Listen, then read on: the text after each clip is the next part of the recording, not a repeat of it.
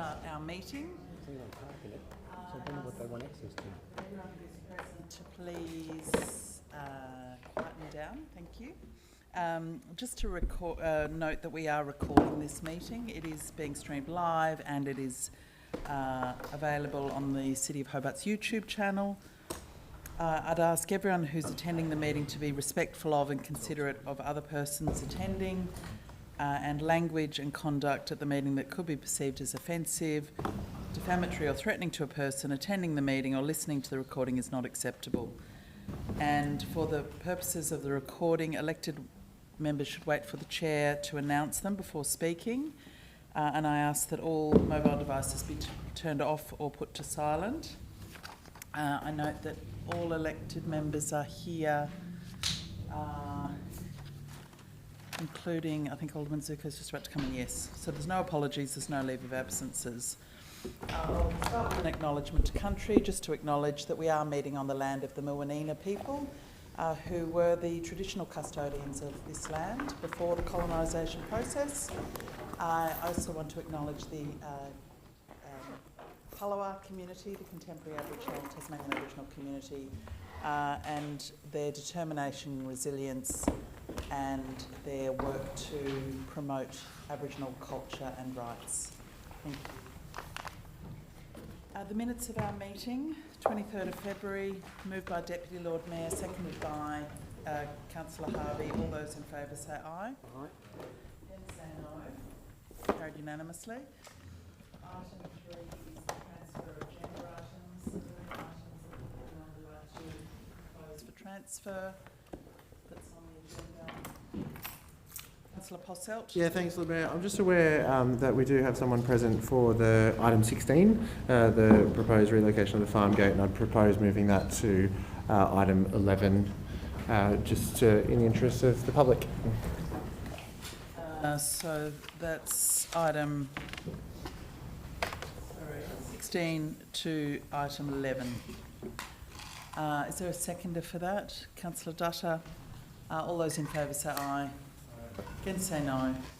Carried unanimously.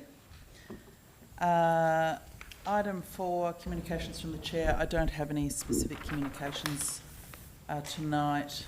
Item 5 is notification of council workshops, and recognising that we had a workshop on the 2nd of March that was about Hall Saddle, draft creative city strategy, and the relocation of the Farmgate Market. And then on the 16th of March, we had another workshop on the Argyle Street car park, the Hobart Bike Plan, Waterfront Interpretation Project, Dorney House. And then we also had another one on the 23rd of March where we talked about the Friends of Soldiers Memorial Avenue, summer events debrief from 25-26, governance of motions, the audit of notices of motion, and the Chief Executive Officer's performance plan. So 3 workshops. All of the papers from those workshops are available on the Council's website, and there is also an audio recording of those meetings, of those workshops. Okay, we'll now get on to public question time. Are there any public questions? There are a few. We might have one that's been given on notice from Brian Call. Would you like to start, Mr. Call? Thank you. This working? It's working for the recording, yes. Okay, It doesn't amplify your voice. My question relates to a proposal at 41 Salamanca Place, approved by Council on the 19th of November last year. Just some background information. The Urban Design Advisory Panel UDAP minutes 2nd of August state the panel noted the Sullivan's Cove planning scheme reference that no building should be individually prominent, The scalloped wall lighting and the high illumination in the proposed building soffits goes against that intention. Also, that lighting would primarily come from within the building, ensuring it was not individually prominent. This is an admission by UDAP that the building is individually prominent. How lighting can help during the day is a mystery to me.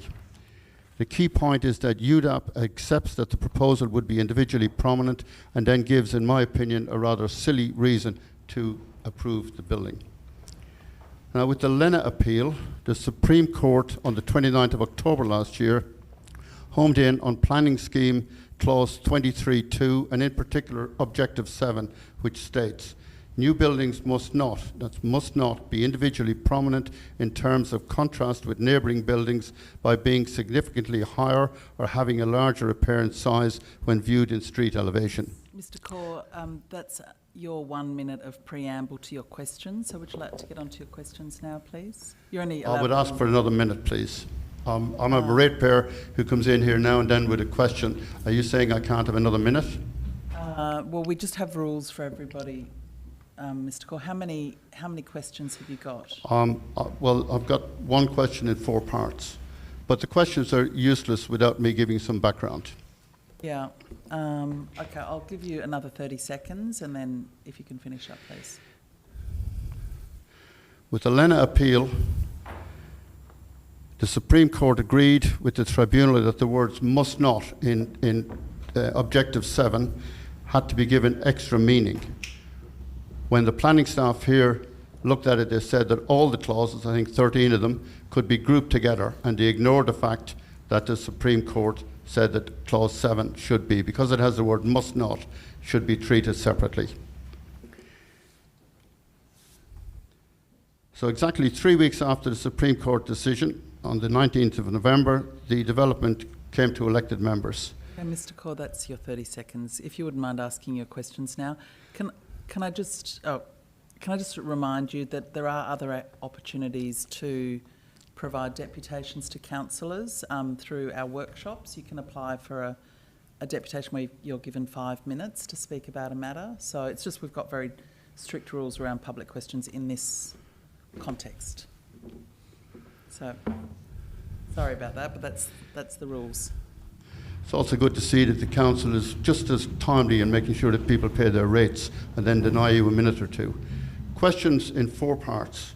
Why did the Urban Design Advisory Panel approval, ignoring daylight hours, why was that not questioned? Why did the city not take the Lena Supreme Court decision into account? It was 3 weeks before the Salamanca one came into the council. What can the city do to rectify this situation? The decision, I believe, was a bad decision made in a bad way.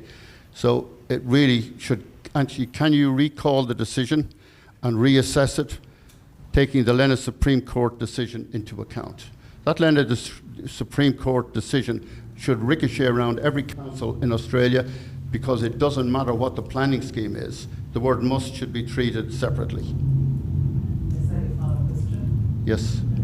Thank you, Mr. Corr. I'll ask the CEO to read out the responses. Thanks, Lord Mayor, and thanks for your questions, Mr. Corr. So the responses to question 1 is that the application was approved by the Planning Committee, so it was subsequently been appealed to the Tasmanian Civil and Administration Tribunal, so TASCAT. TASCAT will make a fresh decision on the application, and it's not bound by any analysis that has been completed by the Planning Committee. Please note that the Urban Design Advisory Panel, UDAP, is not part of the statutory process. So UDAP provides some advice for the Planning Committee. It does not approve applications. So the advice from officers in the planning report was that the building was not individually prominent. Given this application is subject to a TASCAT appeal, it's not appropriate for us to make further comment at this time, and that relates to the response to question 2 and question 3. But in respect to question 4, we would say that once the Planning Committee has made its decision, it's not possible to make a further decision. So a decision on the appeal on the application will be made by TASCAT in due course. So thank you. Thank you. Thank you, Mr. Corr. Another question, public question? Yes, come forward, please. And if you just introduce yourself, and then you can have 1 minute preamble to your question, and then your question. Thank you. My name is Amanda Sinclair and I live on Wellesley Street in South Hobart. I'm asking my questions on behalf of myself and also neighbours who live in the Upper and Lower Wellesley Parks areas. Both spaces are really important to us and are used for lots of different activities and purposes. Our questions relate to the proposed dog fence at Lower Wellesley. Question 1. Why is Lower Wellesley Park being pursued for a new fenced dog facility when Upper Wellesley Park is approximately 100 metres away, is already successfully shared by the community, has substantial existing facilities including public toilets, parking and paved level access, and is over 4 times larger than the proposed new fencing arrangement at Lower Wellesley? Question 2. What investigations, feasibility assessments and cost estimates have been undertaken for upgrading fencing and facilities at Upper Wellesley Park, and how do these compare to the projected costs of constructing a new facility at Lower Wellesley Park, including cost per unit area, given the substantially different sizes of these two areas? And question 3, what processes have been or will be undertaken to obtain feedback specifically from residents in the immediate area who will be directly impacted by these developments, given that the recent submissions process did not include verification of submitters' addresses? Thanks for the opportunity to ask a question. Now, because that has just come in tonight, what we're going to do is take that on notice and send you a response in writing. Great, thank you very much. Thank you. Any other questions from the floor? There being none, we will move on. Thank you. Item 6.2 is the responses to public questions taken on notice. So there are some responses that are on the agenda from last meeting. Someone like to move those, be accepted? Moved by Deputy, seconded by Councillor Kitsos. All those in favour say aye. Say no. Carried unanimously. Item 7 is supplementary items. There are no supplementary items. Item 8 is indications of pecuniary and conflicts of interest. Would anyone like to indicate any? Councillor Kelly? Thank you, Lord Mayor. I just had a question too in relation to it, if I may. In relation to? This potential conflict Yes. I might have. Item 15, which is the activation of City Hall. There's 5 recommendations in there. I believe one of those 5 recommendations I maybe have a conflict of interest. Does that preclude me from being involved in that whole, the rest of the motion? I'll ask the CO to respond. Thanks, Lord Mayor. Look, the council could, if it was of the mind to separate out that particular matter, so obviously vote on that separately, in which case you could exclude yourself from that vote and still sit in on the balance of the other matters. Thank you. So should I do that at the time of that motion coming up? Yeah, okay. Thank you. Okay, I'll make a note of that as well, Councillor Kelly. Councillor Coates. Yeah, I've got a declared interest in item 9, which is the next item, so I'll walk out. 9. Okay. My house.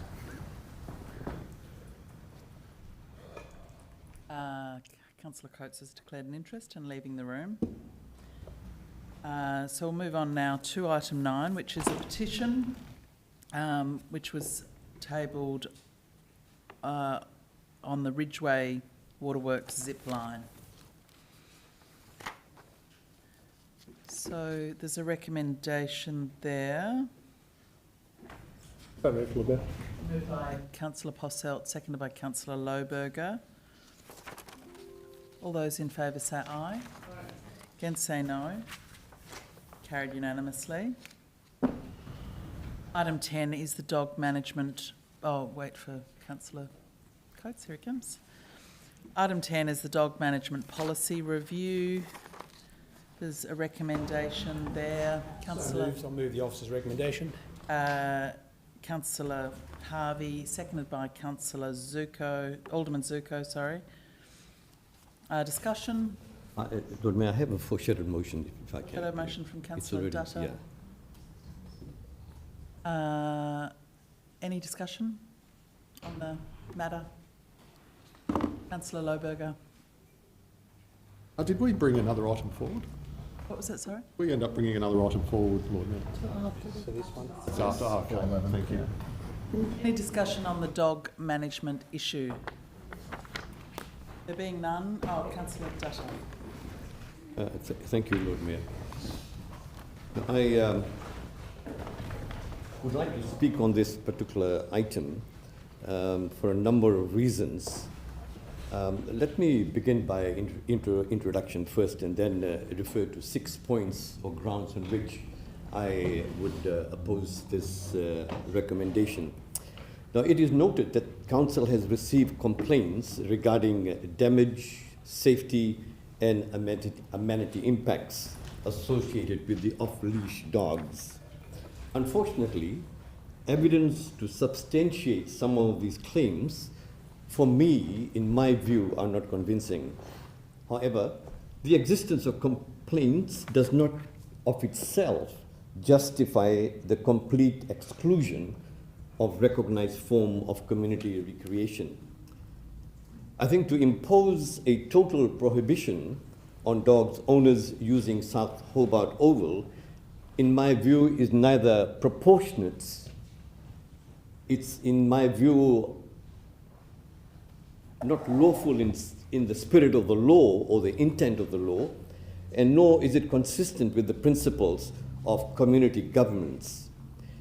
It represents an extreme response to a manageable or managing issue by the council instead of prohibiting and excluding.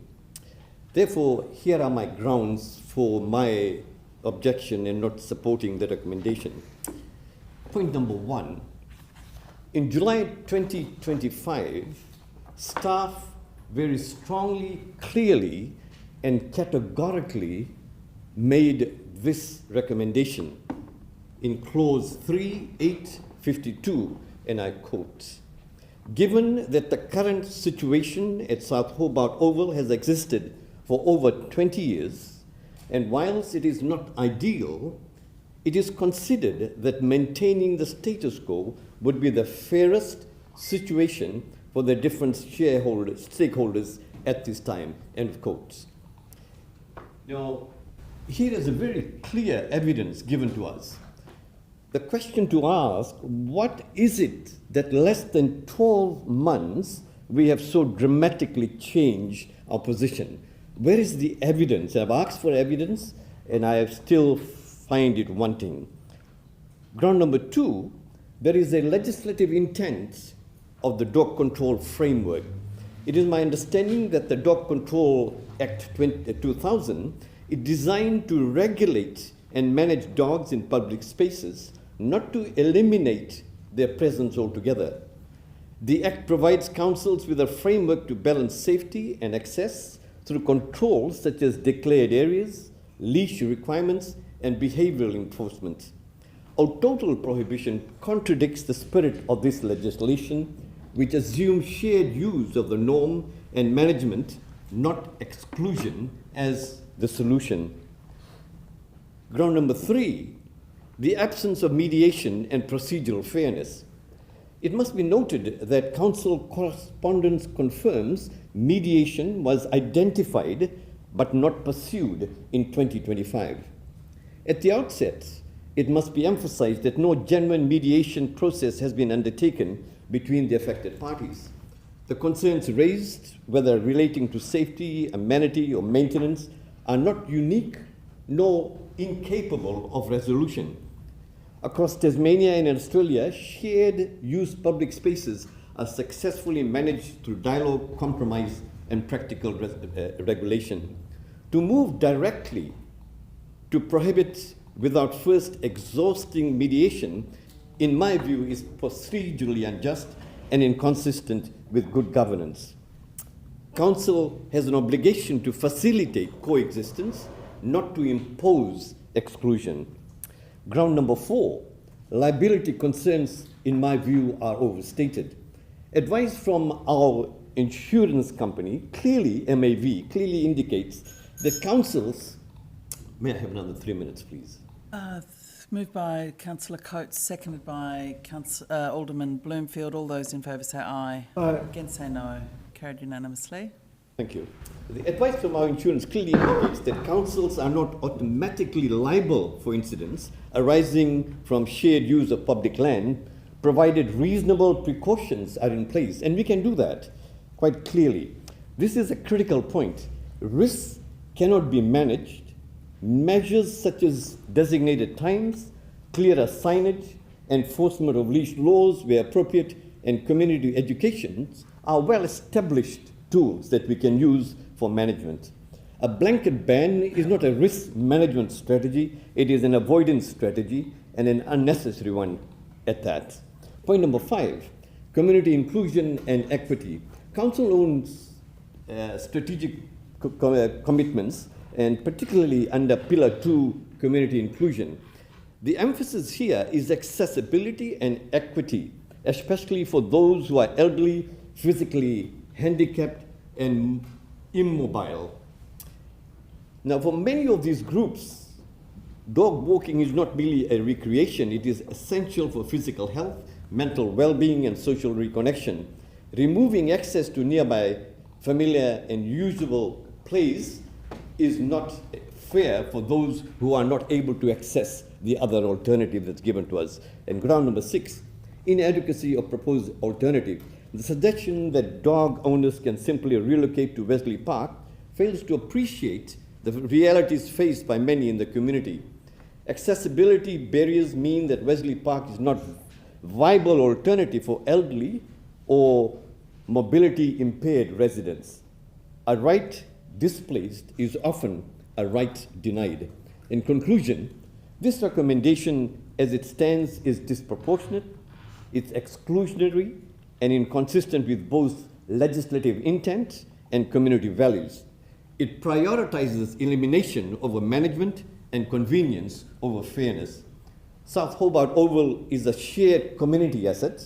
The role of council is not to determine winners and losers, but to ensure that diverse groups coexist safely and respectfully.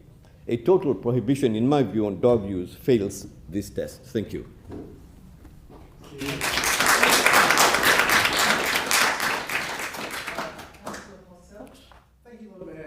Councillor Dutta for his contribution this evening. It raises several points, which I'll respond to a couple. Firstly, the insurance advice says that the council is not automatically liable for shared use if it implements and documents reasonable precautions, clear policies, and enforceable shared use agreements.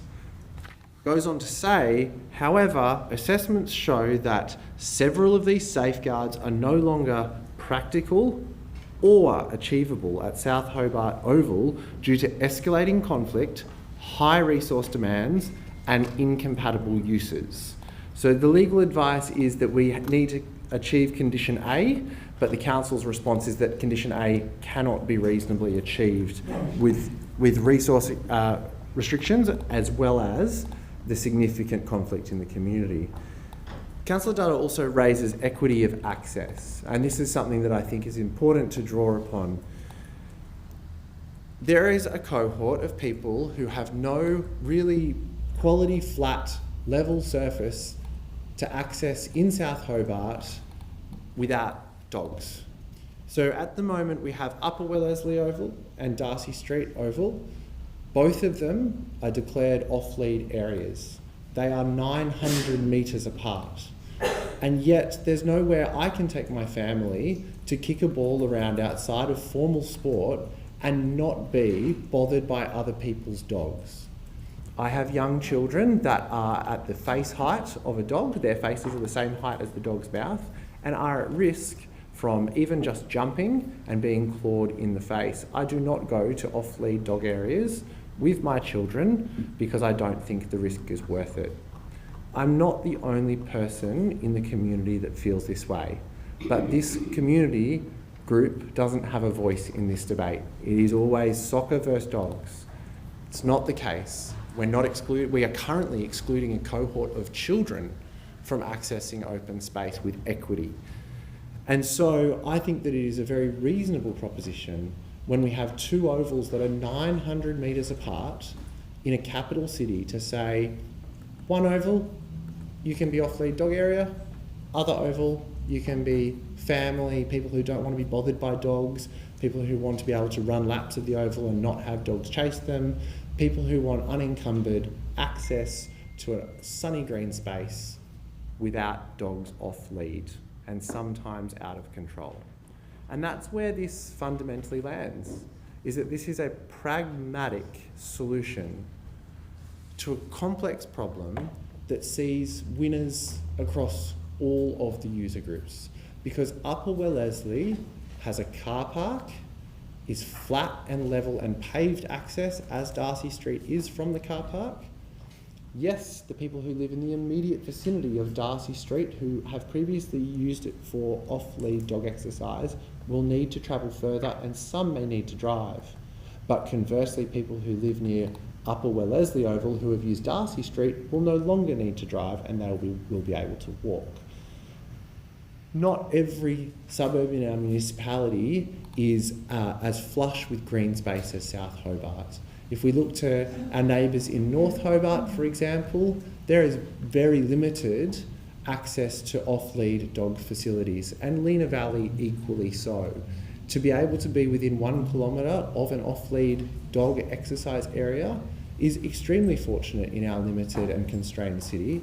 And so I hope that the people of South Hobart can see this recommendation brings fair balance and a pragmatic decision that serves the whole community. Children, families, people who may be scared of dogs or have dog phobias, but it also serves dog walkers and animals and companion animals who have plenty of open space to exercise. And I would suggest that the council look to strengthening fencing at Upper Wellesley to support dog use when soccer's not being played. And this will ensure that they get a like-for-like facility.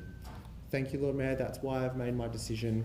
I'm going to stick with what I said last time. It's about that third user group that doesn't have a voice.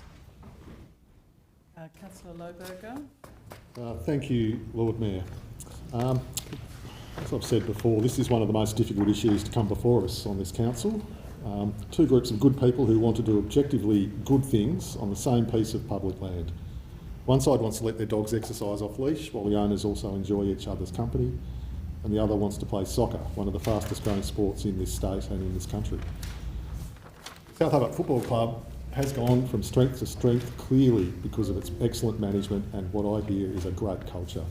It's a club that has deserved to grow, and I've been happy to support upgrading its facilities, especially the addition of new change rooms so the female and male players no longer have to share the same facilities. On the other hand, we have a group of community members who also use the South Hobart Rec Ground to exercise their dogs and socialise with each other. It is a lovely community that brings obvious benefits to all of its members, both dogs and humans. I note that the South Hobart Progress Association is also firmly on the side of the dog walkers in this matter. So both groups are full of good people who are seeking the best for their own preferred use. And I have to say it's been really upsetting to witness the growing dispute, almost a war even, between the two sides. I am genuinely worried about the long-term effects of this dispute on the relationship between South Hobart's community and the soccer club, and I have actually spoken to both groups about these concerns. When it comes to the ground itself, I do dispute the claim that dogs are digging holes in the playing field, which is now the main basis, seemingly, for the exclusion of dogs. After helping the dog walkers to patrol that field last winter, I didn't see any holes dug by dogs, but I did see a lot of damage caused by players' boots on wet turf, which is to be expected, of course. It is a soccer field for a sport that's played in winter.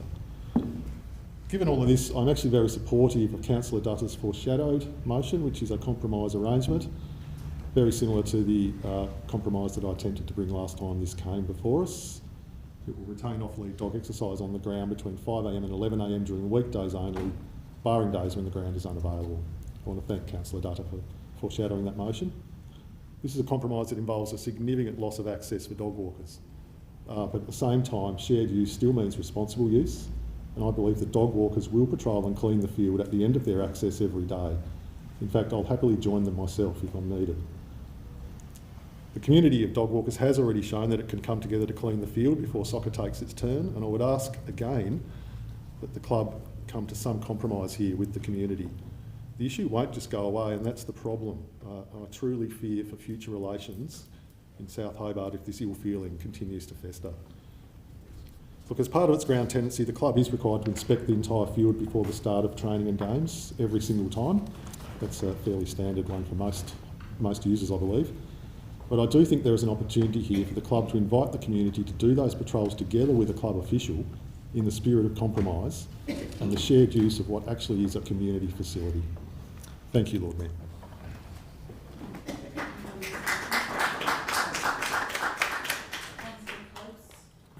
Look, thank you.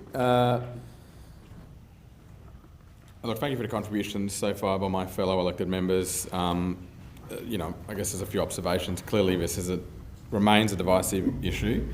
It is interesting to note that the officer's report here, obviously we've got the decision from the 23rd of February meeting, and I do find it interesting. You go down section 3.4 where it outlines the submissions it received. So there's a process, obviously, of public consultation.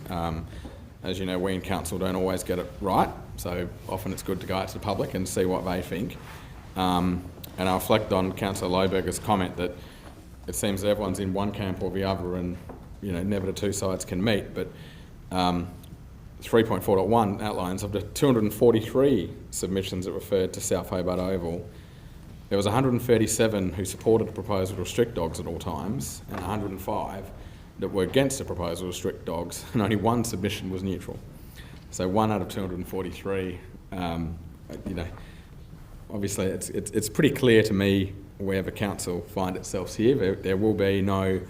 It is very difficult to find a compromise, and I think the council officers, in going through a process and going back out to consultation as provided under the Act, to check what's being proposed and to check the community, ultimately has come back with not a surprising result, which is, again, the community is divided, and yet there is still significant support for what has been proposed. As I assess it, I'm interested in the process by which it came to us here, and from what I can see, the council officers have done the right thing. The community has had a say, has had a voice. Clearly, the uptake and interest in the consultation process has indicated that. I do reflect on where feedback was provided in other areas. I mean, it talks here about amendments where it took into account feedback from the RSL, things like that. You know, I believe this is a robust process that's gone through where we've got a recommendation that sits in front of us. I know there were concerns about governance raised by Councillor Dutta in his 6 reasons. I don't have any of those concerns. I think ultimately the council has followed a process here, an appropriate one, to come to the recommendations that are in front of us. The foreshadowed motion, for those listening in the room, was emailed to us literally 5 minutes before this meeting was to begin. When we talk about governance processes, that's not the best. I am also somewhat comforted by the fact that what is proposed here has an automatic review part in it. As I understand it, there's an automatic review that happens for many of these things on a regular basis. I think it's every 5 years under the Act. So, yes, if this was to go through today, you know, ultimately we are being asked to make a decision. But where are we? 8.3. You know, there is still a requirement that this won't just be that's it for the rest of time. There is automatically a process here where these things do get reviewed, and that provides, as I say, a structured opportunity for consultation with the community. So, look, we will never be able to keep everyone happy on this item, but I think it has been through the proper process. The community has had a chance to have their say, and though many members of the community won't be happy with or aren't happy with the recommendation in front of us, I don't see any reason why we shouldn't be going with what the officers are recommending. Thank you. Further discussion? Alderman Bloomfield. I've just had a few questions. I was very much interested in ensuring, for instance, that mediation was on the table. And I was quite concerned that the officers appeared to assume that it was a futile endeavour. Was a professional mediator actually consulted with to actually establish that? Was that part of our process? Director Abey. Thank you, council level was that the position that a number of the parties had taken in this situation were essentially mutually exclusive, so mediation would be a futile endeavour. We did not engage a mediator. It was very clear to us that of the two, sort of the dog group and the soccer group, but as Councillor Pasolta said, there is a third group that's not particularly prominent in this discussion, and we also were influenced by the fact that it would be very hard to hear that voice in the context of a supposed mediation. It's just that mediation is not a fun process. It's not actually an easy process. Mediation often is when people are at their worst. We hear about mediation in all sorts of environments, particularly in those such as relationship breakdowns, of which this is one of your classic mediation scenarios. I feel, given that we have so many people requesting it, that it really should have, an attempt should have been made. I find it hard to say that we just walk from that because it's hard. Our job is not here to address things because they're easy. Often our decisions are hard and the process is also hard. So it concerns me that we've walked away. You know, it's what would it be? A day of our time to go through a difficult process and establish that we can actually say we had a go? Because things like the insurance issue could have been on the table. We could have actually have put that through mediation and pointed this out. We could have actually got a resolution on just one point alone. So I just find that perhaps the way we've gone about this, I have problems with this. And also too, it's interesting too to note, for instance, that ultimately this appears to be more about a tenancy issue, as in the tenant is complaining about the facilities that they are leasing, than it is about a community issue. We've made it a community issue when effectively it was merely a tenant that actually wished to have a different set of facilities. So I have concern about that as well. And the other thing that I am most saddened about is that we have the open space strategy's goal of inclusion, which states ensuring our open spaces are accessible and can accommodate people with different needs will become increasingly important as people will live longer and the likelihood of disability increases of age. So we need to ensure and establish and maintain as many areas as possible as we can as our community grows, it ages, and frankly as it increases. These areas are going to become more and more valuable as we go forwards, and being exclusionary is probably not, I think, in the best interest of the entire community. I've always felt that our role here is to represent the entire community, not sections, but all of the community. And when we are given choices which actually allow a facility to have more people access it, that really should be where we lean to. It shouldn't be because we can get 30 or 40 people on when we can get 80 or 90. We should be always reaching for solutions that give the most access to the most people.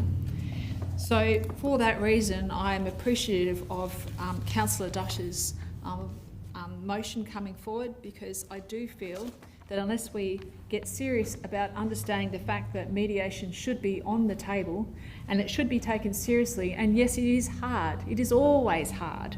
It is always often unpleasant too, but it is unfortunately a necessary part of our process, and we should not shirk it, and we should actually embrace it, get the job done, because every opportunity should be given to the community, not just some opportunity.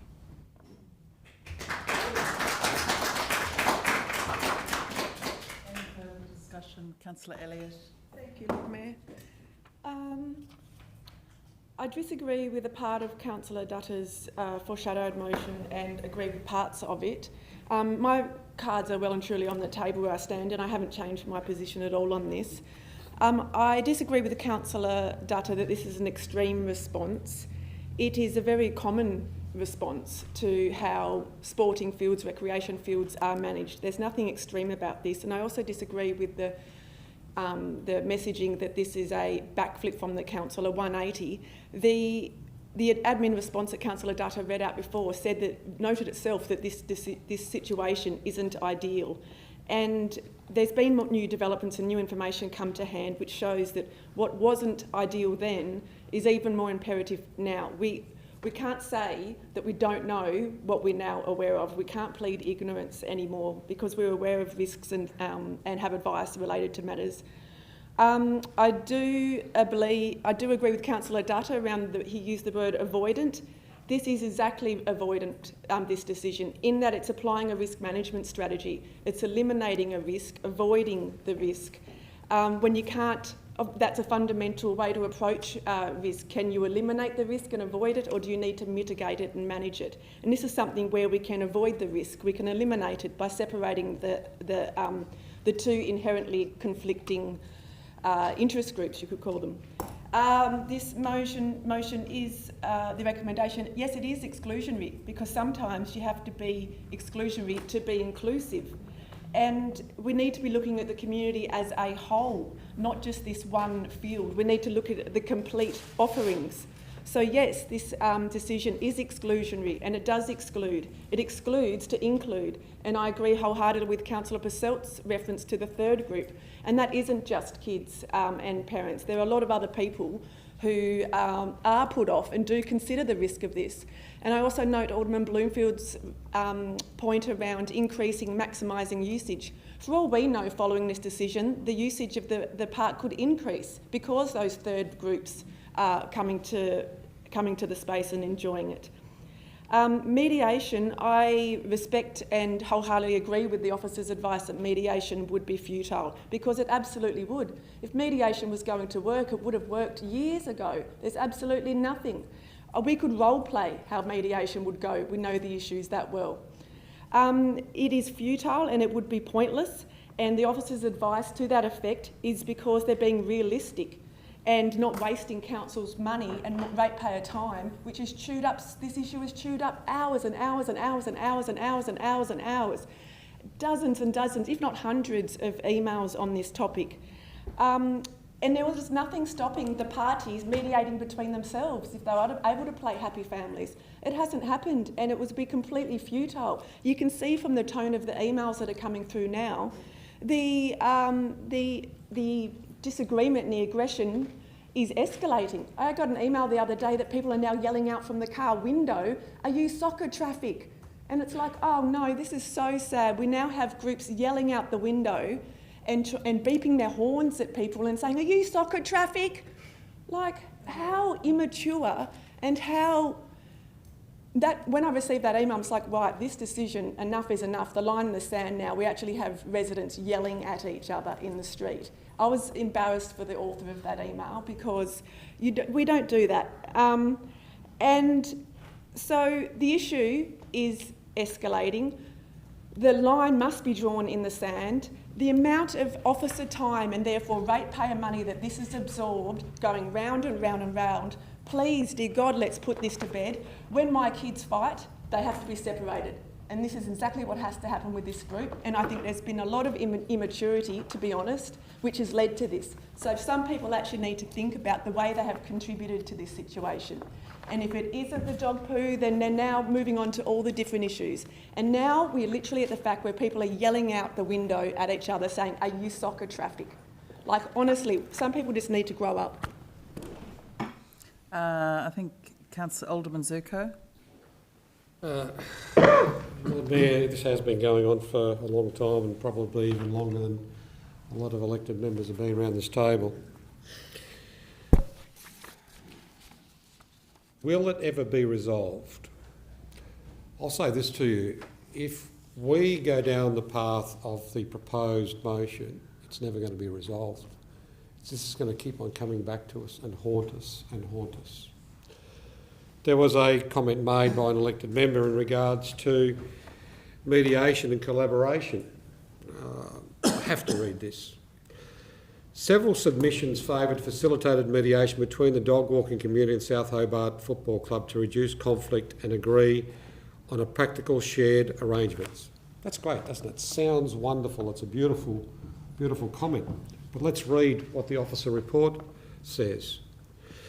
The officer report to council in mid-25 considered the idea of mediation and or consultative arrangement, which was included in Council's initial decision on this matter. However, senior officers have held separate meetings with both the Dog Walking Association and the soccer club and identified there is no willingness by either party to compromise on their respective positions. So if we've got our senior officers saying to us as elected members that both parties are not going to compromise, what's the point of wasting more officer time, more elected member time, more soccer club time, more community time to go down the path of any form of potential conciliation or mediation if both parties are adamant on their positions? Well, Lord Mayor, I can only go on, I can only go on the officer advice. The officers are advising me this. It's here in the report. So we've gone down that pathway. Senior officers have said to us in this report what they've come up with. But also, it goes down to the city's insurer also advised that shared use would not be viable without enforceable, reliable compliance conditions not met at this location. Now, either the officers are not providing us the correct information, or this report is wrong, because I can only read what advice is coming from the officers. At this very last moment, to go down the pathway of what we're going down, potentially with a foreshadowed motion, and again, my esteemed colleague Alderman Bloomfield stated that she's going to support the motion, the foreshadowed motion. There was nothing in that foreshadowed motion about mediation. Now, if there was something in that motion about mediation, I can understand why you want to support it. But I couldn't read it unless maybe I should take up reading in Italian, because I can't read in Italian anyway. Lord Mayor, this has been going on for longer than I can think of, and sometimes we've got to make a decision whether some groups like it or some groups don't. And I want to make this point that I made at the last council meeting. I'm a dog lover. I have two beautiful, absolutely beautiful dogs, Lord Mayor.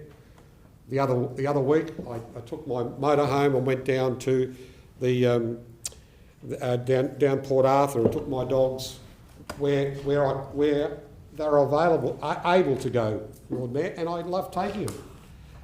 There was an area I couldn't take my dogs. That was a national park. But I just didn't think. I drove in. Then I got there and I went, oh, wait a minute, this is a national park. I better get out of here. I've got my dogs with me.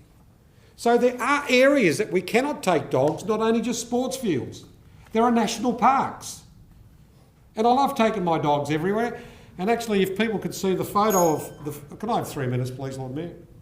All those in favour, moved by Deputy, seconded by Councillor Coates. All those in favour say aye. Aye. Against and if people could see the photo on my phone, it's got my partner and my two dogs at the Lavender Farm at Port Arthur, or the Port Arthur area.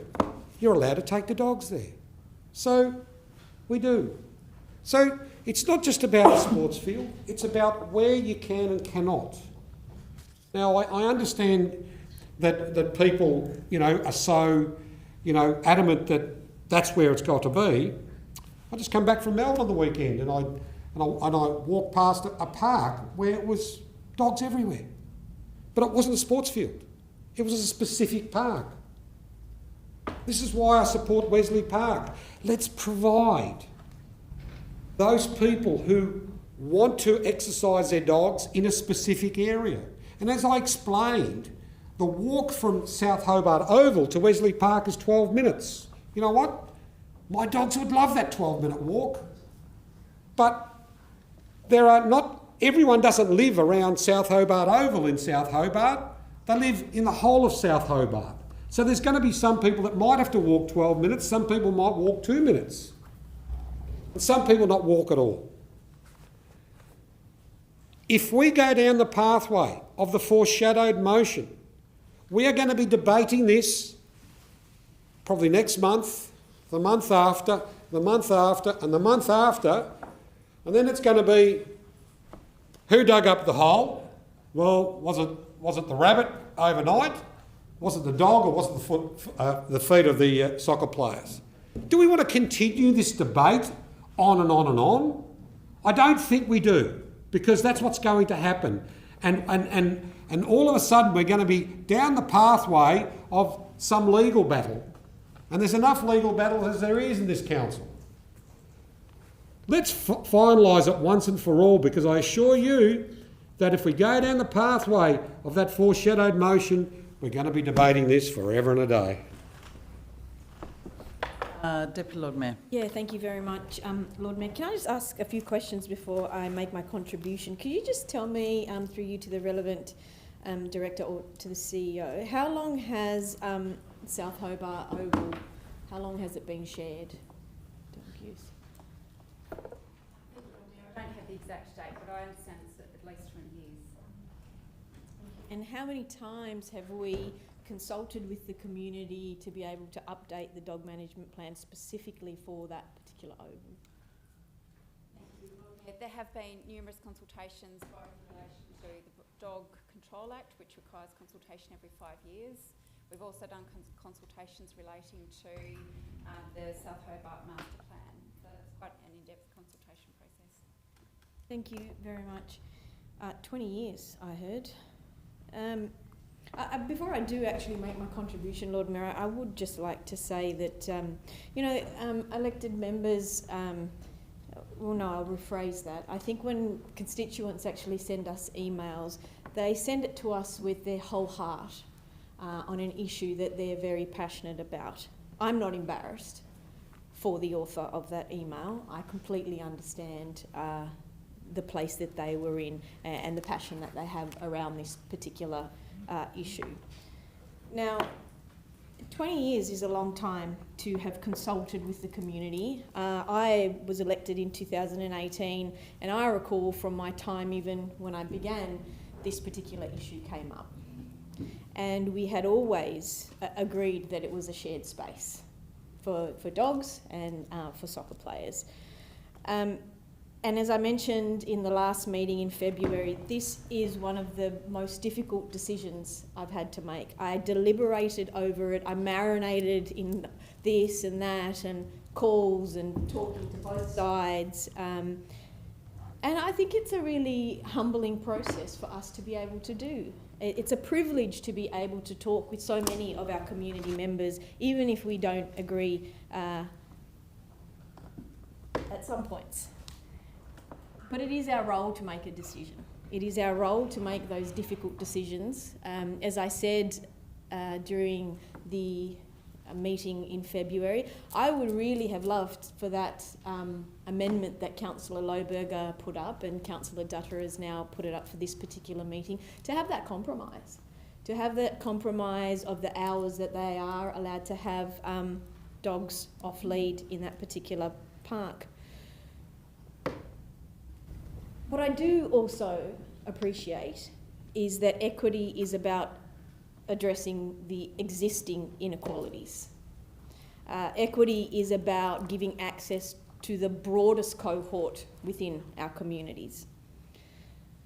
And as a result, I tend to lean towards what I did last time, which is that if we cannot get a compromise, what do I feel like is the best for the broadest cohort of the community, for those individuals that Councillor Posselt was talking about, reiterated by Councillor Elliott. And for me, I've spoken to many people in South Hobart as well who would love to take their kids on that particular oval, who would love to just hang out, throw a frisbee, would really love the fact that they have dog phobias but don't want to actually go onto that oval. So the oval can still stay shared. The council is not taking that away. You can still play on it, you can still run on it. I was there 2 weeks ago watching a soccer game, playing tennis in the bit at the back. I love it. South Hobart has a really, really special place in my heart.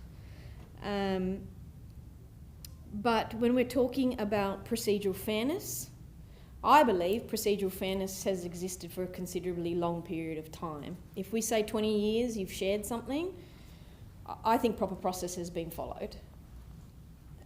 If we talk about the fact that it's been a shared use and a shared space, I feel as though there's been an equitable effort made to understand both sides and to try to the best of everybody's ability to have that compromise.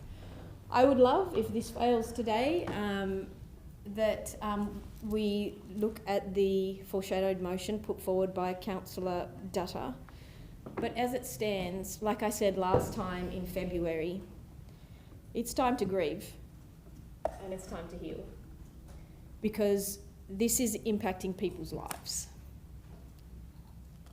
And it hurts when we as elected members are exposed to that as well. And I think at a human level, we feel for people going through that. And I think that's about all I'll say. Further discussion, Councillor Kelly. Thank you, Lord Mayor. Look, I think we've marinated long enough over this subject. We've had so many reports, so many expert opinions, so many community being in here. I can't tell how many 100 emails I've had over this matter. And it really is time for us to step up. Equity, to me, is more about being consistent. We've got to be consistent throughout this whole Hobart LGA. How can we say this to South Hobart, one set of rules for you, but we've got another set of rules for North Hobart, for the TCA, for Queenborough and for Newtown? Really, how can we look at anyone in the face and have this dual two-speed system? Because that's just the way we feel.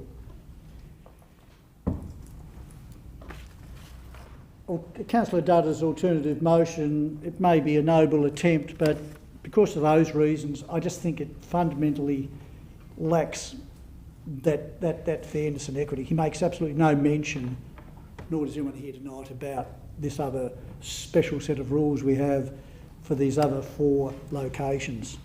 So, to me, just on those grounds there, it knocks this whole thing right out of the park. I know if I was a dog owner in South Hobart, I'd be quite happy with the Wellesley Street option. It's not as if we're saying to the dog owners, that's it, no more dogs ever on the park there in South Hobart, and that's it. What is being offered here is a $200,000 plus alternative. I think it's almost selfish to say, no, it's all this way or the highway.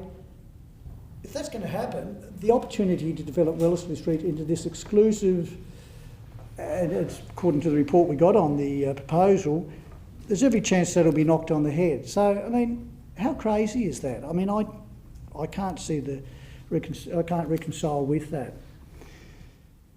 Soccer is on the increase, dog ownership is on the increase. So we really think if we're going to continue this 20-year experiment, and it's going to get better overnight, it's only going to get worse. It's only one way this is going. And we're seeing the temperature rising all the time now with the amount of community involvement and all that. There's nothing wrong with the community having their set of values or what they think's right, but at the end of the day, we're the ones here that are in the hot seat. I know I'm not going to win any South Hobart votes by sticking to what I say here tonight, but I'm doing this in the best interest for the whole of Hobart, whole of Hobart LGA. So we've got to step up, make a tough decision, as we've been elected for, with the whole of the community, not just South Hobart, and make the decision which I believe is equitable, it's consistent, and it's time for us to make this final decision and put it to bed. As I said, it's not going to go away. This matter is only going to get worse, and we as elected members cannot allow this divisiveness in the community to continue. And if we do, I think we're going to be held accountable at this next election. But it's not about the election, it's about making the right decision, and I support the officer's recommendation. Harvey. Thanks, Lord Mayor. I've enjoyed listening to the debate around the table. I agree with many things. Some things I'm not quite in agreement with. I didn't agree with Councillor Bloomfield when she said we're shirking our responsibility here, because we didn't want to continue down the mediation path, but it looks like mediation would be very challenging. The officers have clearly written about how mediation probably doesn't have much hope, because everyone's set in their ways. But my concern is the equity amongst the grounds. We have not allowed dogs on all those other premier grounds, and they're allowed on South Hobart. And it's unfortunate that the South Hobart Club has changed over the years. They've become a second division football club. Their requirements are a higher standard than they once were. I understand the dog walkers have been on that ground for 20 years. But now it's no longer compatible for them to continue on the ground. And as it's been said by a few people, we're not excluding the community from the ground. In fact, it might be more inclusive, as Councillor Bissell pointed out. Those who aren't,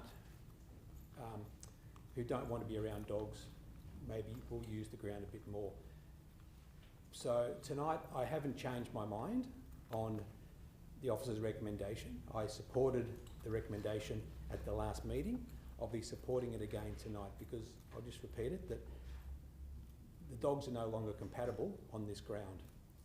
And the conflation of all the other issues, I haven't appreciated as well. So emails that have talked about all sorts of issues that have come to us, I haven't listened to those other issues, because this is about the dog management policy, not those other issues around light poles and other grounds and parking and all of that. This is about dogs on the ground.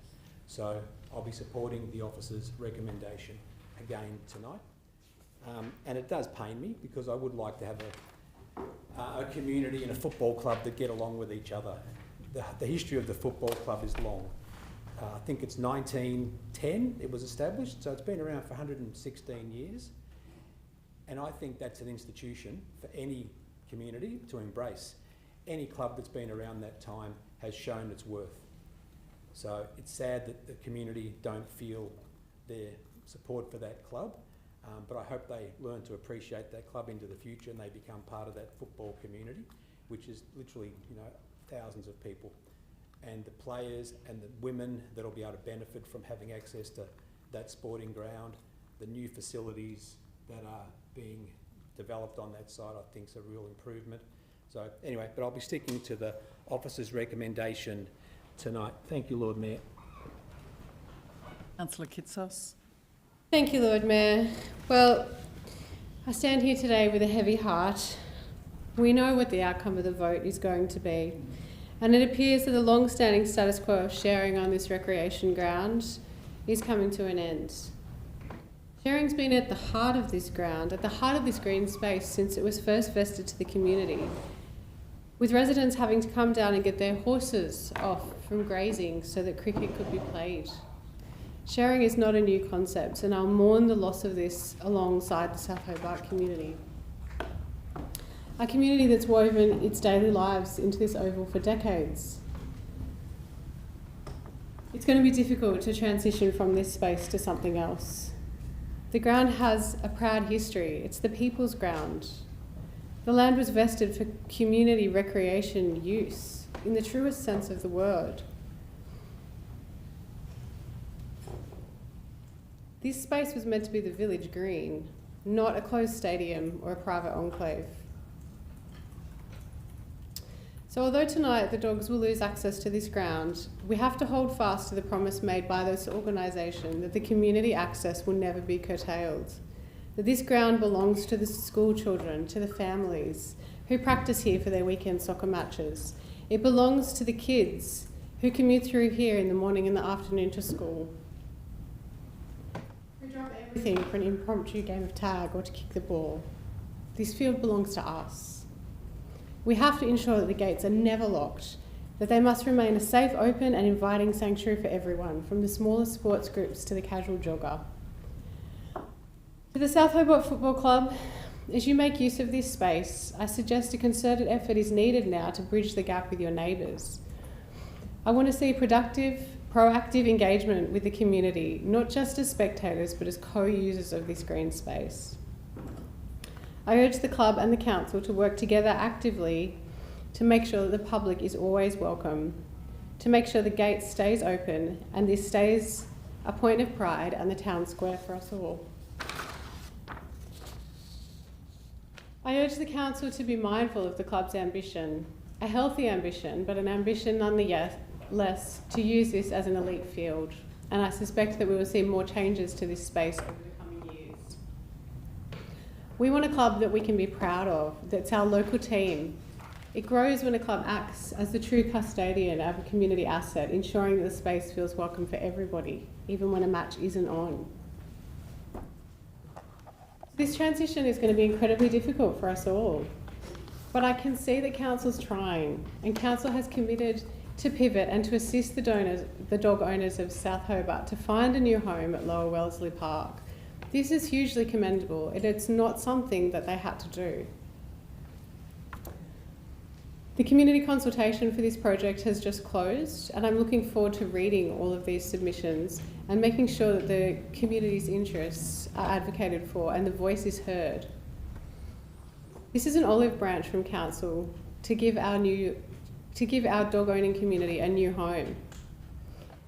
And tonight I make this promise to the South Hobart community that I will advocate to make sure that this is a fully funded development, because we can't settle for a second-rate solution.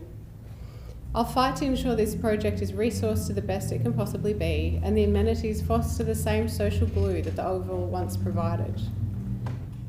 If we're moving, let us move forward with a facility that we can all grow to like and grow to use. It's really up to us to make this work.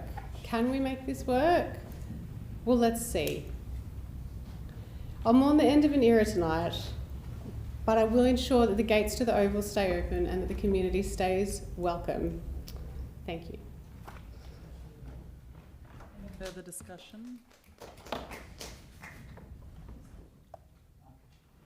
Thank you. Look, I will just say a few words. I won't repeat what I said a month ago, which I think did address many of the alternative information that could be put forward if a compromise was being sought. And I think what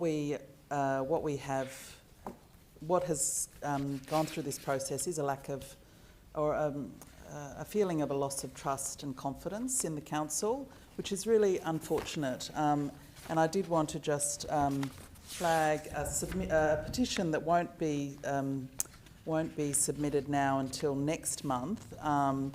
But it's from 805 people that have signed it. It's the most remarkable petition I've ever seen, because I don't know whether they meant to do it, but they allowed for comments from the petitioners. And if you look through the comments, what you read is a whole neighbourhood that's mourning, and it's mourning.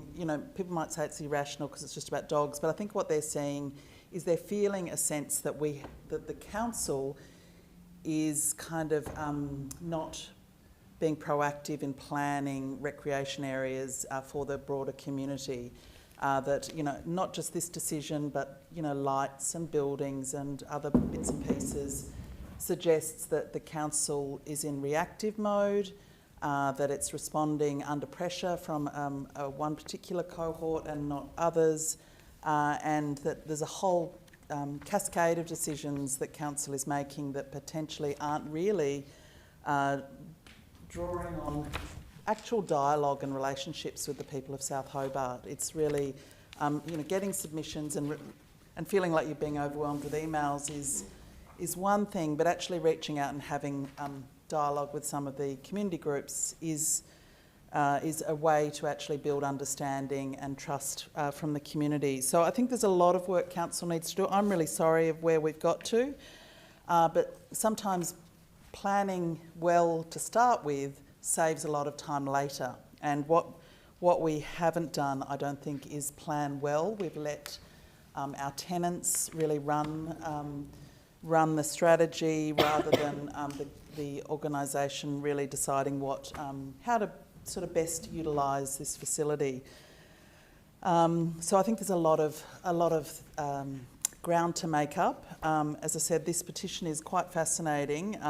It's not just about dogs, it is about management of green spaces, management of recreation spaces, planning, interpretation of planning, responding to tenants and their needs, and so there's a whole range of issues that I think this matter might be completed tonight, but in a sense, a lot more damage has been done over, I think probably the last year that there's been a sort of cascade of decisions and a sense that people haven't really had the chance to be listened to.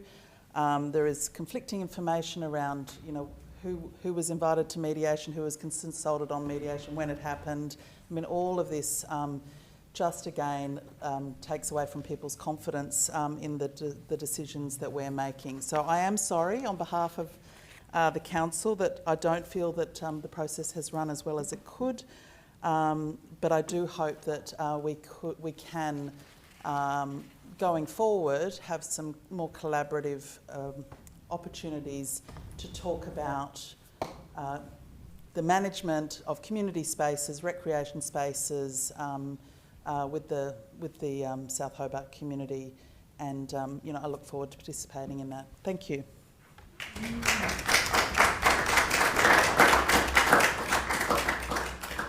Okay, I'll put the motion. All those in favour say aye. Aye. Against say no. Show of hands. All those in favour. Zuko, Councillor Elliott, Councillor Coates, Councillor Basalt, Councillor Kelly, Councillor Harvey, and the Deputy Lord Mayor. And against? Councillor Dutta, Councillor Kitsos, Councillor Lohberger, Alderman Bloomfield. Mayor, motion carried. Thank you. So if those of you would like to stay, we're now moving on to the open spaces. Oh no, we're moving on to the Farmgate Market. For those of you who don't want to stay, you may want to leave now.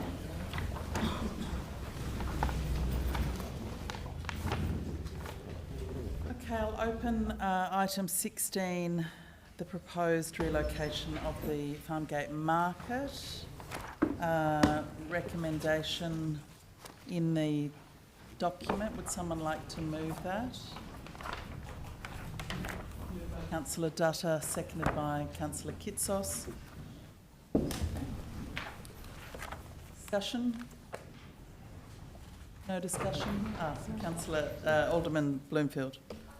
There was just one issue that I was concerned about. It's to do with the goodwill of the market. Because it is a line that I really am concerned that we could end up crossing without meaning to. Because at the end of the day, it's not just a lease, it's not just a piece of land, it's a market. It actually has been built over a number of years, it's an asset in its own right. We have an individual who took an opportunity, asked for an opportunity to lease the land, they did so.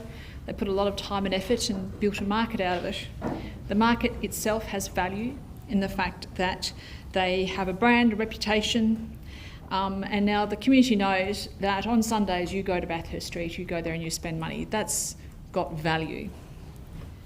And the reason I mention this is because there are a lot of really great things in this, this whole point that we're doing tonight with the motion. But what hasn't been put in there is that when it goes out to expression of interest or tender, there's no actual mention of recognition of the goodwill.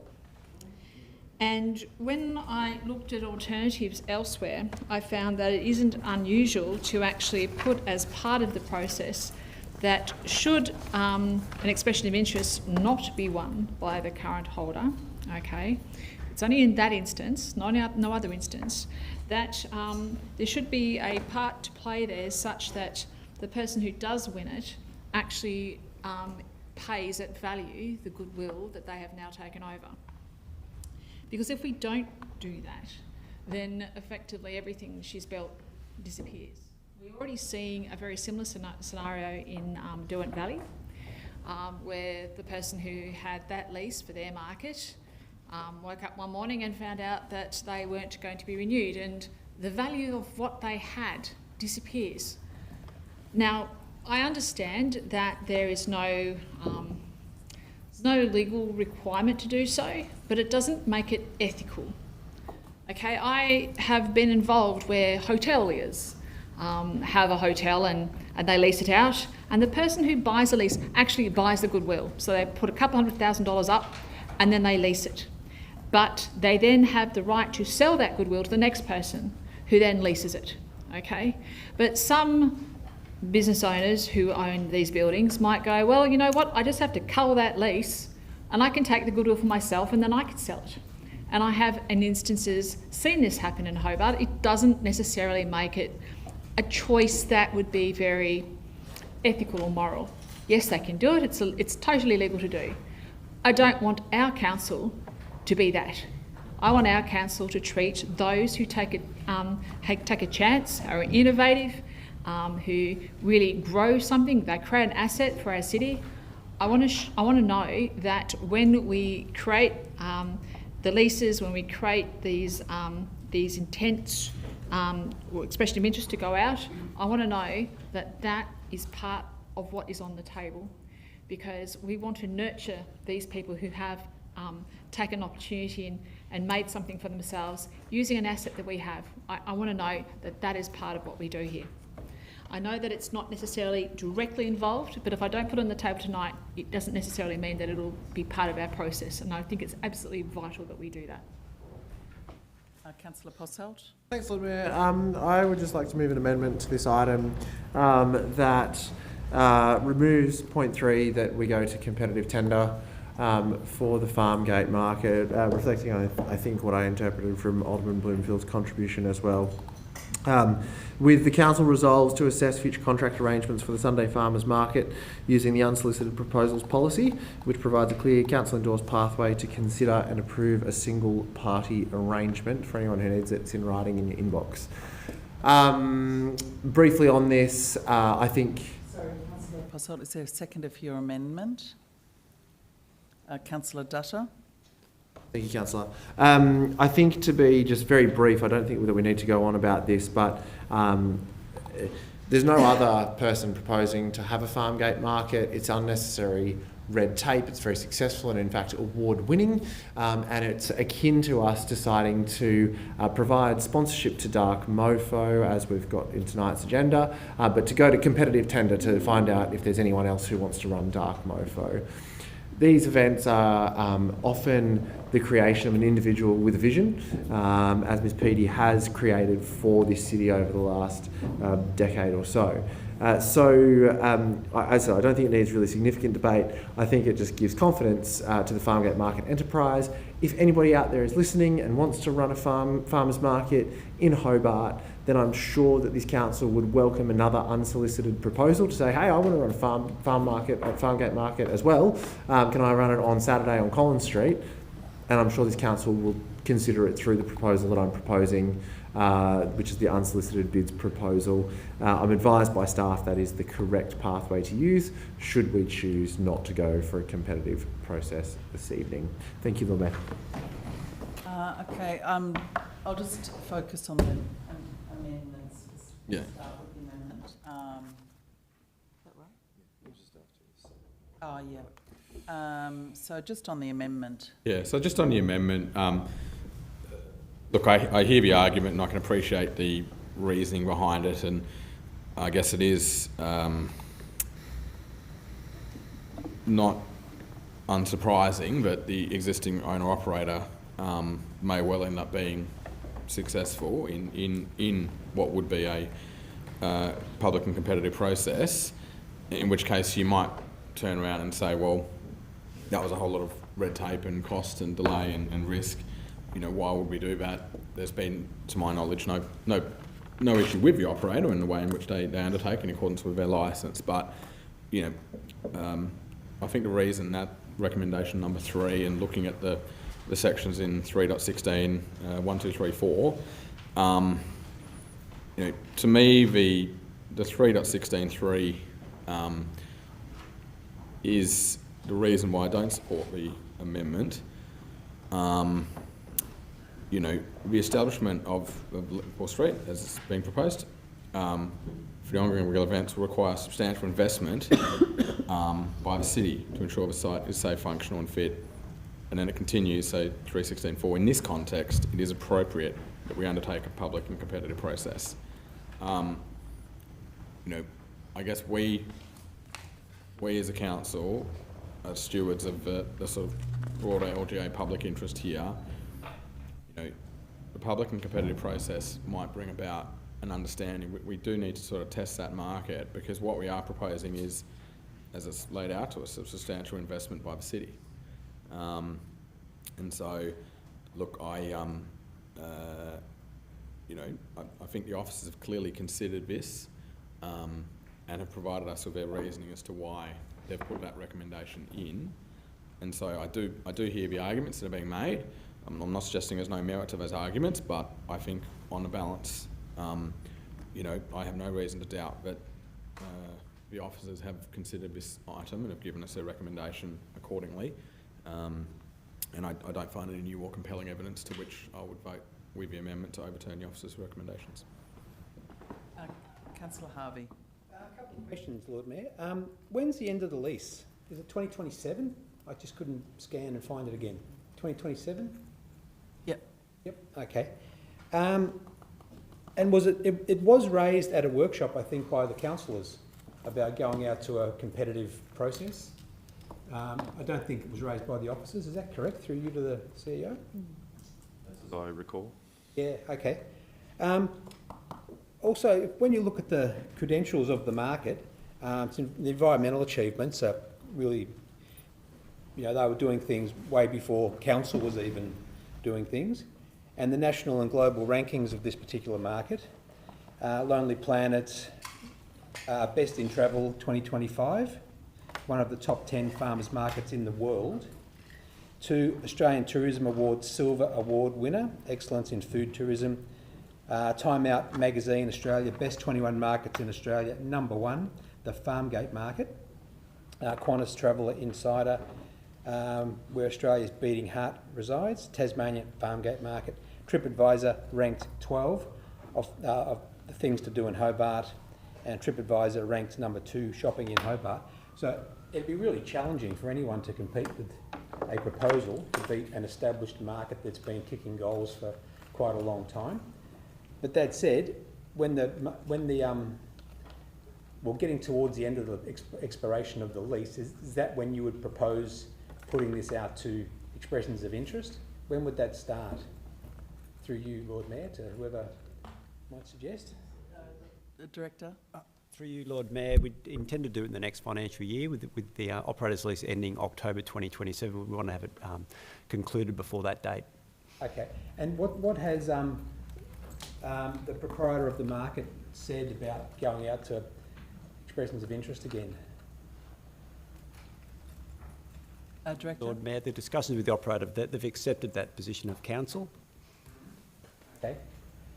So I'm in two minds about agreeing to your amendment, because I think it's transparency to be able to go to the market and see, but I don't think there would be anyone who could win a tender process for this. I think it's a pretty strong market. So I wish we hadn't put the amendment up, to be honest. What's the implications, through you, to the CEO of not having a competitive process? It wasn't recommended by the officers when they gave us the workshop. So what would it be? CEO. Thanks, Lord Mayor. So look, the council has a discretion if they choose not to undertake a public tender process, which is why that has been outlined in the unsolicited bids process as one way to undertake a management of expressed interest in a council's land or asset. So again, it's a discretion that council has. We do have policies in place. which is why the recommendation is that we do go out. Yep. So. Okay, well, and looking at the unsolicited proposals policy, if anyone did have a good idea, then they could put that to council as well. And we would consider that without having to go out to an expression of interest for this site, for a Sunday market. So, okay, no, you're in, I'm in. I will support the, number 3. The amendment. Councillor Dutta. Lord Mayor, just a few questions. With regards to the lease terms, how long has the lease term been? Is it a 2-year, 3-year, 5-year lease terms? Lord Mayor, it's a 5-year lease. It expires end of next year. So, how many 5-year leases have we gone through now? 3, I think. Lord Mayor, I think it's the second but no more than third. But yeah, I'd have to check to get clarity. But yeah, it's only several lease terms, I understand. All right, thank you so much. Now, my other question then is, when it expired, the first 5-year contract term, was there a tender call for in the open market, like we're suggesting now? You, Lord Mayor, I understand that there wasn't an open tender process last time it was negotiated, my understanding. Thank you. Further discussion? Councillor Elliott? Just a question. Oh, sorry. You go. Alderman Zuko. So the lease expires next year through you. Lease expires next year. Licence. Was there the licence? Was there another option available to the current licensee? You, Lord Mayor, no, I think it ends next year. I don't believe there's an option for that to be extended beyond that. But. Okay. So, and in normal processes, if there's no option, it would have to go to open tender, correct or incorrect? I'll just ask that question. I'd have to take that one on notice exactly whether it has to, but I'd understand council would have the ability to negotiate outside a tender process. Yep. Okay, so council has the option to negotiate. Yes. Yeah. Okay. Well, that's fine. I'm not. I'll just say I'm not necessarily in favour of this whole motion. The amendment's nor here nor there for me. Fussed. Councillor Elliott. Thank you. I was one of the councillors that raised and supported this idea in the workshop, and I thank the officers for taking the feedback on board.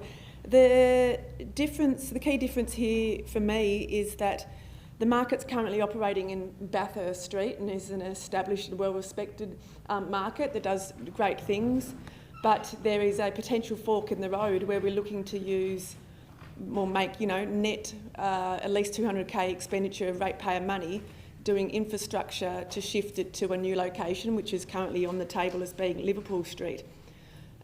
So for me, that's an appropriate time to have that's an appropriate opportunity for transparency, because I do take my responsibility to ensuring that we're getting the best value for ratepayer money seriously. And in the interest of transparency, it makes sense just to go out and test the market and see who is available, because we are going to spend, if this goes ahead, $200,000 of ratepayer money.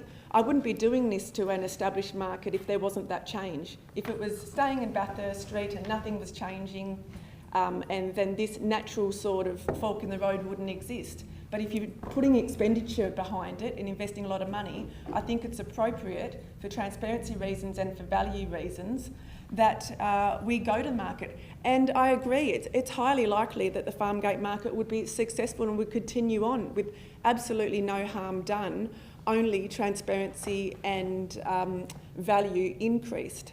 So I won't be supporting the motion, because I think it would be a missed opportunity to take our roles and so-called values around transparency seriously.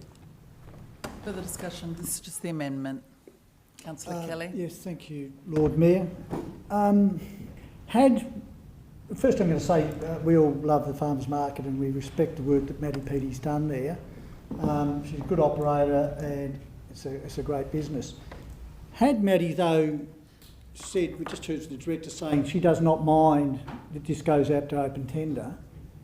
If that had not been the case, I maybe would have sort of wanted to. I'm a bit torn here. I have the issue with being open and transparent. And the way I understood the situation of unsolicited bids was, and I think the whole intent of that is something pretty unique. For instance, if I wanted to open a venture in the Beaumaris, for instance, it hasn't been put on the table, no one's thought of it, it's unique and all that. Yeah, it's a new project and all that, so a big capital investment, a lot of planning, which the proponent would have to do, tick a lot of boxes.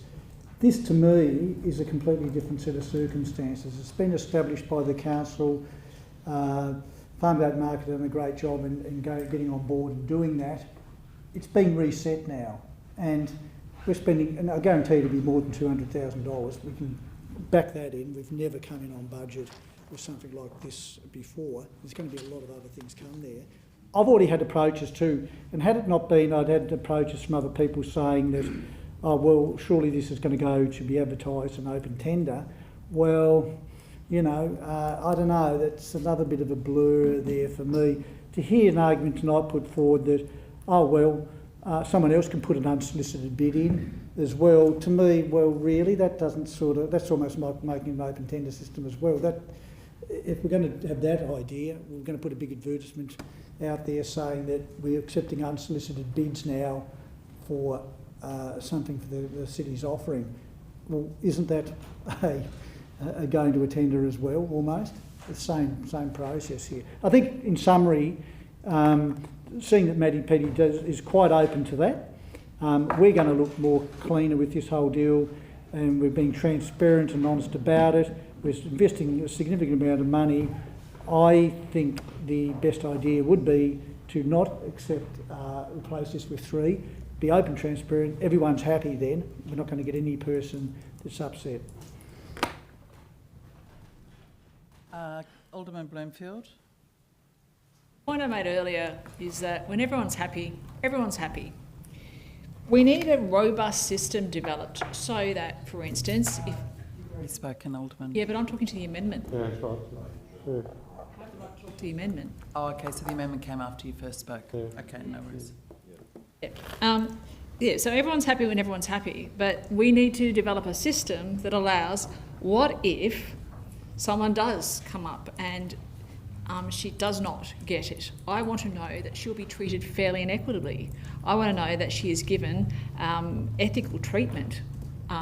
It is not about the council paying for goodwill, it would be about the successful person would therefore pay goodwill at valuation, so that they don't walk in and take everything she's built because they just put a better offer in.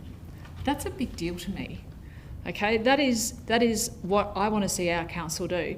So if we aren't going to put that type of expectation in our expression of interest process, then I'd be very happy to actually go along with this, because I don't want to ever see a situation where we actually end up with someone who's built something beautiful for our city and then we wipe them.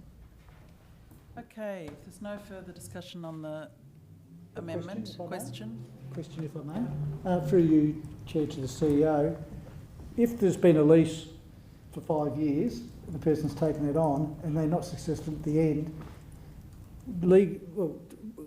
where would we stand in offering compensation or goodwill ad hoc? It's not enshrined in that lease body. I mean, would that stack up? Yeah. Thanks, Lord Mayor. Look, it's not currently in our policy in terms of our procurement and our approach. So at the moment, no. And I think the proposal is not that the council would provide restitution. It's the person that would be successful in the lease. I think is the proposal, which is equally not part of our process as it stands. Okay. Sorry, I just had a question. I just wanted to know, is this going to be then a common practice that we do for everything, like a tender process, so be it, you know, Dark Mofo or The Taste or Beaker Street or the whole plethora of things that we do, the leases are there are we going to have Licences, I think. yeah, licences? Yeah. Thanks, Lord Mayor. So look, we are in the process of developing a more comprehensive leases and licences policy for the council. We do now, as a matter of course, open where there is a prolonged use of a site. Maybe it's the council centre, maybe it's another council facility where it's operated by a third party, where we do put those out to tender or lease, depending upon the time frame that they've got. It's difficult to say that events are considered in the same way that a permanent sort of use of a space is. I think they are different, and again, I think that's why we do need a policy which clearly delineates that, because it has been some grey area at the moment. But I would say that it is our usual process where there is a longer term use or a tenant of a site that we do engage in either a lease or a process to tender. So.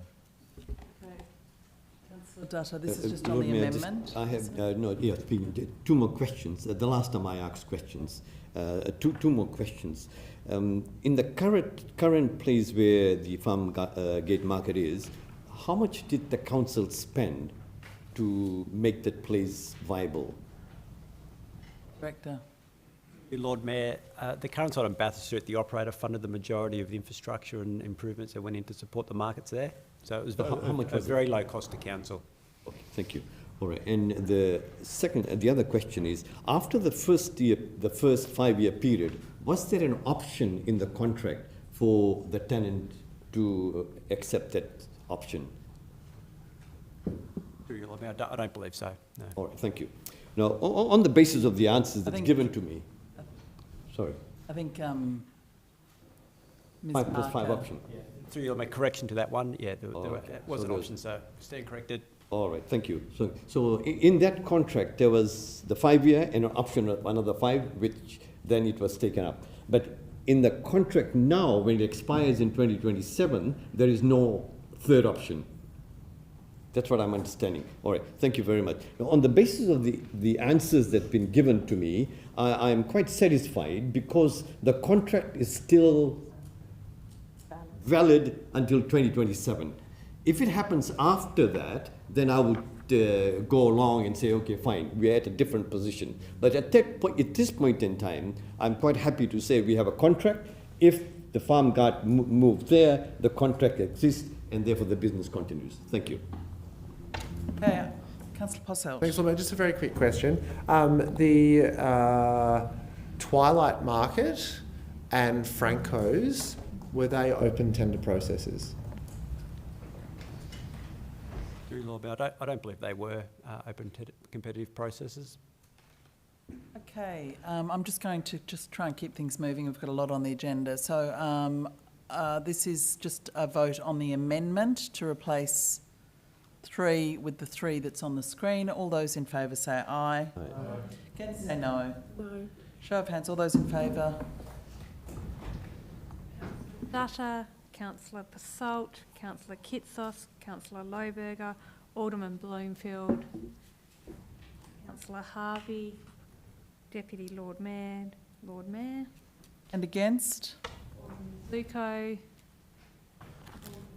Councillor Elliott, Councillor Coates, Councillor Kelly. Motion carried. Okay, we'll go back to the substantive motion, which is now just items 1, 2 and 4. Alderman Zuko. Yeah, Lord Mayor, I stand not in support of this, and I made my comments very clear in the workshop. This is an expenditure of over $200,000 by ratepayers to move it in from Bathurst Street to Liverpool Street. My concerns are that we're actually putting the horse before the cart before the horse. Insofar as, surely if we were going to go down the pathway of looking at Liverpool Street, the first step is to find out what the traders of Liverpool Street may have and raising concerns. Because what we're doing here, we're endorsing it, and then we're deciding, well, we're going to go down the track of a communication strategy and everything like that. Already we're starting to receive correspondence from people that have read this in the media. But that's not just my only concern. I raised this in the workshop. If the issue is about wind factors, and I just want to make this point, I actually endorse this market in my apartments, and anyone who ever asks me what to do on a Sunday morning, I always say, go and have breakfast there. It's the best breakfast you'll get in Hobart. And you can shop as well. But if there's a wind factor, let's overcome the wind factor. Because potentially there could be some sort of wind factor in Liverpool Street. Who knows? I know when we ran the multicultural festivals in North Hobart, if the wind came down that way, it blew the place apart. I actually put up a proposal where we don't, at the moment, use the wind shutters in the mall. I haven't seen them closed in years. If we're going to spend $200,000 on moving a whole market, upsetting a group of traders or whoever is in that Liverpool Street area, why not go down and look at and leave the market where it is? It's very successful there, and put some wind barriers up there. Because if that's the issue, that's what you've got to overcome.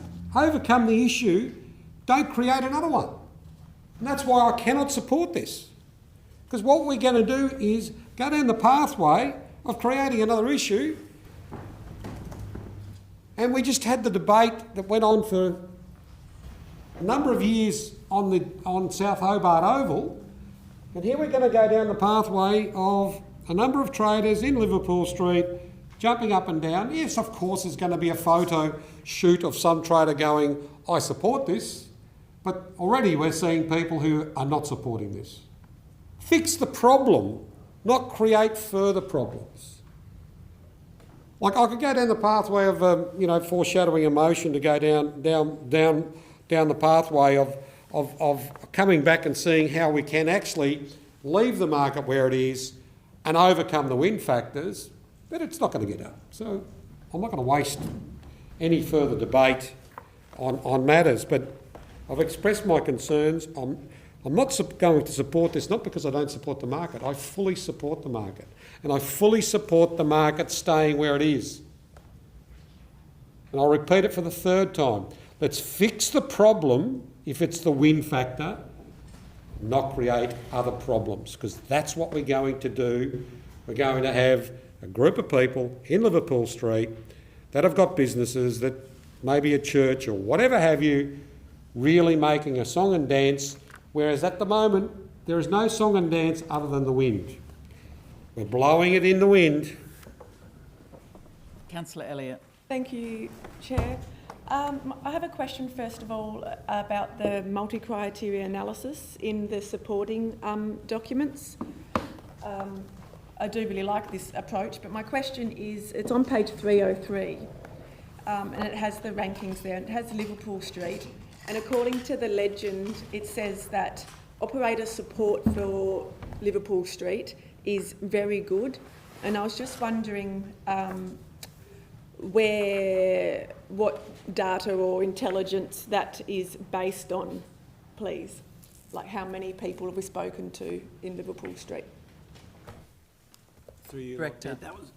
That was based on a discussion with the current operator, so one individual, based on, I understood the operator did their own multi-criteria assessment on all sites, and that came back, direct feedback from them. Yep, I did look at the wrong one there.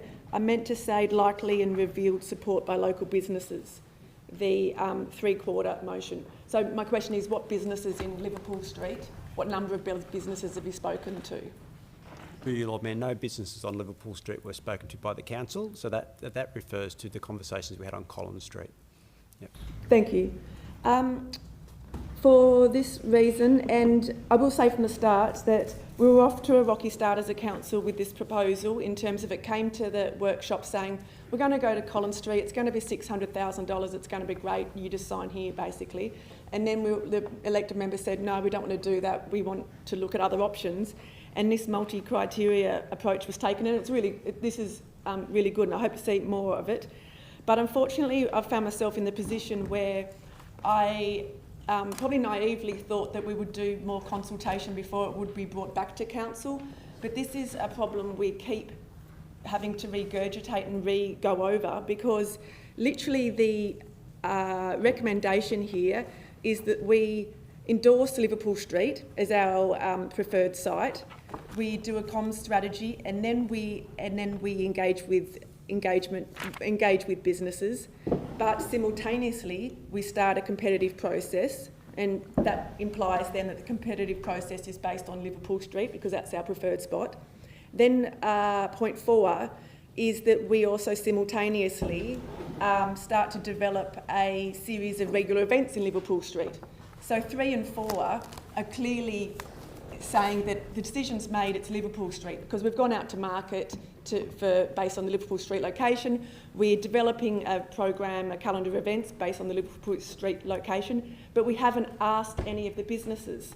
So it's about face again, and the sequence is all wrong, where we've come up with a concept. We need to engage with the owners and occupiers of, at absolute minimum, the immediately affected area, those 2 blocks of Liverpool Street. We have to do that, which is why I've sent through an amendment, and I will just ask a question through you, Chair, to the CEO around his advice on whether that would pass as an amendment or if it needs to be a foreshadowed. I will just ask that first.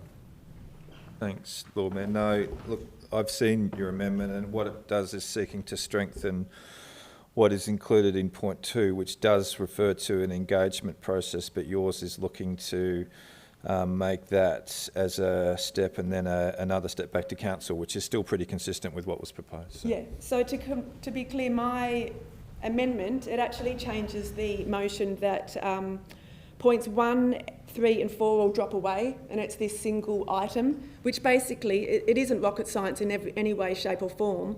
It's that we undertake a comprehensive engagement process with all property owners and occupiers that are located in the proposed location, and the engagement report come back to council with their concerns, mitigation strategies, and of course any impact on the proposal. Does Liverpool Street change?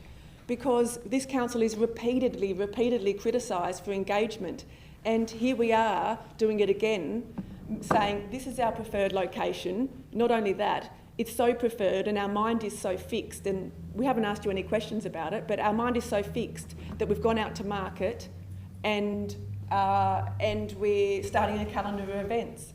It instills no trust that in any genuine consultation process. So I really don't see how anyone around the table could have issues with the correct sequence of events being followed. We come up with a concept, we have that. We engage on that concept. We genuinely take on board their feedback and adjust accordingly. That's what my motion asks to do. Saying, officers, please engage and come back to us. So I hope for support on that. It won't hopefully slow things down too fast. It could be done in a month or 2 because it is only two blocks. So I really hope that the elected members can support that so we have proper process being followed. Councillor Kelly. Yeah, look, I am absolutely flabbergasted that consultation hasn't taken place. I've had a number of emails already, and I'll just quickly quote one here. Our property has 24 hours a day, 7 days a week. Accommodates up to 3 vehicles, and uninterrupted access is critical to our daily operations. I'm concerned there's been no direct communication. The first I learned about it was opening the Mercury newspaper and reading an article about it. There's also one from the church who's got 80 people who park around this area, very old people, a lot of them, and no consultation once again. I mean, what haven't we learned from the Collins Street bike episode of the lack of consultation there? Fine, I've no issue with putting this on there, and I'm broadly in support of it, but let's get our ducks lined up in a row here. And I'm absolutely amazed to say that, we consulted with Collins Street, but we're just going to copy and paste that, put it into Liverpool Street and everyone's happy. It just beggars belief that we don't have the decency nor the procedural way of going about putting motions to us as elected members to give us that information first. As Councillor Elliott says, it's not going to take long. It's going to keep everyone happy. then we can vote on that. But we're just going to divide this community even more. And people are touchy with the bike lane issues. We've seen the bad press that this has given this council, and this is going to be exactly the same, but only worse. So, let's be very careful. No one's saying no to this proposal. All we're saying is get some really good door knocking done, advertising, get their opinions, so we can at least just tick that box and come back to us with some proper, business-like, detailed information. Councillor Harvey. Yeah, thanks, Lord Mayor. Look, I do support that motion that was up there previously. Of council officers, the council approves officers to undertake a comprehensive engagement process. I do support that amendment, but I'd also like to keep the initial part from the first officer's recommendation. The council endorses Liverpool Street as its preferred alternate site and seek to support its delivery in the 26-27 financial year. So this would replace part 2. Yeah, it's around 1 and 2. Yeah, because I think it makes sense what's being proposed here, that we do go out and talk to the street, the business people in the street. We're talking about an amendment. Hasn't been moved. Well, Sorry, was this foreshadowed? no, I think the CEO said it was. So my intention was that it was an amendment, and that's what the advice of the CEO was that it could be. What is this? So would you like to move your amendment? Oh, sorry, I missed that bit. Okay, is it seconded? I assumed it had happened. I didn't think. Happy Councillor to Harvey. second it. Okay. Can we have a look at it, please? Yeah. So your the officers proposal have it. is for it to be instead of number 1. 1 will stay, and 2 is what the officers have, and is in everyone's emails as of 3 o'clock or something like that, or maybe earlier. And 3 and 4 drop away. 1 stays the same. 2 is what's been emailed, and there is no 3 and no 4. Well, 3's already been. Oh, 3's been dropped anyway. Oh, okay. Yeah. Well, there's no 4. No, 3 is amended. I'm thinking this is a foreshadow, it isn't it? Because we've already just approved a new 3, and now we have to. I asked. No, there isn't any 3. What I said. Oh, yeah. Can we have it up on the screen, please? So just to be clear for everyone, the 3 that you've just approved would now no longer be in this. Yes. Put it up on the screen, please. Just slow down a bit so we can. Have you got the amendment, Catherine?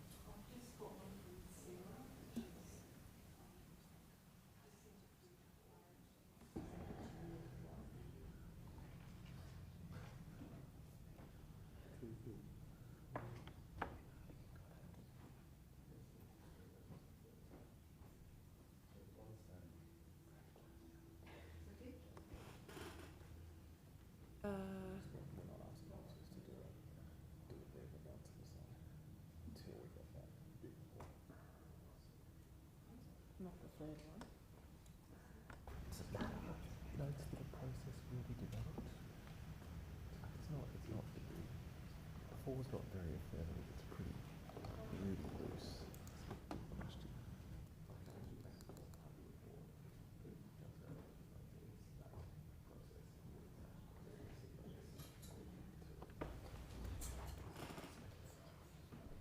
Okay. Well, then the report. Can we get it? Ah, good. Okay, so this is an amendment. This is the last amendment I'm accepting on this motion because there can only be 2. But this is a new amendment, which That's correct, would be. Lord Mayor, as shown. Yep. No 3, and which is gone, and no 4, just the 1 and 2. 3 will be Three will have Councillor Posselt, is that right? Further amendment. Okay, yep. Remove that. So 1 is slightly different. The council endorses. Okay, that's the same print idea. Yeah.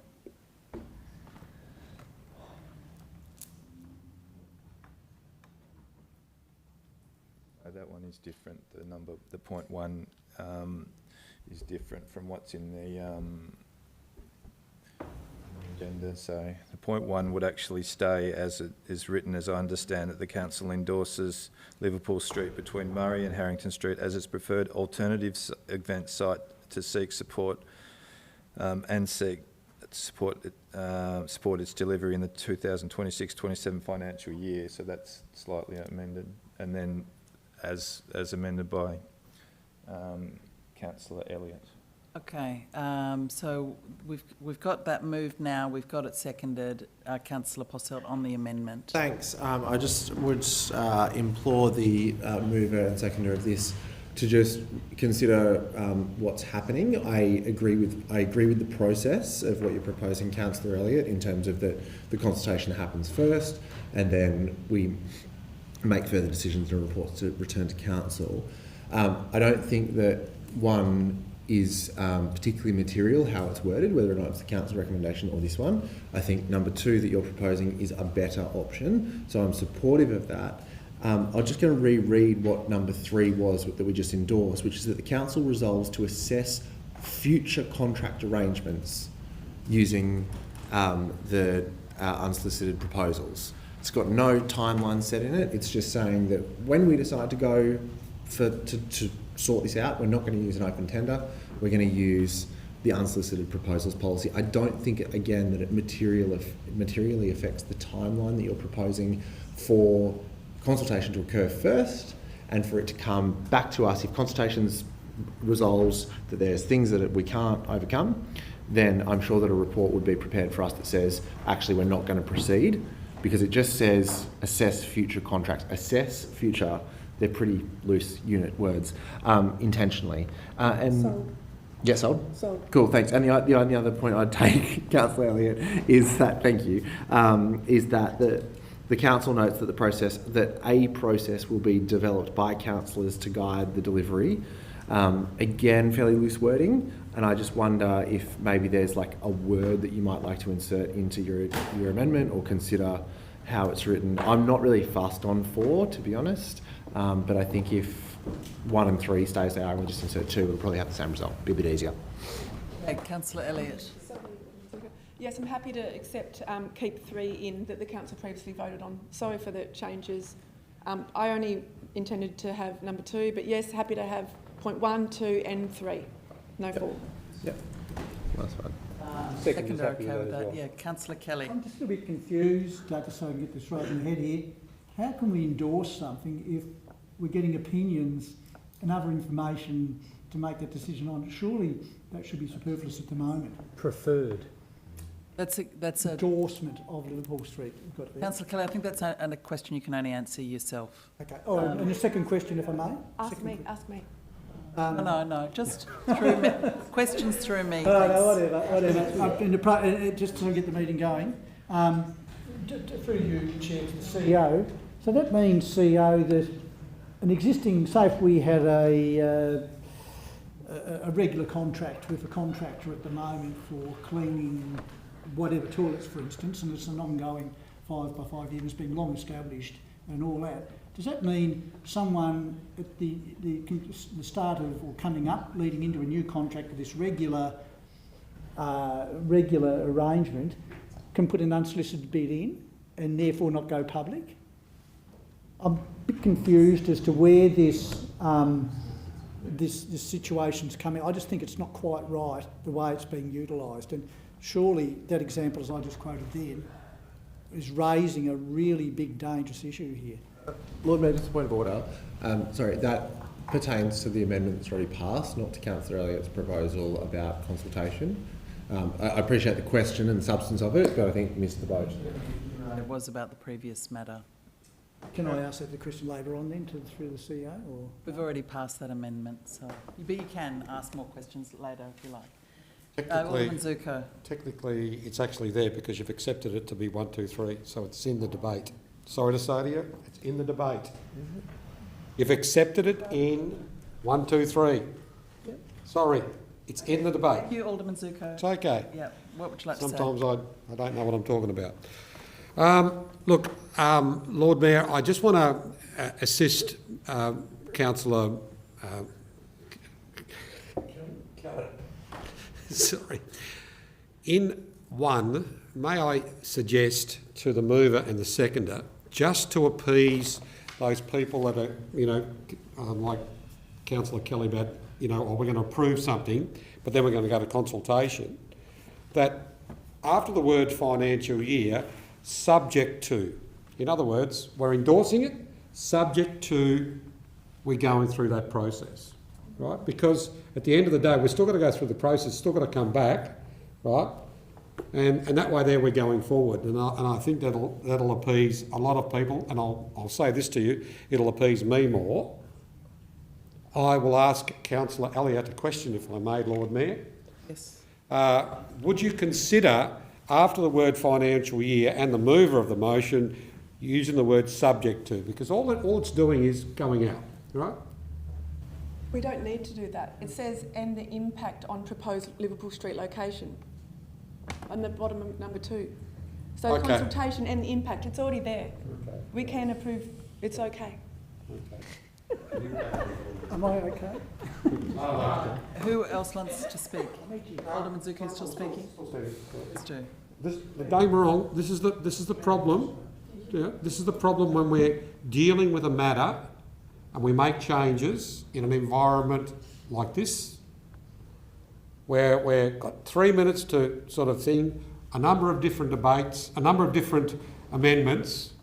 And again, sorry to say, this is why I like the committee structure, because we could debate like anything in committee and bring up all these things. And, when we're in council, we've got a few minutes to do things. We can only put 2 amendments up. We can go through this process. It becomes confusing. I still think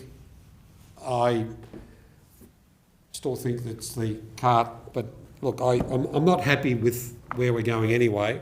Liverpool Street, I was happy to support that, but now I'm not going to support anything other than stick to my guns in the original debate I put up. But I prefer Bathurst Street. I love Bathurst Street, and we can do something about the wind on Bathurst Street. So I'll stick to that gun. Vote against it. Huh?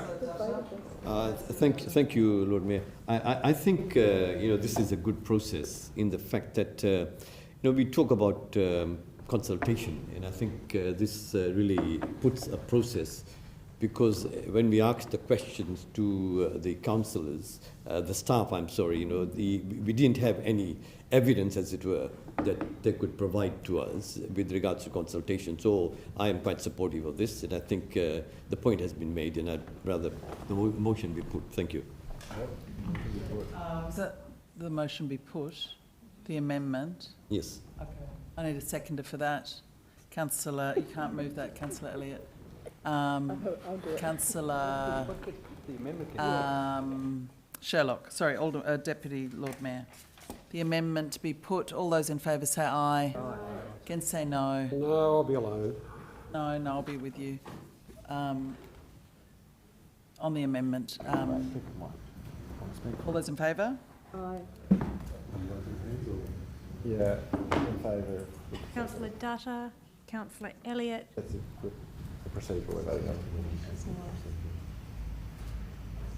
Councillor Basalt, Councillor Kitsos, Councillor Lohberger, Councillor Kelly, Councillor Harvey, Deputy Lord Mayor. And against? Alderman Zuko, Councillor Coates, Alderman Bloomfield, Lord Mayor. That's carried. Okay. So we'll move on now. I think that's it. That was for it to be put. That is now the motion. There's nothing else. That was the procedural. Who votes for the amendment? That was for it to be put. amendment. Sorry. We don't need multiple chairs of this meeting. My understanding is the amendment is the new motion because it got rid of all the other elements. Okay. Now that I see what you're saying. Yeah. Okay, so that was that the motion be put. We will now put the motion. The amendment. The amended motion. All those in favour say aye. Aye. Against say no. No. Show of hands. No. Sticking to my guns.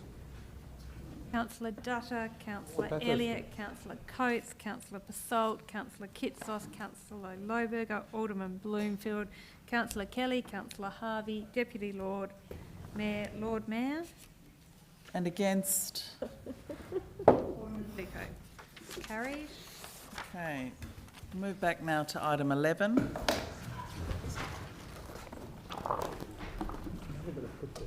That was the... We have been going for 2 hours and we've got several items left, so I just ask, excuse me everyone, could you just can I make one point?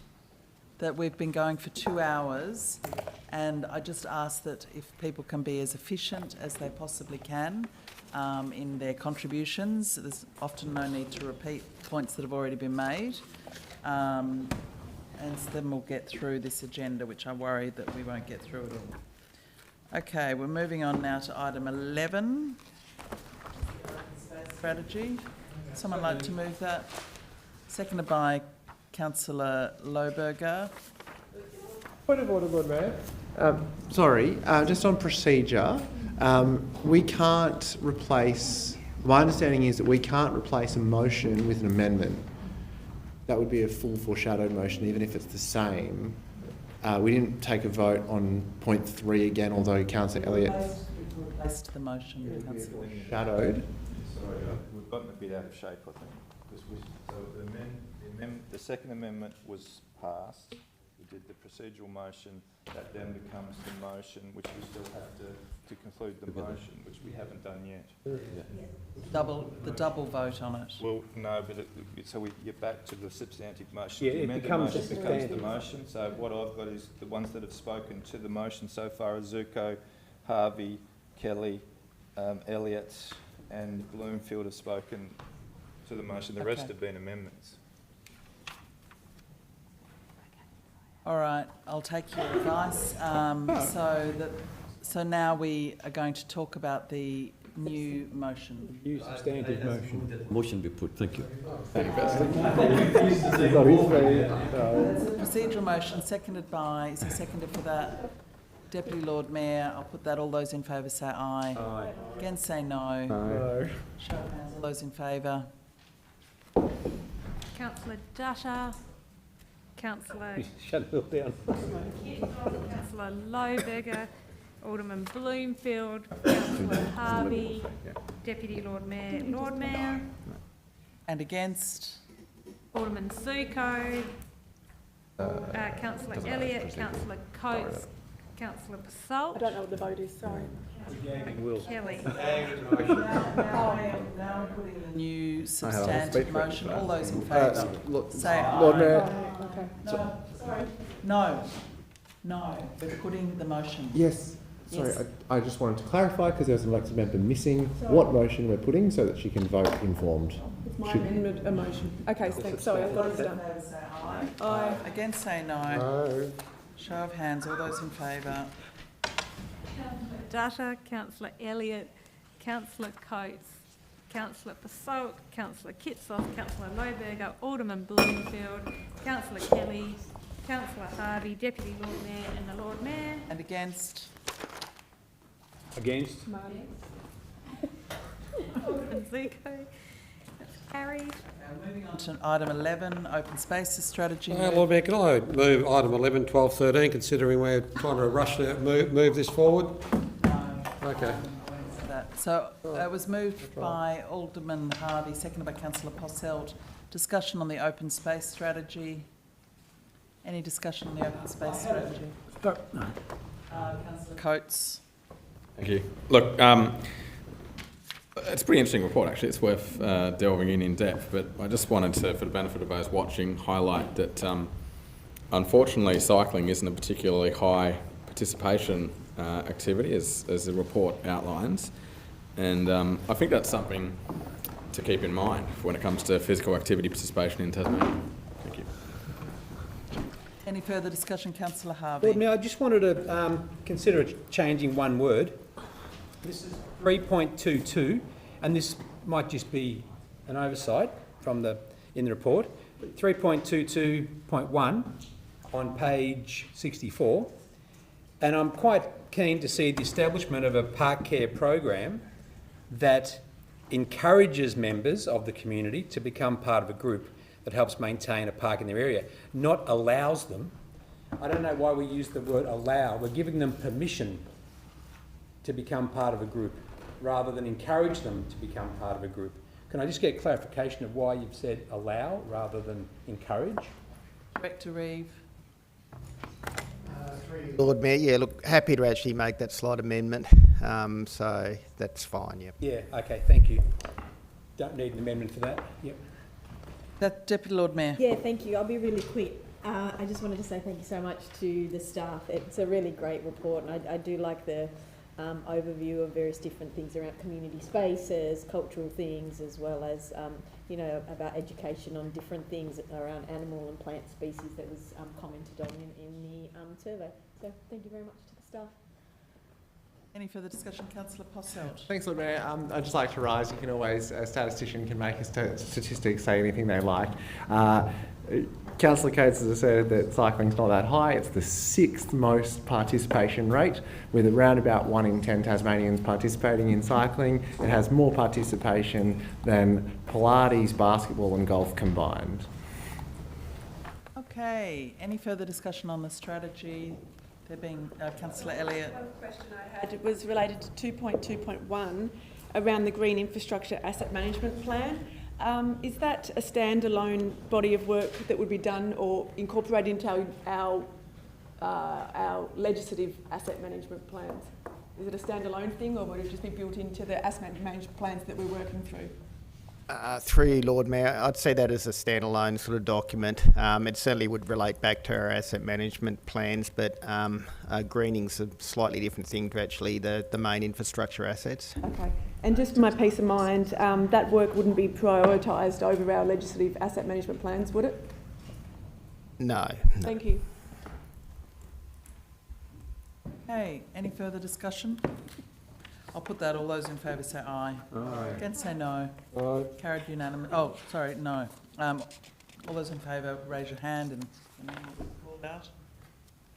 Councillor Elliott, Councillor Coates, Councillor Basalt, Councillor Kitsos, Councillor Lohberger, Alderman Bloomfield, Councillor Kelly, Councillor Harvey, Deputy Lord Mayor and the Lord Mayor. Against. Alderman Zuko. It's carried. Item 12 is the Creative City Strategy. Moved by Deputy Lord Mayor, seconded by Councillor Posselt. Any discussion? Councillor. Just wow, what a document. It was really great. And I think just really setting the tone as well around the context and the city's context and the guiding principles. So once again, thank you so much to the staff. All those in favour say aye. Aye. Against say no. No. Show of hands, all those in favour. Councillor Basalt, Councillor Kitsos, Councillor Lohberger, Alderman Bloomfield, Councillor Harvey, Deputy Lord Mayor and the Lord Mayor. Against. Alderman Zuko.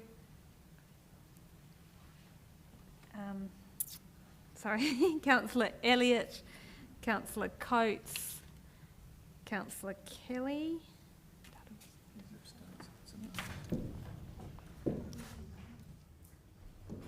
Carried. Okay, move on to item 13 with the proposed Safe City Liaison Program. Recommendation, would someone like to move that? Moved by Councillor Harvey, seconded by Councillor Kitsos. Discussion? Any discussion on this? Councillor Elliott. Thank you. I recall we had a workshop on this and there was a lot of feedback provided, and I had a really productive meeting on this topic with Director Artip and Ty as well around this program, and I'm really pleased to see that they took on board my feedback around making this a trial, because it is something new, and looking at getting advertising this for fixed term roles rather than jumping straight into a permanent fixture. And I'm also very pleased to see they took on board the information around KPIs and success measures. And I was very open and frank in that discussion around what my concerns are, of what I wouldn't want to see this role, these roles turn into. And I had a lot of feedback from the staff, useful information, and I'm pleased to say that I'll be able to support this project now. The key reasons being that it is a trial, and I do have faith that this will be a genuine trial, because around the way it's structured from the very start and from the concept, it's mapped out how years 1, 2 and 3 would be approached, and the KPIs are there, because in comparison, like comparatively speaking, I think this looks to cost us around $300,000 from memory. And if this can make a small dent in at least perceived safety in our city, but also actual safety-related improvements, I mean, the KPIs are spelt out there in the report. If we can see a small improvement in those, and I think that's actually money well spent, and I think that there is a chance that it actually could deliver positives for the community, which is why I'm very prepared to give this trial a go and encourage any elected members that are maybe a bit hesitant about it to do so. If we were jumping straight into a permanent campaign and this was going to cost significant amount of money and we're putting on permanent staff, then I would be probably too unsure to do that. But because it fits the trial focus, the clarity around KPIs, and then the fact that this is coming from already funded positions, and we're actually reshaping existing positions, this is essentially a job design issue, which I think is potentially a good use of the council's resources. So I'm pleased to be able to support this initiative. Alderman Bloomfield. This has been a work in process that I have been very much hoping would come to fruition. And I unfortunately missed to move it, but I'm glad to be able to speak to it, because it's responding to a problem that's real, persistent and plainly visible in our city. We all know that Hobart's facing an ongoing concerns in the CBD around the antisocial behaviour, public intoxication, rough sleeping related vulnerability, property damage and youth related incidents. And there's a growing sense among many businesses and community members that there are times and places where the city doesn't feel safe or as welcoming as it should. This proposal is a practical response to that reality. It's not theatre, it's not duplication, and it's not an attempt to turn council into a police force. It's sensible, it's council-led, stepping into the gap that plainly exists. We already invest in the CCTV, and this will accentuate that. We have tried contracting security. We know that that is not as effective as it could be. But education, stakeholder engagement, these types of measures are actually useful by actually ensuring that we reach out and we listen and we involve and engage with the community and step up and ensure that they are connected to the services that they need before it becomes an issue, changes things. We need to be able to speak to a trader who is worried or connect a vulnerable person with services they need. Cameras, for instance, don't build relationships, but people do. And by building relationships, we actually establish prevention. Having the 3-year Safe City Liaison program built around roles such that we have approachable people that are actually within our city on the beat that are thoroughly supported by the police. I've actually talked recently to various police officers and been surprised how many actually know about this upcoming project and who are welcoming it. They see it as a supportive element to their work. They want to be able to have opportunities to do the real serious stuff that they need to be involved with, but someone can actually look after the gentle, the smaller issues before they become big ones. It actually is a win-win right across our community. And I feel it's prudent governance. It's by spending money more effectively, by taking out that doesn't work and replacing it with something that does. We've already seen, and the numbers are starting to flow through now, from WA where they have the ranges, and we're seeing that that's actually having a positive effect. And we've seen another, not as the same project established over in Victoria, where they're actually finding that that is making a difference there too. And in fact, they're now finding that by actually putting people in these types of positions where it's all about engagement and education and being present is actually something that they're putting onto bus systems to also ameliorate the issues there as well. Because one of the interesting things that I've found was that when you do the research, you find that if people know that they're anonymous, they'll behave worse. If they know that someone knows them, that they become a familiar face because there's someone there in the community whose job it is to be more aware, they're unable to act out as much as they typically would. And keep in mind that I know everyone loves to complain about the youth out there doing things that are really antisocial, but each of those youths has a school associated with them who would love to see them back. They have parents who are probably worried sick where they are, and it's about effectively ensuring that we have the community liaison team actually out there being able to start re-engaging these kids back into where they need to be. There are so many positive aspects to this. I honestly cannot possibly commend this any more than I do, and I sincerely hope that the room sees the same as I do. Thank you. Councillor Posselt. Thank you, Lord Mayor. Firstly, questions on finances, through you to the appropriate director. The financials in the report reflect on labour expenses but don't reflect on training costs. How much money are we expecting to spend training these 3 people? Director. Through you, Lord Mayor. Training will primarily occur through the Safe City Program Officer, who's got skills in a lot of the areas required for these roles. It'll also occur within the existing operational budgets that we've already approved for this year. Thanks. That's a somewhat concerning answer. So this, if we go to item 3.2.1, it says community expectations have grown as Tasmania Police shift toward targeted intelligence-led policing, leaving identifiable gaps in their day-to-day public presence. Our own report actually calls out the gap that police are leaving and then proposes that we put people in similar uniforms, not the same, but similar uniforms into the role that the police once did. As a starting point, it is just blatant cost shifting and responsibility shifting from TASPOL to councils. Not only that, when you go through and read this report and the expectations of what these people will be expected to do, they are expected to do an insanely broad list of duties and have an incredibly broad range of skills, and yet only possess a certificate too in community engagement.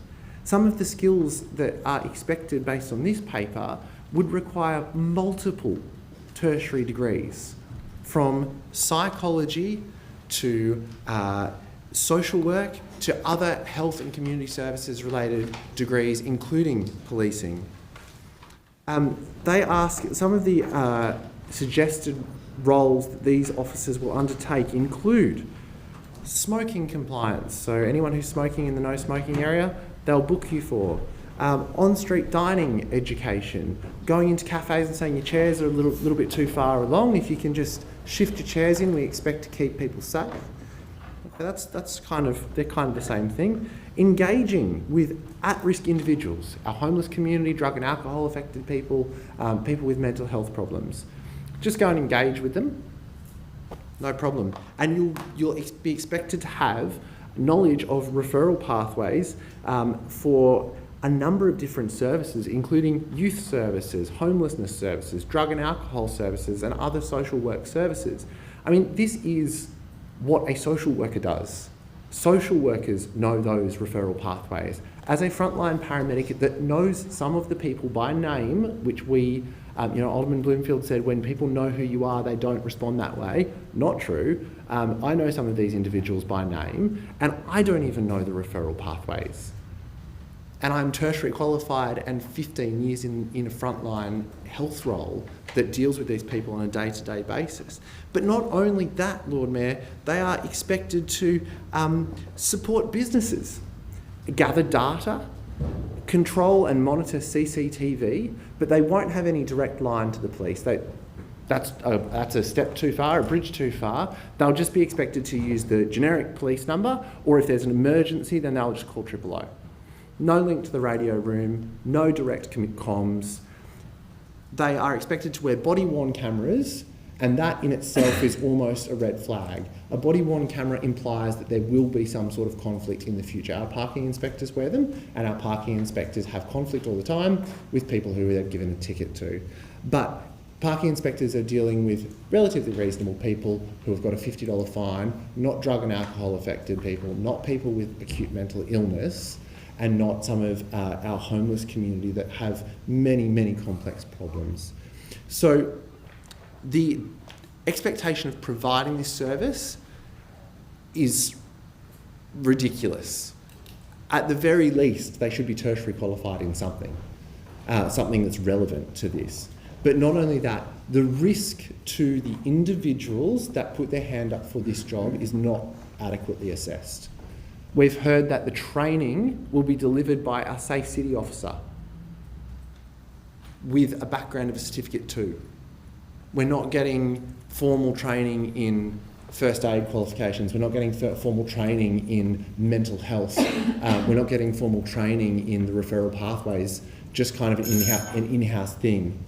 So the risk of these people... I'll grab another 2 minutes if I can, Lord Mayor. Moved by Councillor Coates, second by Councillor Sherlock. All those in favour say aye. Against, say no. Carried unanimously. The risk to these individuals, which we are putting them in, inadequately trained, inadequately qualified, with a very unclear scope on what they're meant to do and what they do when they get into trouble.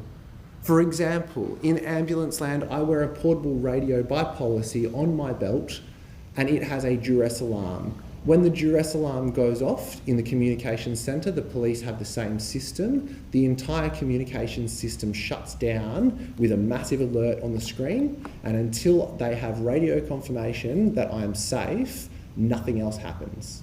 I work in this environment. Will we have a duress alarm system where immediate voice contact is obtained for these people when there's somebody with a weapon or a knife, which on Wellington Court, I reckon there's probably a good chance that there's people with knives regularly. And so when someone pulls a knife, they've got their mobile phone, they've got to call 000 themselves and say, help, I've got somebody attacking me with a knife. They don't have a duress system. That is like life-altering PTSD for that individual for which we are liable as a council. This is not a good proposal. I have given feedback before as to how it could be improved. The feedback has fallen largely on deaf ears, which is disappointing. I cannot support this. I cannot support it because it is cost-shifting, it is ineffectual, and it places our employees at significant risk of psychological and physical harm. Councillor Lohberger. Thank you, Lord Mayor. A bit like the last speaker, I do remain torn on this proposal for a couple of reasons, Lord Mayor. My main objection actually has nothing to do really with what we have before us. It lies with the assumption that the Hobart City Council is somehow responsible for policing public order offences and shoplifting. It definitely is cost shifting in my view, and I'm really not particularly happy about it, and I've made my feelings clear on that previously.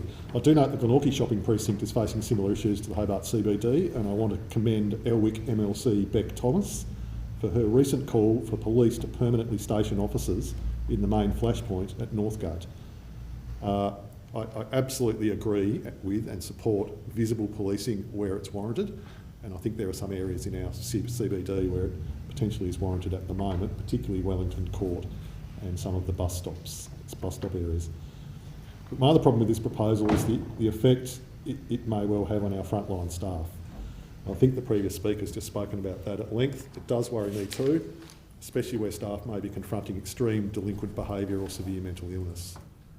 On the positive side though, we do need to do more to help and support our city businesses and the shoppers too, for that matter. They are also all facing these same issues. So the aim of this proposal is admirable, and we do have good staff who are comfortable with it and who I have spoken to several times. There have also been some positive changes made to the proposal following feedback from all councillors during workshops.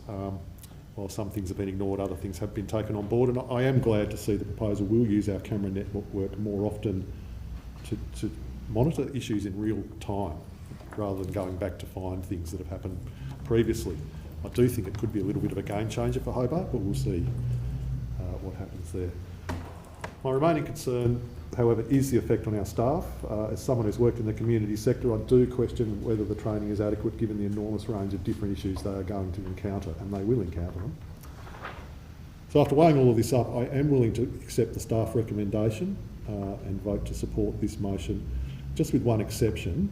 I'm just going to ask the bringer of the motion, Councillor Harvey, if he will accept an addition to this motion, and if that is accepted, I can support the motion. The addition is simply as followed, that the 3-year trial include reviews after 6 months, 12 months and 24 months of operation, with the reviews to include the effects of this work on the staff's mental health and on any training needs that may be required as a result. And also that the results of those reviews are brought back to council meetings, but to closed council meetings to protect the privacy of the 3 staff involved. So I do have a question for Councillor Harvey. Will you accept those points into this motion? Well, if it gets your vote across the line, Does, yes. Have you put it up on the board so we can all read it? I haven't sent it round because until you accept it, there's probably no point. Okay, say it again.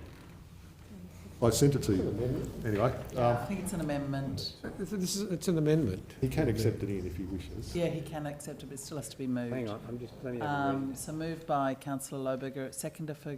Could I get some feedback from the CEO on the amendment? Have you had a look at the CEO?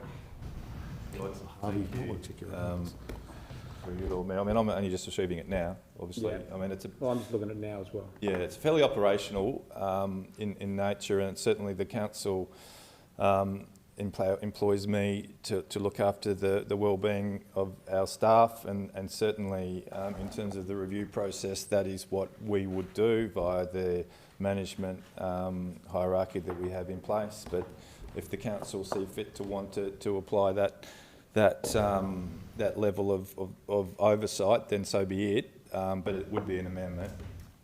But we're sticking our nose into operational stuff. So that's So that's does a it have to be leading an question, amendment, or can I think. accept it? You can accept it as an amendment. Yes, you can.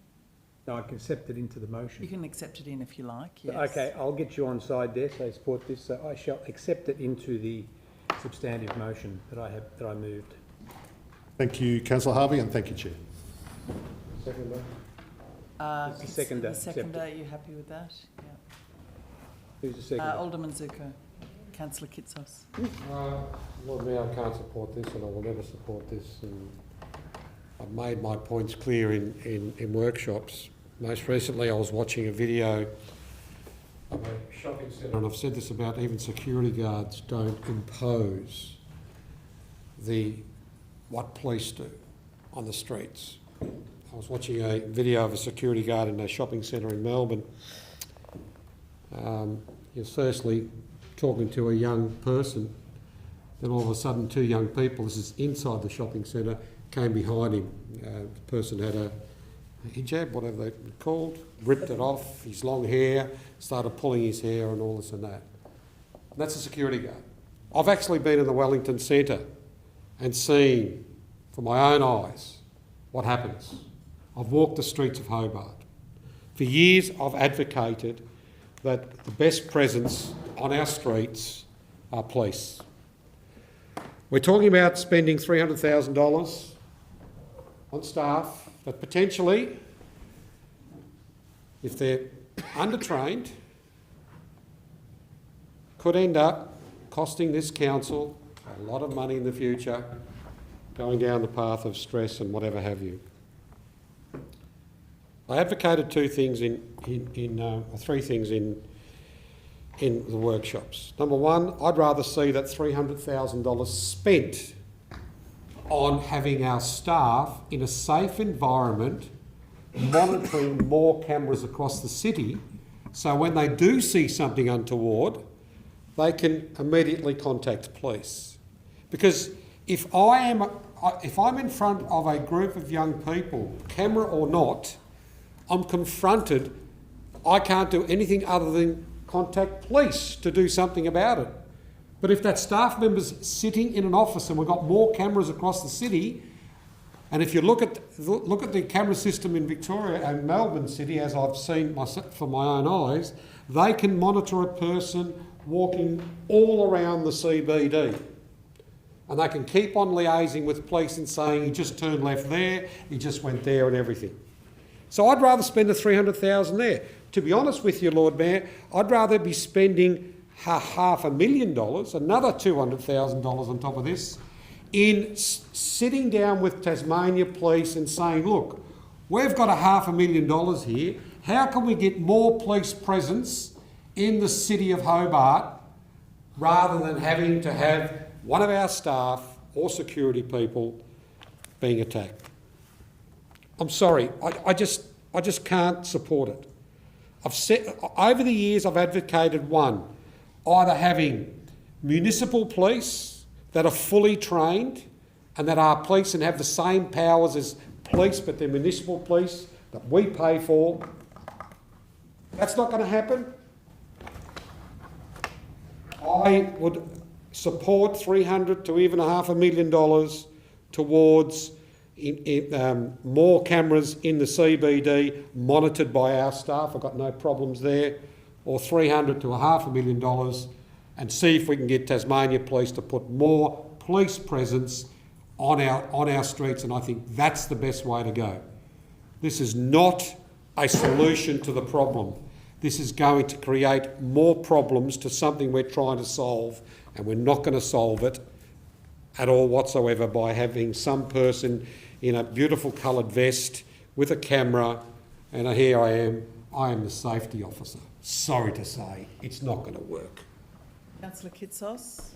Lord Mayor, look, I think this is pretty tricky stuff, and everyone around the table makes really valuable and valid points about this, but we don't actually know till we get the program off the ground. So, like other things we're doing in our city at the moment, we're asking for a trial. So we've got this in place for 3 years to see if it works. We've got review periods just built into the motion tonight, and we heard that the CEO would already do those things as part of due course, as well as maintain the safety of the staff. What I suspect will happen with this trial is that we'll see an evolution of this role into something that is not quite described in front of us tonight. I'm not quite sure what that will be, but clearly we're not going to be expecting this person to be intervening in a way that's going to cause them any kind of risk. But I do think that we need to make sure the businesses in our CBD feel supported, that we are creating that environment. I think that we need to approach these issues of youth in our CBD with a compassionate lens, and this also does that. I don't think necessarily just putting more police stationed around the place is actually helpful to fixing the root cause of the problem. It may be a deterrent to antisocial behaviour at the time, but as soon as they move on, that will come back in place. I mean, the bigger picture here is that we have, insufficient youth programs throughout the state and in Hobart and the greater Hobart, as well as many social and equality issues across our society, which drives this cycle that we see in our mall. I mean, it's so obvious that the time of the day when these things occur and the reasons behind it, and we're not going to solve all of that, but maybe putting some more eyes on the street will give us insight into some of the behaviours, will enable us to look at programs that might provide a diversion for people to be going to do of an afternoon instead of hanging around in the mall. We've got our wonderful youth arc there where people can go to feel safe in between that after school and going home time. So can we have more of that?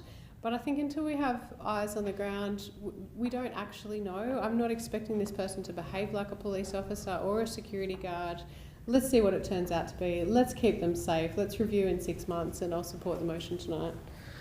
Further discussion, Deputy Lord Mayor. Yeah, thank you very much, Lord Mayor. I really commend what Councillor Lohberger has actually put up, and I think it's really a great idea. I've had similar things around the evaluation because it is a trial. I think it's really important that we actually put those things in place, and I'm really delighted that you did that, so thank you so much.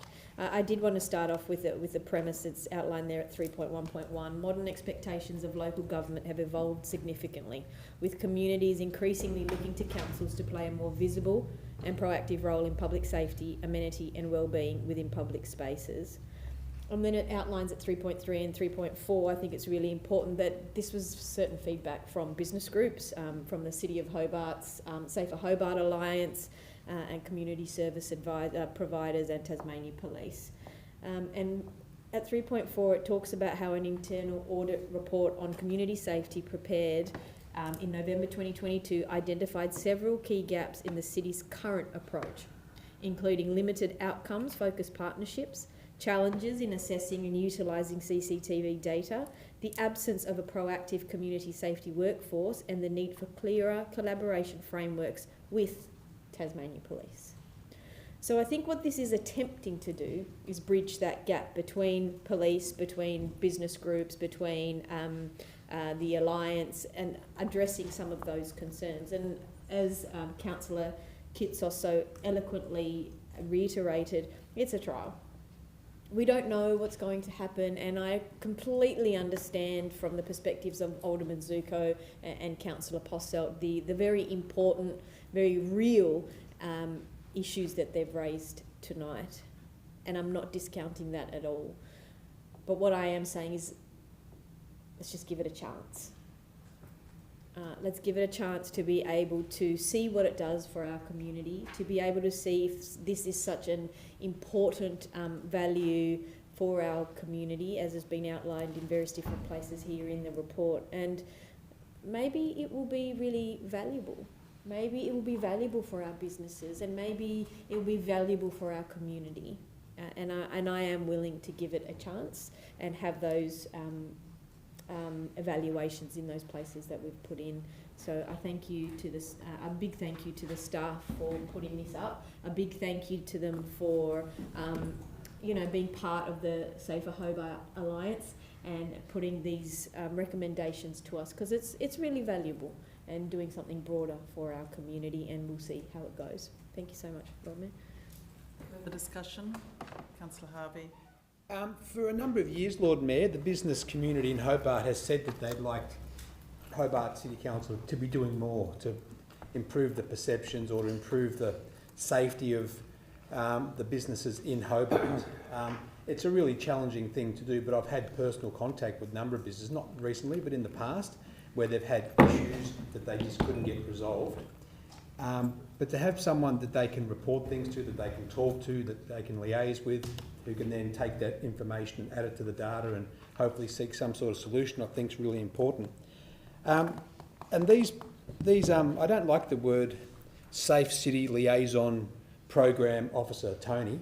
I'd much rather say City Ranger Tony rather than the long one. But anyway, that's your choice of the officers to what they call this thing.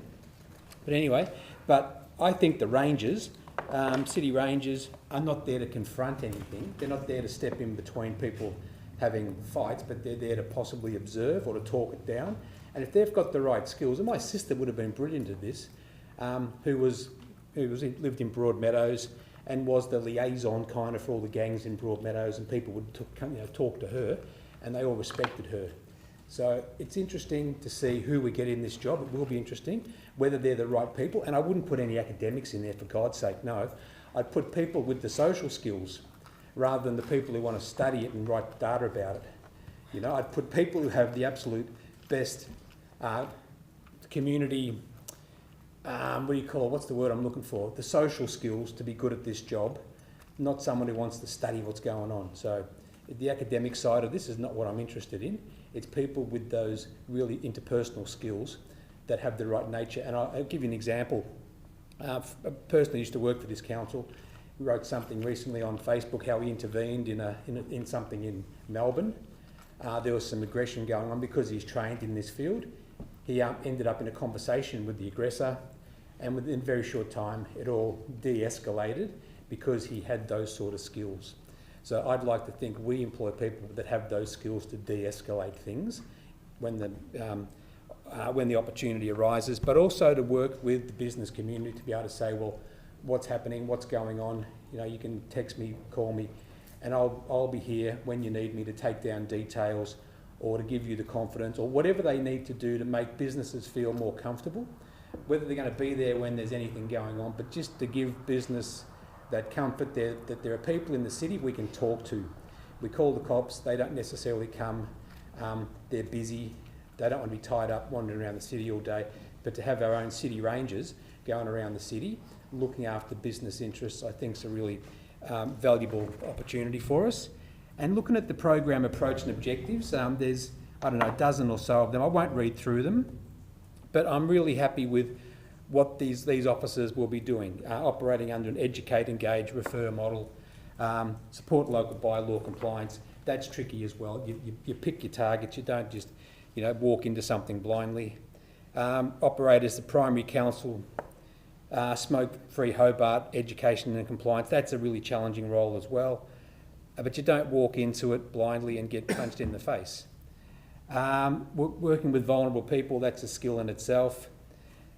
Be visible, and engage and build a relationship with people in the city so you can help to direct them towards better outcomes, not necessarily enforce action on what they're doing, but to be a liaison person with them and to be able to talk them out of something or just to be there and observe and, hopefully be a constructive person in what's going on. But anyway, I will support this tonight. I supported it last time round, supported it again tonight, and I hope it does get up around the table because I think it's a valuable opportunity to try something different that we haven't done. The 6 monthly review I'm happy with. Let's see how it's travelling. Let's keep monitoring what goes on in Perth as well and any other cities that have these sort of programs and see how they're travelling and what the learnings are from other places as well. So I hope we can all get behind this and see how it goes. Kelly? Yeah, just a question for you, Chair to CEO. Would a 6 month or 12 month, whatever interval we're talking about, if there was some showstopper there, we could pull the pin on it at that stage, or we're still committed to the whole period of 3 years, whatever it is? Thanks. Look, it'll depend on, obviously, we would offer an employment to people. So in terms of how we've structured those employment agreements, any role can be determined as being redundant based on decisions of management. So, it is capable of being ceased at any time. Thank you. I'll just talk to that now. So, I'm really torn with this one. I'm just not in favour of the mall cop sort of scenario. And okay, maybe it isn't the mall cop, but maybe you can go further than that. And it'd be great if they were a city ambassador and all that. But I don't know. I struggle. I wrestle with the concept that more and more is being dumped onto council to do and not sticking with our core values, but then we get emails from the Minister, Vincent, saying we've got to embrace all this new stuff now and we've got to evolve as the council. That's the counter-argument to it. I'll just ponder that for a few more seconds. Thank you. Councillor Coates. Thank you, Lord Mayor. Look, it's funny, this is one where my instinct initially was not to be supportive of this as a concept. But, when I was going through the officer's report, I guess I was provided a level of comfort. And then, as you sort of sit back and think about it, I guess, to begin with, and I know I've read it in, but, the reporting aspect, sort of 8.7, 8.8, 8.9, where it talks about the ongoing reporting and the feedback mechanisms and the, decision-making process. I'm reasonably confident that that'll happen. I appreciate now we have a formalised 6 month, 12 month, 24 month process, which, if this motion was done where you had previously we had a city economy committee, it would probably have that oversight directly of it and reporting through from the program manager. So I think that's overall pretty good. But I guess at a broader level, you sort of think, we're not the first organisation to sort of have to take this step. It's a bit of a sad reflection, but, you jump on a bus or public transport, you see those public transport safety officers, like when I was a child, I used to get the bus to school, you'd never have a big screen between you and the driver. It was, unfortunately, social cohesion being what it is, that's the reality these days. It's not realistic to expect that we're going to be able to have police, of increasing frequency, and I'm also comforted by the fact that, technology and support that these people can be provided is getting better and better. I was at a briefing the other day for a system called Fusus, and the amount that they can do with data, it's just sometimes getting people out in the front line where they can, be there with the cameras and get it all in, and you can have those escalation pathways, whether it's to a support worker or social worker, police, or just being aware. And I'm not blind as well to the fact that we do have antisocial and crime problems in this city.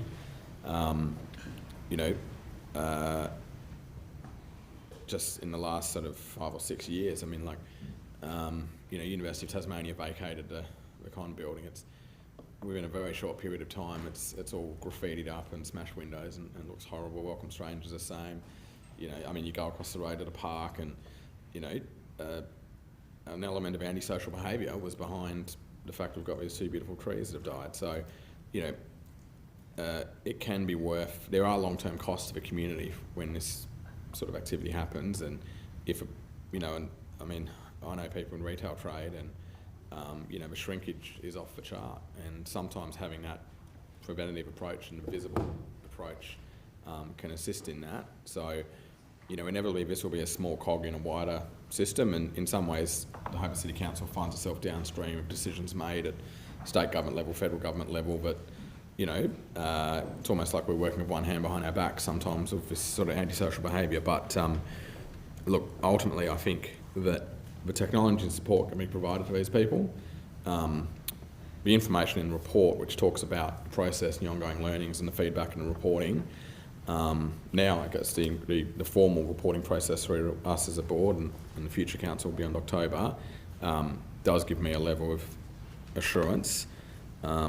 Unfortunately, this is coming at quite a bit of community expense, but I think by the same measure, it's an expense which needs to be spent, and ultimately, I hope the trial was successful and it has a good outcome. So I'll find myself supporting it.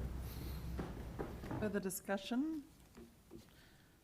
There's no further discussion. Can I just ask a question about 3.17?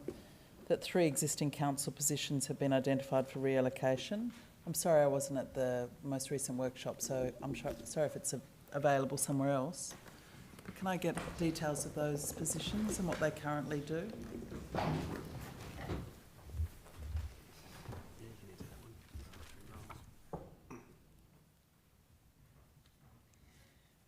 To you, Lord Mayor. So the 3 positions are the Smoking Compliance Officer, the existing Smoking Compliance Officer, a Project Support Officer role within Economic Development, and a vacant Parking Information Officer. It's been vacant for some time. Okay. And they're not all full-time roles though. Like the smoking was a part-time role, wasn't it? Or? But Lord Mayor, they're all fully funded positions, so full-time roles, yes. Lovely, thank you. And no further discussion. I'll put the motion. All those in favour say aye. And say no. No. All those in favour? Councillor Dutta, Councillor Elliott, Councillor Coates, Councillor Kitsos, Councillor Lohberger, Alderman Bloomfield, Councillor Kelly, Councillor Harvey, Deputy Lord Mayor. And against? Alderman Zuko, Councillor Basalt, Lord Mayor. It's carried. Okay, now it's 10 to 7, so I'm going to propose that we break here until 10 past 7. We could be back as soon as possible at 10 past 7.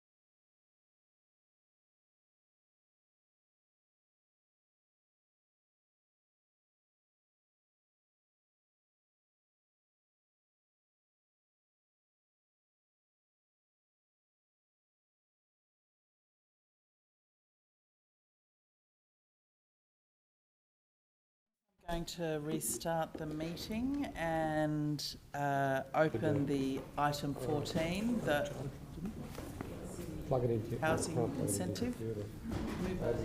Mayor, seconded by Councillor Dutta. Housing supply. Discussion on this Housing item. supply. I'm actually really delighted that this has come to us, and I know that, you know, the backdrop is around the construction not actually progressing, even though things get approved. And the recommendations, I think, are really valuable in terms of, especially of the percentage remission, as well as the current framework to have a little bit more inclusionary zoning.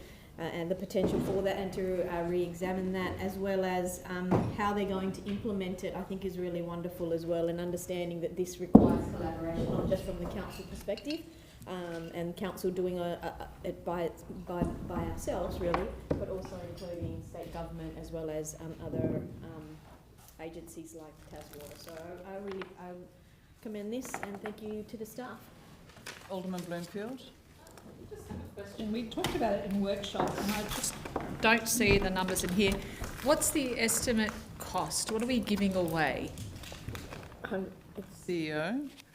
Obviously, it's scenarios based, Alderman, relating to the particular proposal that you're dealing with. So we've put some scenarios to be able to explain to the best of our ability the different scenarios that we would be confronted with, and that's using existing developments that have been approved in the last few years. So they are based on real numbers of real developments, but to give you an order of what the numbers are, that as a council we would be seeking to provide. So, I mean, I can go through them, but they are there. So. Kind of not what I meant. I meant this is like per building. Are we going to limit how many buildings? Yeah. Well, so what we've done is to make it, like, obviously we need to ensure that we remain sustainable as a council. So the policy would empower the CEO, the executive, to be considering proposals that we have in front of us, but obviously that reserves the right to refuse requests that are based on the number of applications that we've received prior or approved. Obviously that will be reported to council. It's through our annual budgeting process that you'll need to consider that. We do it now. There's obviously there's a building that received an incentive, a necessary incentive some time ago, that is still receiving that incentive now. So I mean, that's something that we factor into our budget each year. But again, we need to make sure that we are able to balance that if it was overwhelming number of applications, that we still need to be able to balance that we can say no if we've already, I guess, approved too many for our comfort. So. Yeah, look, I don't have a problem with any of it. It's just you can catch up with us really quickly. Some of these here, total emission here is 422,000. Another one's 444,000. If we were to redistribute that throughout, that's half a percentage of rate equivalent to the individual. So it's very important that we understand what others will be paying to give to these. And I'm not saying that we shouldn't. I'm just being very careful that we understand that we're impacting others by doing this. And that I want to know that we're not going to be finding ourselves with a 5 or 10% increase because we got overly generous or excited. So will there be a review, and when will that review be coming through when we get a number of applications? So say we got 10 applications, what would we be doing? Like, do you know what I mean? Yeah. Look, this would become part of your annual, your budget, your planning. So we would need to report decision making up to council so that you do have line of sight. Because as you say, whilst the council, whilst in approving an incentive, we're able to actually accommodate financially through the way that rates work. Obviously, there is an impost, and it does become as a tipping point. So we would need to make sure there's transparency for you. So it would be part of the annual planning and budget process that you are having line of sight of this. There isn't proposed to be a review other than our normal cyclic review of our policies. I think it's 2 years, I think. But beyond that, there isn't anything additional other than you'll get reports through our annual planning and our budgeting processes. Further discussion? Councillor Posselt. Thanks. Just a question following on from that discussion. in some respects, is this not monopoly money, for a want of a better term? It's foregone revenue. So in the sense that if the project needs the support to be built and we don't provide the support, we won't get the revenue anyway because we don't have any rates from that project. So are these purely hypothetical figures in some respects? And in the long run, they'll all pay off with increased rates revenue for council in 5 or 10 years' time? Thanks, Albert. Look, they're not hypothetical figures, as I've just said. They are based on real building, real valuation, and real rates in terms of what they'll pay. In terms of, it's not funny money; it is legitimate money. In terms of, obviously, they would be paying rates on their building if not for an incentives package that allows it to redevelop into, hopefully, a multi-density residential development, in which case you're right, that once the incentives package runs its course, then we would have a higher valued residential property, hopefully fully tenanted, but for our purposes it would draw a higher rate, and then there'll be a payback period over that 10 plus years beyond the incentives package. Thank you. So just to clarify, in some ways it's an investment in the future. We're taking a bit of a hit now, but in the longer term we're providing both services that the community need, homes, but we'll actually get more financial reward over the long term. Yeah, great. Thank you. Any further discussion? I'll put that. All those in favour say aye. Against say no. Carried unanimously. Item 15 is City Hall. Someone like to move? Moved by Councillor Dado, seconded by Councillor Kitsos. Lord Mayor, just on that, we're going to yes. discuss items 1 to 3 and leave the last item for discussion later. Is that correct? Sorry, which item did you want to? It was more the voting, wasn't it, Number Councillor 5, Lord Mayor, I think it was. Okay, so what do you want to do? Do you want to just leave that vote, but just... I'll leave that part out of the discussion, that's all. Well, I can't control what people say. Process. Yeah, we'll put that item separately. Any discussion on this? Kitsos? Thank you, Lord Mayor. I just wanted to say how pleased I was to see this before the council tonight. I think that this building is a real asset to the city, and it's clearly being underutilised, which is a shame, and it's obviously going to continue to deteriorate if we don't make active steps to remediate what's required to make this venue usable. I really like the options that have been presented to us, and I think that finding an anchor tenant is key to the success of this particular project. I also really like the development of the cultural precinct. I think that this really consolidates the thinking of the Hobart City Precinct Plan, and that it draws attention to our very commendable and highly esteemed arts and cultural venues that we already have throughout the city. I understand that there are some people that are interested in putting in an expression of interest throughout this process, and I just wanted to ask a question to the CEO in regards to any commercial or corporate entity that might have an interest in this process, whether or not it's possible to develop some kind of MOU to make sure that that the facility is still able to be hired at an affordable rate to community users. Is that something that's will be considered throughout this EOI process, CEO? Yeah. Yes, thanks for that. Yes, is the short answer. So there are interested parties, both in private and public sort of businesses. So we would still need to require the use of the building, for instance, for major civic events like we used it last year for a public meeting. We would still need to be able to call on that, as well as if there is a bushfire or another emergency, touch wood, that we would need to open it as evacuation centre as well, which it serves a role for that. So that's something we would have to build into any user agreement with a tenant or tenants that we might identify.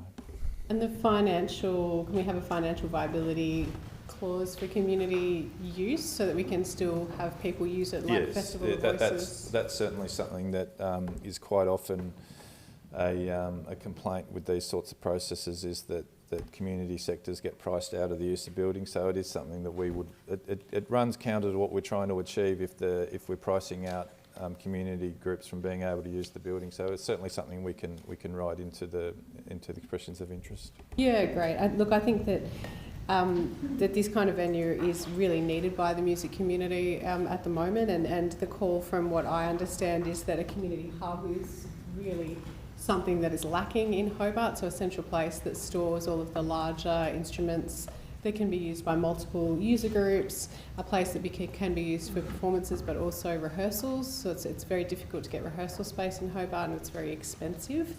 And I think it would foster a really good collaboration between the university and the Hedberg there, as well as the Theatre Royal as well. So I think that there's lots of potential in this proposal, and I'll be watching this one really closely, and hope that we can maintain it for community use rather than needing to go to a private organisation in this particular case, because I think that it would certainly build the vibrancy of the city and the longer term experience and development of creativity and the arts in Hobart. Deputy Lord Mayor. Yeah, I just want to echo what Councillor Kitsos has said, and just one final thing on point 3, where it says that it excludes tenancy of youth arc. I think that's really commendable. I think it's really important that youth arc is kept in the space that it's in. I know it's a really valuable space, and then building around it and having more opportunities in different ways to develop this precinct is wonderful. Thank you. Further, Councillor Kelly. Thank you, Lord Mayor. Yes, another difficult bit of land we have. My whole life's been going to that City Hall, from Little Stedfords to poetry at school to World Championship wrestling back in the day, to boat shows to and so forth. Johnny Cash played there, AC/DC, the Angels, Harlem Globetrotters, just some of the and that hall was just absolutely brilliant for Hobart during its time. We've seen once the West Point Casino come on board with their cabaret room, then expanded to the Tasman room. We've seen this proliferation of other venues come along now that can do big audiences. It makes no mention here. I think that we've got to be really, really careful and be cognizant of the stadium effect on there. Whether you want a stadium or not, it's not another thing. It's not the issue I'm here about tonight on. It's if the stadium does happen, that is going to be filling a big void for big area sort of thing, and it will have a big impact on the City Hall. So we've got to be very careful going down the road, making a big decision now, and then finding out that, oh geez, that wasn't quite a good idea because of the impact of the stadium. And they're going to be out spruiking spaces. They're already talking about it for corporate stuff, for community stuff, for anything and everything. At least I'm saying let's just be aware of that. It might not be a showstopper.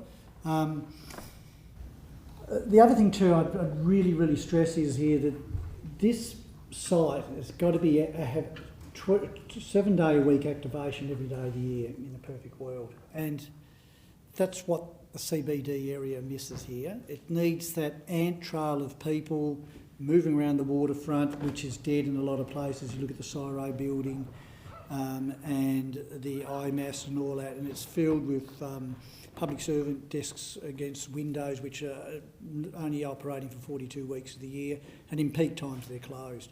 So I'd hate to see this turn into an area that was just a bit of a Monday to Friday sort of thing and closed up shop for all public holidays, all Christmas and Easter holidays.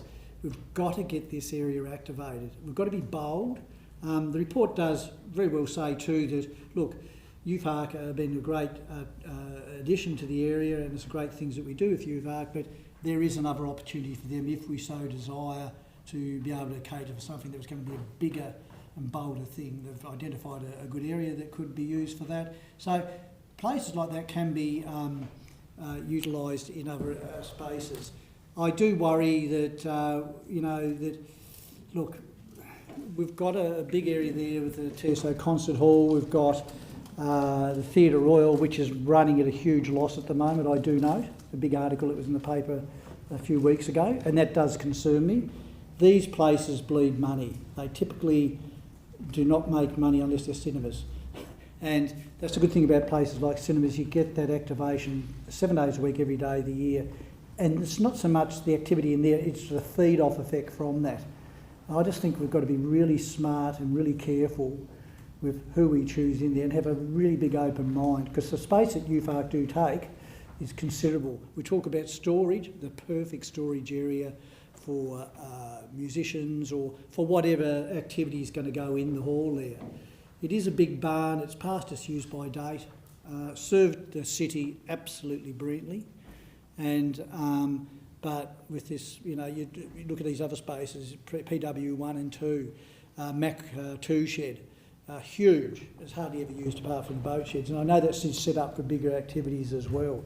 And that's without even talking about other spaces in the northern suburbs that have landed onto the Hobart landscape and being able to cater for all these big events. It's a tricky one. Let's keep a real open mind to it, and I think we've just got to be really bold with it. There was another option initially put on the table in the Bartlett era to have TMAG go over into Dunn Place, have that enclosed, and there was not actually an underground tunnel that went into the City Hall, and that was going to be a proposal for the relocation of Tas Libraries. Extension of 2 minutes, if I may. Moved by Alderman Zuko, seconded by Councillor Elliott. All those in favour say aye. Against say no. Carried unanimously. So yeah, there was a tunnel to come from Dunn Place car park, under Murray Street, and into the City Hall where the library was going to be. A visit I did to, and I've mentioned it before, to Oslo a couple of years ago.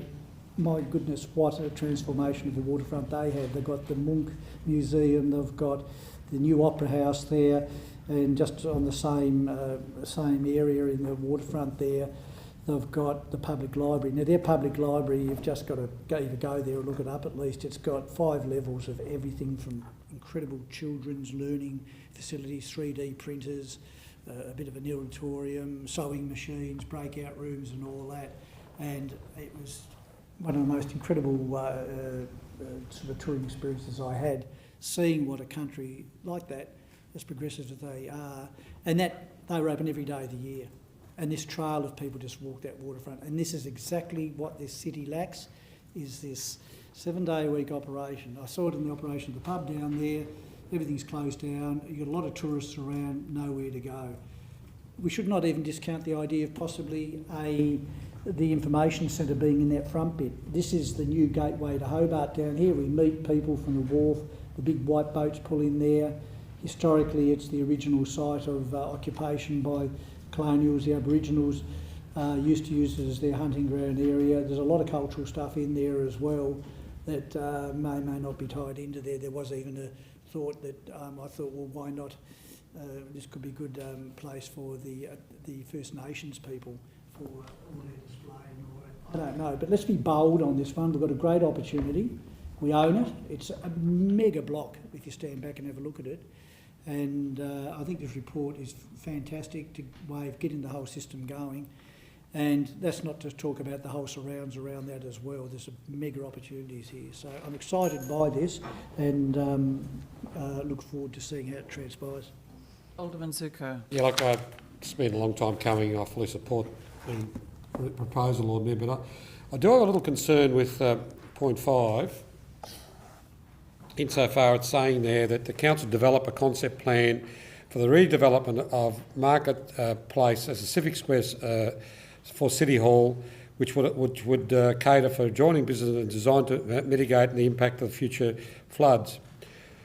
I think what we're doing there is we're looking at developing a concept plan without doing the consultation with the business owners of that street first. I know I've spoken to them. Sorry? I've spoken to them. I understand you've spoken to them, but I don't see it here. What I'm getting at it, Lord Mayor, I understand, but I would like to know what feedback we got. So could we potentially defer that particular component of it until such time we've got the information and the consultation done first? Because, you know, like, no disrespect to the CEO, he might have spoken to him, but what's the outcome from it?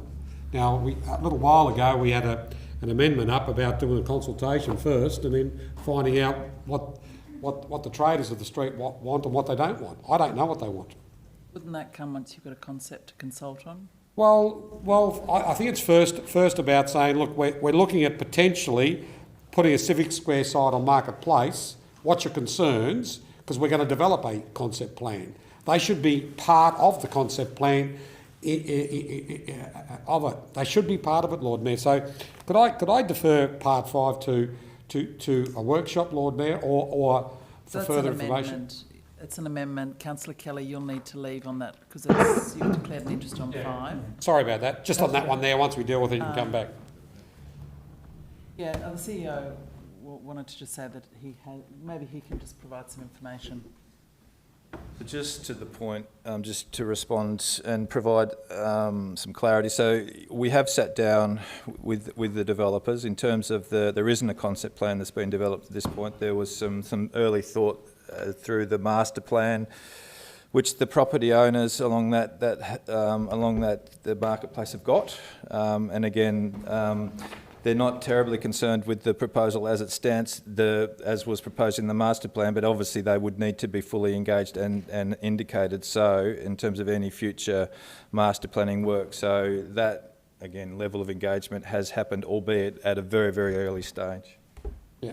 You still want to move the amendment? Look, Lord Mayor, no disrespect, but the whole thing about it is I don't know. I'm going to be asked to approve council to develop a concept plan without any knowledge of what the businesses in that area want and don't want. It's a procedural amendment to move that one part 5 to a workshop. Would someone like to second that? Councillor Coates, I'll put that amendment. All those in favour say aye. Against say no. No. Show of hands. All those in favour? Alderman Suko, Councillor Elliott, Councillor Coates, Councillor Passault, Alderman Bloomfield.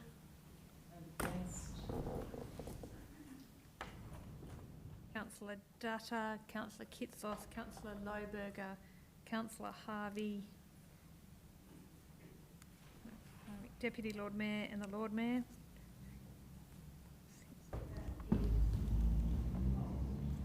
Okay, we'll get Councillor Kelly back in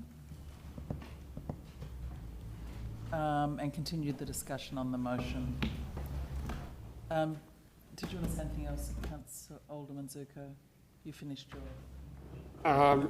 Yeah, Lord Mayor, look, I'm glad it's going to be separate because I'm not going to be supporting 5. I'm happy to support the rest of it. Look, the whole thing about it is, this has been a long time coming. We've got an asset there, a massive asset that is underutilised, and with the right group, and I'm happy with working with the state government and all the other bodies around there.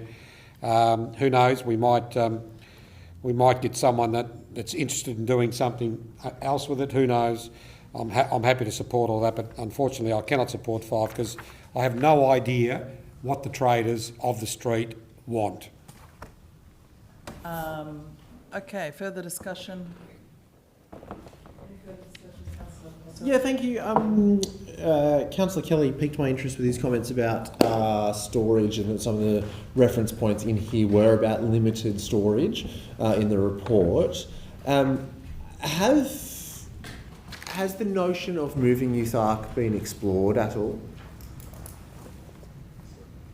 Yeah. So, no is the short answer, other than to identify other sites where it possibly could be relocated to. So there hasn't been any formalised work done beyond that. Did we find any other sites where it could go? We've nominated the Mathers House site. A CBD site, I think, would be vital for Youth Arc to be successful. So there's an opportunity with the air rights of that site and the redevelopment of that site to do quite a number of things with it if you're of a mind. But again, that's a fairly significant piece of work which hasn't got any council sort of direction or imprimatur at this moment. Yeah, thank you. I wonder what opportunities there might be for creative staffing. I mean, we know that I think it was Hillsong used the Spotlight building for quite a while. I think there was an indoor skate park that they built and encouraged activation of that site. And they've since moved to Brisbane Street, I think. But Melville Street. I think that keeping an open mind on Youth Arc is probably not a bad approach in terms of EOI. If we go out for an EOI, Lord Mayor, and somebody comes back and says, yeah, I'd have it, but we need that extra space, will we be subject to a supplementary report, or are we making, I mean, it does specifically say in the recommendation that it excludes Youth Arc, and I just hate to go out to that EOI with properly concrete terms when that might result in not the best outcome. So would it be concrete, or will you bring back a report? Well, no, it'll definitely bring back a report with options. In terms of it at the moment, though, it's not proposed to include any sorts of proposals to relocate Youth Arc. Having said that, that was the will of the council. Obviously, it's within your ability to do that tonight. But having said that, obviously it would need to make sense, because to relocate that service would take a fair bit of time and obviously a lot of work. But as like you said, you could certainly look at an option over a longer term with a tenant that could achieve the outcome if that's what they wanted. Yeah, I think, CEO, through you, Lord Mayor, more the question for me is there a way that we can go out to tender rather than tonight saying, yep, we want to go and explore sites for Youth Arc, that we go to tender, and if somebody comes back and says we would like that space, so it's a bit more softly worded, then we can make a decision as to whether or not that's worthwhile. But I would hate to have a number of people preclude themselves from this EOI at City Hall because there's not adequate storage space. When there is adequate storage space, it's just that somebody's using it, and perhaps we could find them a new home. Does that make sense? I hope I'm making sense. I know it's getting late. Is there anything that I need to do to get to that stage, or is that advice, or? I'm just noticing that it is considered in 3.68 that it could be something that's discussed and potentially might come back. The thing, if you, again, Council, I'm not due respect, if you're wanting to change it, would be to remove the exclude tenancy of Youth Arc from condition or recommendation 3 rather, which would allow it to be included in scope, with a report obviously coming back to Council for it to make a call on it in any event. So would you like to move that as an amendment, Councillor Posselt? I'm very reluctant, but I think I'm going to move this back to workshop because I think there's some consternation around the table, but it's a really significant. What's the floor area of Youth Arc in metres squared? So you move the entire item back just to discuss? Well, not to discuss Youth Arc, to discuss how we go about modifying this to keep Youth Arc, protect Youth Arc and the operations in the CBD, but to be able to get the best outcome from this EOI process, because it's clearly named up in the report that there's not enough storage for a lot of modern uses, and yet there clearly is, it's just tenanted. So, I'm just waiting for some direction. Do you want to move an amendment, or do you want to move a deferral of the entire item?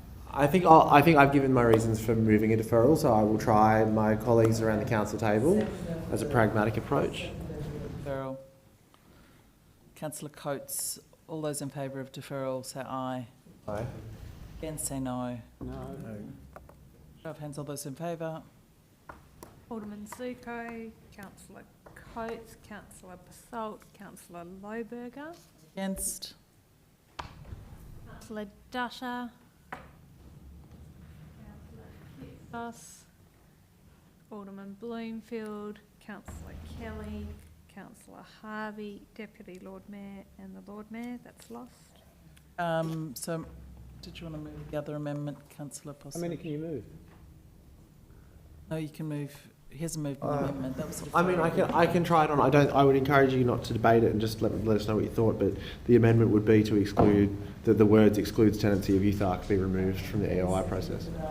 Councillor Elliott. All those. Does anyone want to speak to that amendment briefly? Yeah, Lord Mayor, I don't know if everyone's been into Youth Arts and Recreation Centre. It's one of the most important features, institutions we have in Hobart that provides services and a space for young people. I won't be supporting anything to do with the Town Hall, City Hall, if we remove that exclusion in the recommendation. In the future, there might be another space for Youth Arc, but until that facility is built, it's their space. They've been there longer than some people have been in Tasmania. So I'm really cautious about not impacting on that space that plays an important role in Hobart. So if you haven't been in there, go and check it out. I was in there last week, and every single function that they provide had kids in there using it. There was kids in the art room, there was kids on the pool and table tennis, basketball, kids sitting on the couch chilling, some in the kitchen. The whole space was full of kids who have somewhere to go after school to chill out before they go home or to engage in other recreational activities at the centre. It's hugely important, and to take it out of this means that someone potentially could put in a submission and suddenly Youth Arc are on the streets. You can't just stick them into some building somewhere and say, there you go, there's your substitute building, and then we never get around to building a purpose-built facility at Mather's Place, and I'd love to see that happen in the future, but until that does, they have the rights to be in the back of that building, and anyone who's interested in putting in a submission needs to understand that, so it needs to stay in the motion. Okay, any further discussion? Councillor Kelly? The storage is one of the key areas that this whole hall future has been nobbled with.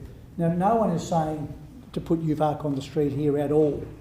It's purely an examination, and once again, this is just going to flounder along this whole site unless we be bold with it. And if a better option comes up to be able to utilise that space, Youth Arc could even do better out of this. No one is for a second suggesting that.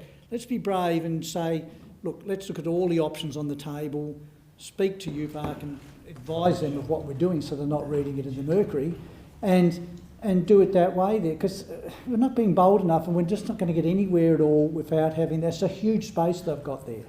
It's got an area upstairs that another tenancy is, them downstairs, and we're just going to get more of the same here, and it's going to be a half-baked opportunity here, and we're just going to cut most things back. It's just asking for it to be considered, and I'm sure the council would be doing the right thing by Youth Arc. As I said, they could even do better out of this deal as well. So I fully support this. Further discussion? Any further discussion? Alderman Bloomfield. I've had the pleasure of visiting Youth Arc on a number of occasions, and it's not just an area. It's got like a little temporary basketball hoop. It's all netted. It's got recording studio. It's got a kitchen. There are so many parts to that space that are all designed for youth. It's designed to give them skill sets. It's designed as a hub for so many different types of resources. It's a massive area that does incredibly great work. I've been doing a lot of work with trying to explain to the community just how great this area is. So, to be honest, unless there is actually something on the table before to give them something just as good or better, I think it's extremely dark to basically even consider to move this out. It's beyond words for me that we would even consider doing that. I'm so sorry. Councillor Elliott. Thank you, Chair.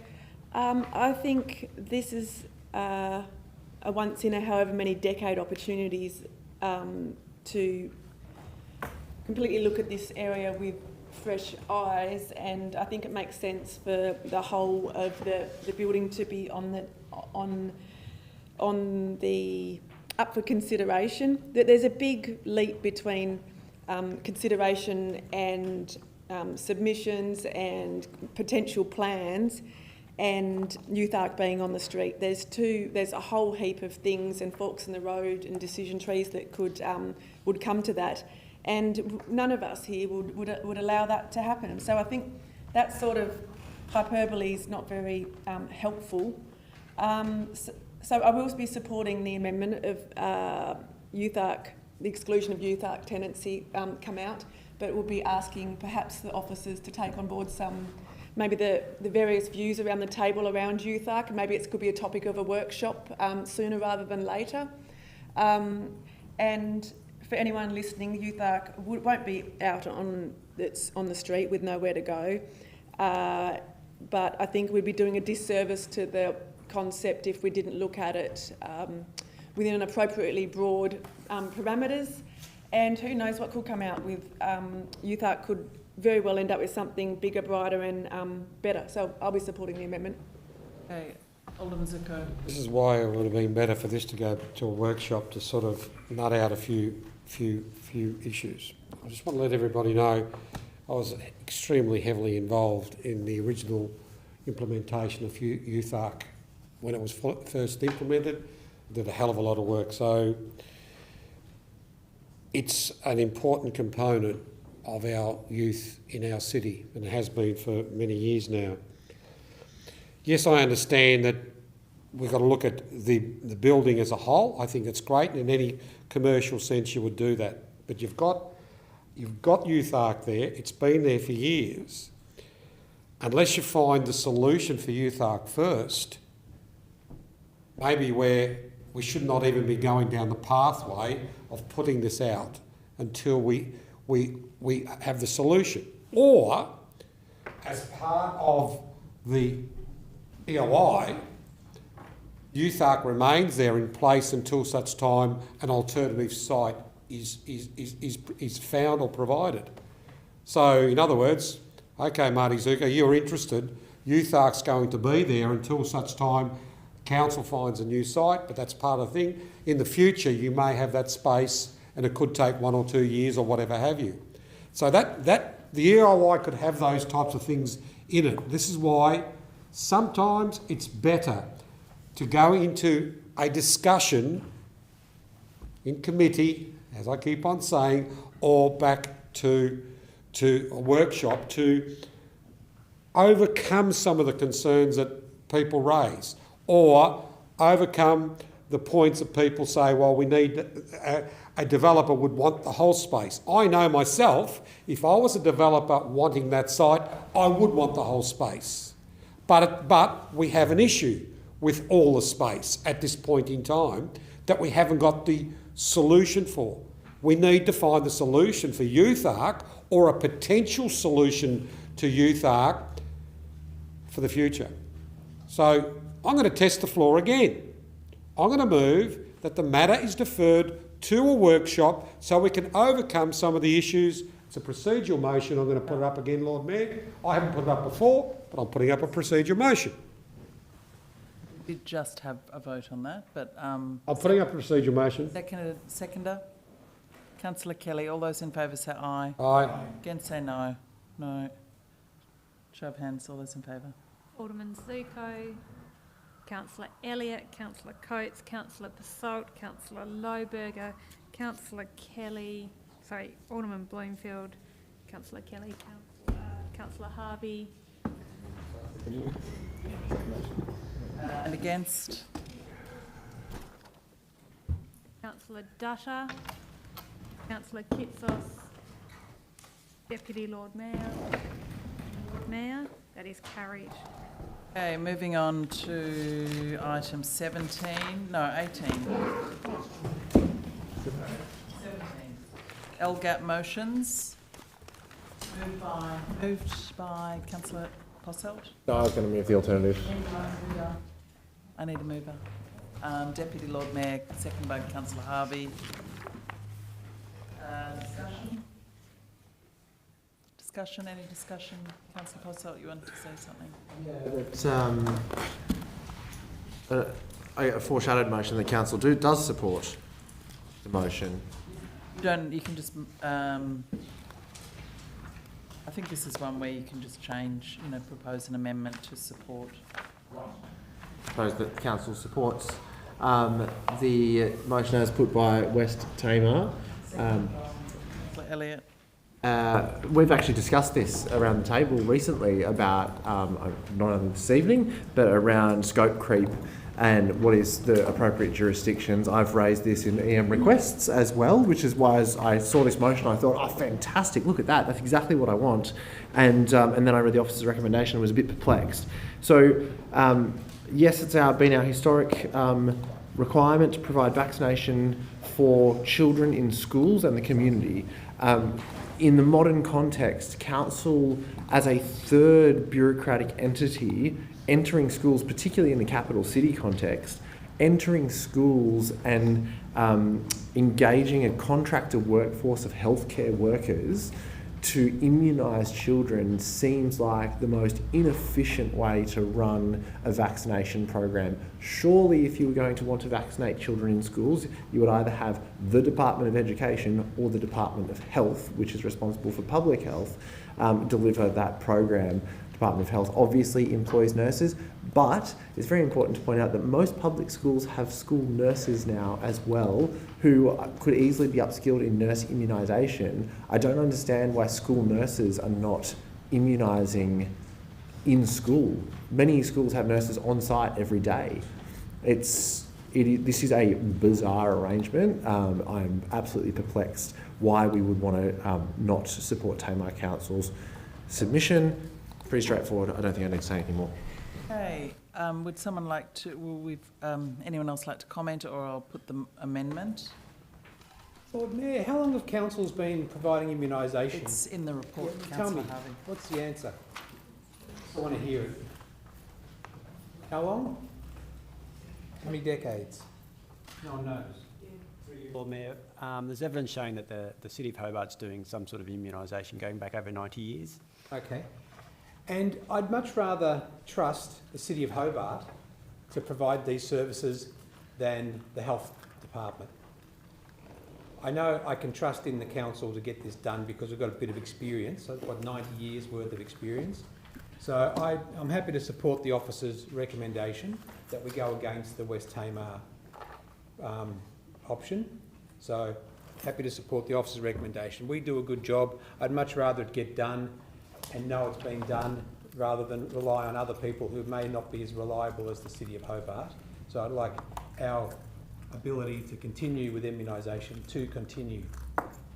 If we were to drop it, would that also mean that the staff immunisations would disappear as well? Which I think is quite efficient through the City of Hobart. Anyone? Anyone? Anyone? Well, Mayor, we actually have contracted nurses that do the immunisation, but we we also have staff organise to get it that provide some administrative role in managing that service as well. Yeah, yeah. Have we ever failed in this? Have we ever stuffed it up? Have we ever not immunised?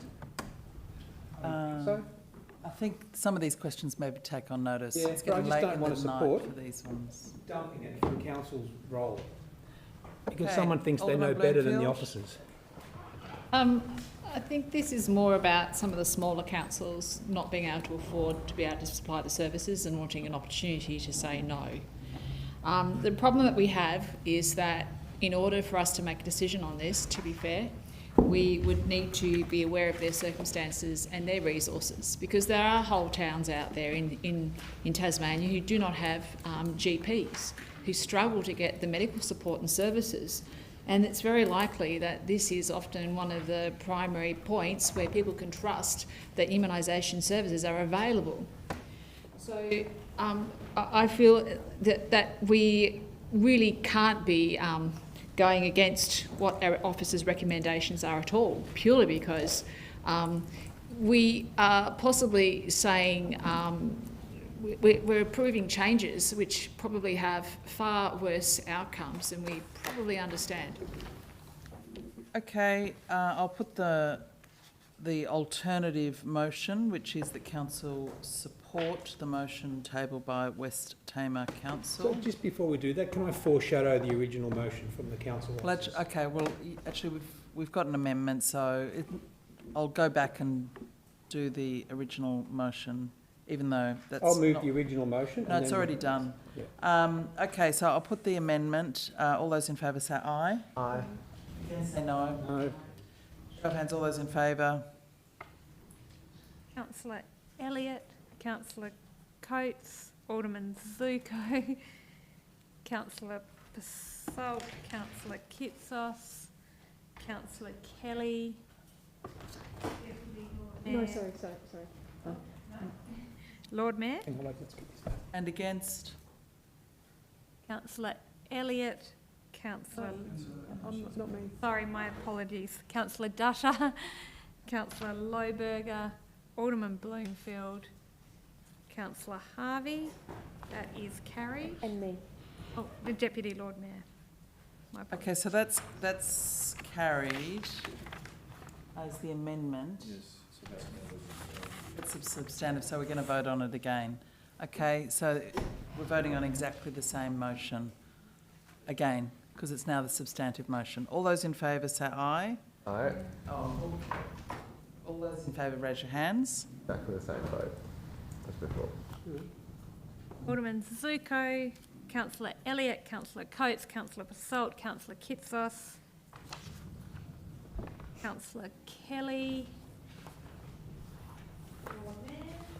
And against? Councillor Dusher, Councillor Lohberger, Alderman Bloomfield, Councillor Harvey, Deputy Lord Mayor. That is carried. Okay, we're moving on to item 18, Dark Mofo City Partnership Proposal. Moved by Councillor Dusher, seconded by Councillor Posselt. Councillor Elliott. Let's have a quick question, please. I was just confused as to why this one's in open when these items are normally in closed for the past few years. Because Someone like to respond? Why is it in open? The item is in open business. There's no confidential information provided in the submission.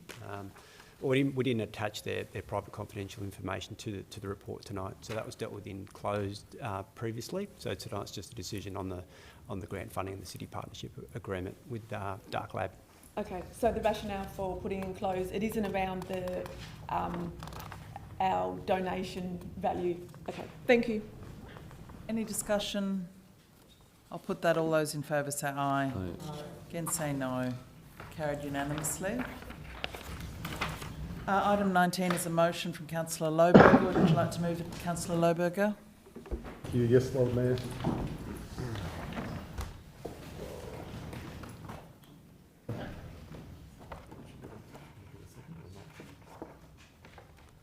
I've moved it. Oh, seconded by Deputy Lord Mayor. Sorry.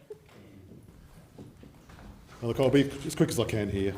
Look, this is a really simple motion. It's actually left over from a motion I brought in 2023 that was tied 5-all, and of those 10 councillors who voted on it, 2 of them have subsequently left, so 4 people in this room have never voted on this item. The motion is simply about removing our own elected member exemption from parking meters and parking charges. I strongly believe this exemption is unnecessary and it's unfair on our ratepayers and visitors to the city who must all negotiate the parking meter and car parking charge systems that we are responsible for. As elected members, we all have a reserved car parking space at Town Hall. This will not change. Town Hall is located within easy walking distance of most metered areas in the CBD. And if we do decide to drive and park on a meter instead of walking, there is nothing stopping us from paying for it, just like everybody else has to. I know this exemption is convenient for many of us, but our personal convenience does not justify unfairly excluding ourselves from the parking arrangements that we force upon everybody else.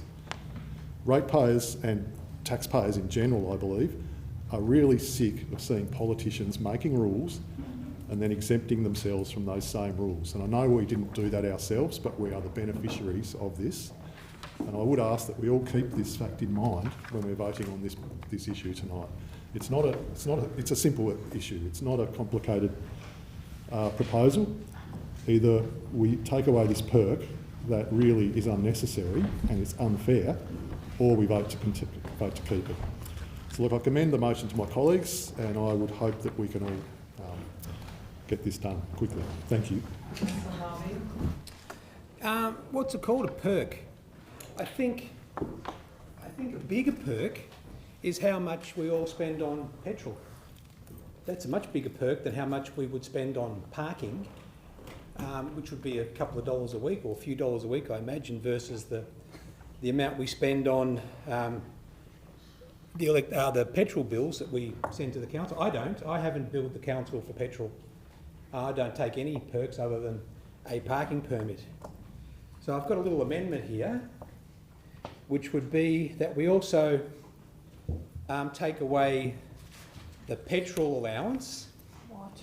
And we also turn the car parking downstairs into pickleball courts for the community. So that might solve the whole problem. So there's no perks for anyone. Free pickleball courts downstairs and no parking, no petrol. How about that? And we keep the permits for parking around the city. Is there a seconder for that amendment? I think, Deputy, didn't you move? You already seconded. I'll second it. Seconded by Councillor Lord Elliott. Mayor, actually, I don't need a seconder because I'm not going to move it. But I just wanted to make a point that this is completely pointless. I appreciate the parking permit, but I don't collect any money. I don't get any reimbursement for the petrol allowance, which is far more costly to the ratepayers of Hobart than the permits. I would like to have pickleball courts downstairs, but I'll let that pass as well. Councillor Kelly. I'd like to put an amendment that we lease out or council utilise it if it's got facilities, all of our parking downstairs, and we get, as Councillor Harvey just said, on-site or on-street parking as much as we want. Now, I think that'll help too. It'd be good for councillors to know the parking issues. It'd be a good wake-up call for us. I very, very rarely ever use the park downstairs. I feel bad about it sitting there vacant all the time, and I guess that would be the case of most of us there. So that's my amendment, to better utilise the spaces downstairs and for councillors to have on-street parking. So that need a seconder for that. That'd be foreshadowed, surely. Yeah, I'll second that one too. It's an addition, isn't it? It changes it flips the motion on its head. Foreshadowed motion. Foreshadowed. Okay, it's a foreshadowed. I've had Okay. advice. Look, we can all...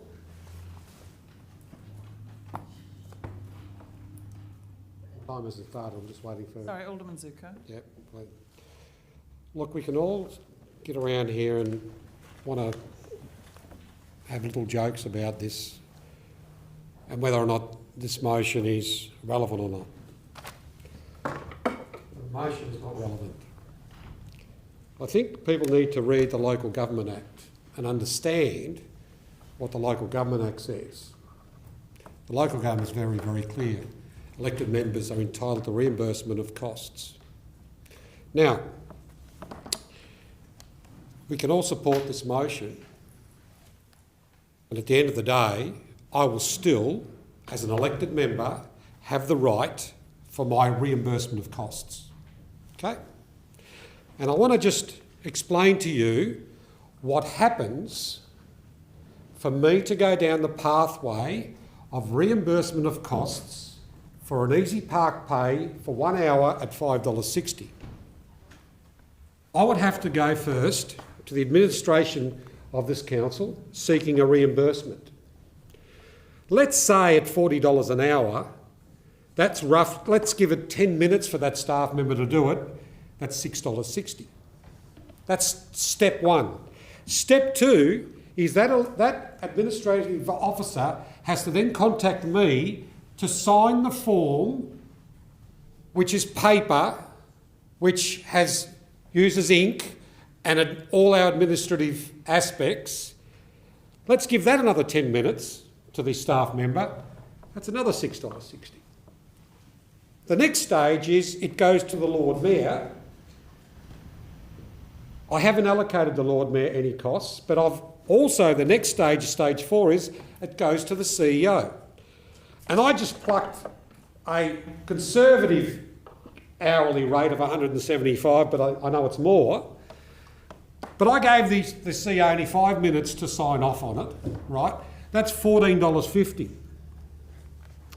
Step 5, then it goes from the administration to the finance department, where it gets implemented into the system. Let's give it 5 minutes. Another $3.30. Step 6 is the person that actually does the transfer into my account, which is another 5 minutes, say, $3.30. in a conservative manner, that $5.60 car parking reimbursement is going to cost the ratepayers of Hobart $34.30. Is this a perk? Under any business, under any politician are entitled to reimbursement of costs. And if we talk about our politicians, they've all got cars driving them out everywhere and parking everywhere. In any business, if I was in business, I'm entitled to my reimbursement of costs. Any person who understands business, who understands what our role is, would understand that we're entitled to reimbursement of costs. Now, I have listened to debate about petrol, about car. Do you know what? You know one thing? I want to explain to someone about, and this is how I got through to one of the two former CEOs, not in this era, but previously. Reimbursement of costs. I could seek reimbursement of costs of my car, total, across the board. That includes my leasing fees, my insurance, and so forth. The petrol allowance was put into place to simplify the process. Now, if we want to go down the process of taking away this so-called perk because it's a little sticker that goes on your car, go ahead. All you're going to be doing is putting an impost on our staff, more work already for our staff who are already overworked, and also another cost to the ratepayers. So let's hypothetically say, can I have another 3 minutes, please?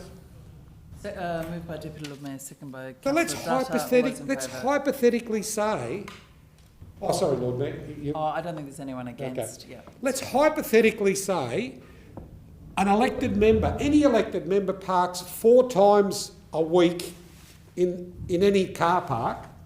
And mind you, I just want to make this point, right? I have tripped on 2 council footpaths. CEO, you're well aware of that because you've been notified. So I have to park here.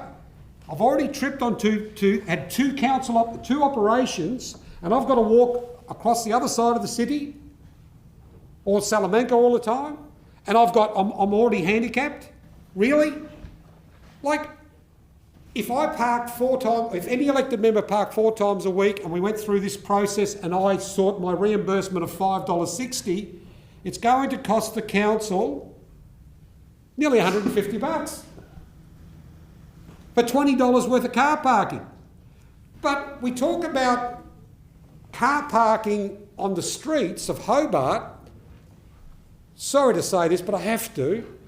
How many bikeways have we put into place which has taken away car parking in the city? Let's just look at across the Grand Chancellor. We put car parking there, now we've taken it away because we've got a bike lane there. How many planter boxes have we put across the city and taken away car parking? And we want to take away a little car pass that allows elected members to go and speak to someone, a business person or whoever else, or a resident. I had 3 meetings the other day at Salamanca on the same day. People who were raising concerns with me. And, look, honestly, let's stop thinking with blinkers. Yes, I understand we're in an election year, but let's come up with some ideas or things that are really going to benefit the community and not seek a quick little media grab, thinking that the proposal to take away a perk, which is not a perk, it's legislated. It is legislated we are entitled to reimbursement of costs. The council puts the policies in place, but I assure you that I would argue and I would put it that the legislation says I'm entitled to it, and I've put it to previous CEOs that I could argue that I'm entitled to reimbursement of costs associated with a role. So let's stop you know, going down the pathway of who takes petrol and who does this. Because at the end of the day, do you know what?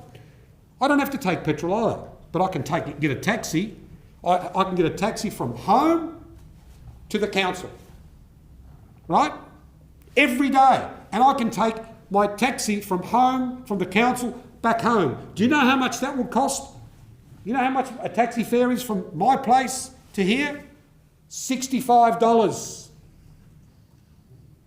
So if I can't... I'll sit down. I'm done. I'm really done. I cannot believe it. Councillor Dutta. Thank you, Lord Mayor. Now, it is my understanding that you know, we put in a lot of time and effort into our roles. If we, you know, I'm sure most of us do, and for what we are given in return is not really in the amount we should. So that's my first point. Point number two. The perks, as it were, if you want to call it, or the petrol or parking, is something that is an additional benefit from serving in this position. Simply because we are not paid 80,000, 100,000 like some other people are. It's very, very small amount, I think. And to have that additional is simply an additional benefit that's given to us. So I don't really see that's something I will support. I think that what Alderman Zuko has said, it is my understanding, when I wasn't a councillor, this was debated and it went through. And in order to save all these processes and the money that it was costing, people had this system came up with. And this is a much better system, easy to deal with, instead of going down the other path. So I leave it at that, and I think most of us, if we do the wrong thing, we have our own conscience, you know, if we misuse it. We've got to take that on board, and it's entirely up to others. I'm here most of the days, and you will see me in my office. I'm here. I don't go around doing other things, but I meet people, I go and talk to people elsewhere. But I think this system is working for us. Otherwise, we will have another cumbersome system that will create more problems. Thank you. Councillor Elliott. Thank you. Councillor Dutta is right. The system is working, and I don't think it's broken. It isn't a perk. It's clearly a valid business expense, and anyone with any sort of commercial acumen would realise that.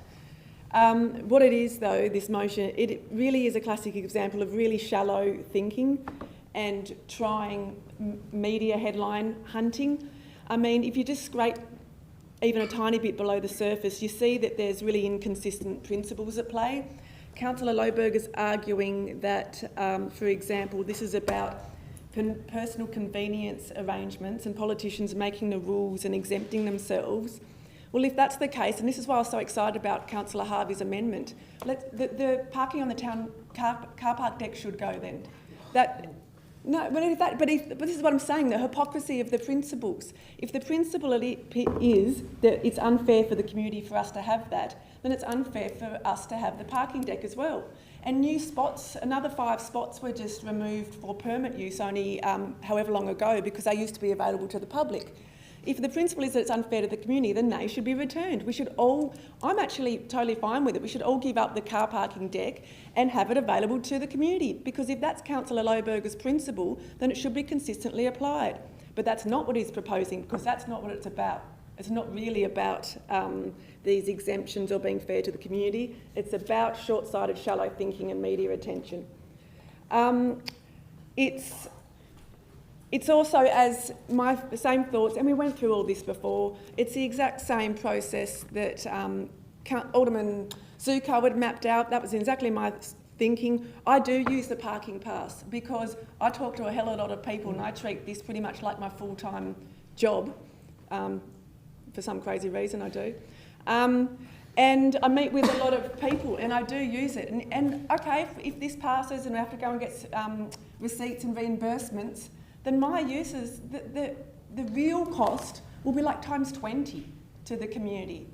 If there was true unfairness, and I'm the first to point out when the council has been hypocrites, if there was true unfairness to the community, and if it made economic sense, I would be absolutely voting for this. But it's not, The principle about being fair to the community isn't being fairly applied, and it's false economy. And it's also clear, I mean, the officers don't support this. That's very clear from their response. They don't support it, clearly, because it's nonsensical. It's not in the spirit of the Act as well, and it's not in the spirit of basic, commercial business operations 101, that employee, inverted commas, don't have to pay their expenses, their legitimately required expenses. And there is no problem this is trying to solve. It might be technically an entitlement, but it is an appropriate policy position to have.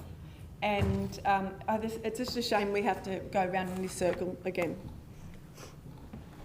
Alderman Bloomfield. I can't support the motion, but given the burn that Councillor Lohberger has now suffered innumerable times tonight, I don't really want to add to that.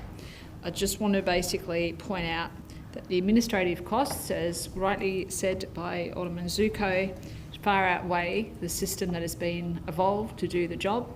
But I also want to point out that perhaps we should look at this with a point of generosity in the fact that we are afforded this privilege of the free parking for attending to our job, and that in fact those who attend more to the job will obviously use it more, and it's important to, as I said, be grateful that it is afforded to us, so it makes our job easier, because ultimately the more we are out there looking after the community, the more we should be effectively using it. I'd also like to point out too that I think the only one of the main people that uses the parking deck would be Councillor Dutta. I certainly use it a lot, especially when I'm travelling around, and yourself. And you know, I'm often using it myself, but I get frustrated in the weekends when our spots are actually allocated to the public, and then I can't get a parking spot when I've actually relied on it to actually attend a function. So, you know, it's, you know, and you'd only know that if you were actually actively using the parking spaces. And moreover, if we wanted to have true savings, there are plenty of other things that we are given that we should also be grateful for.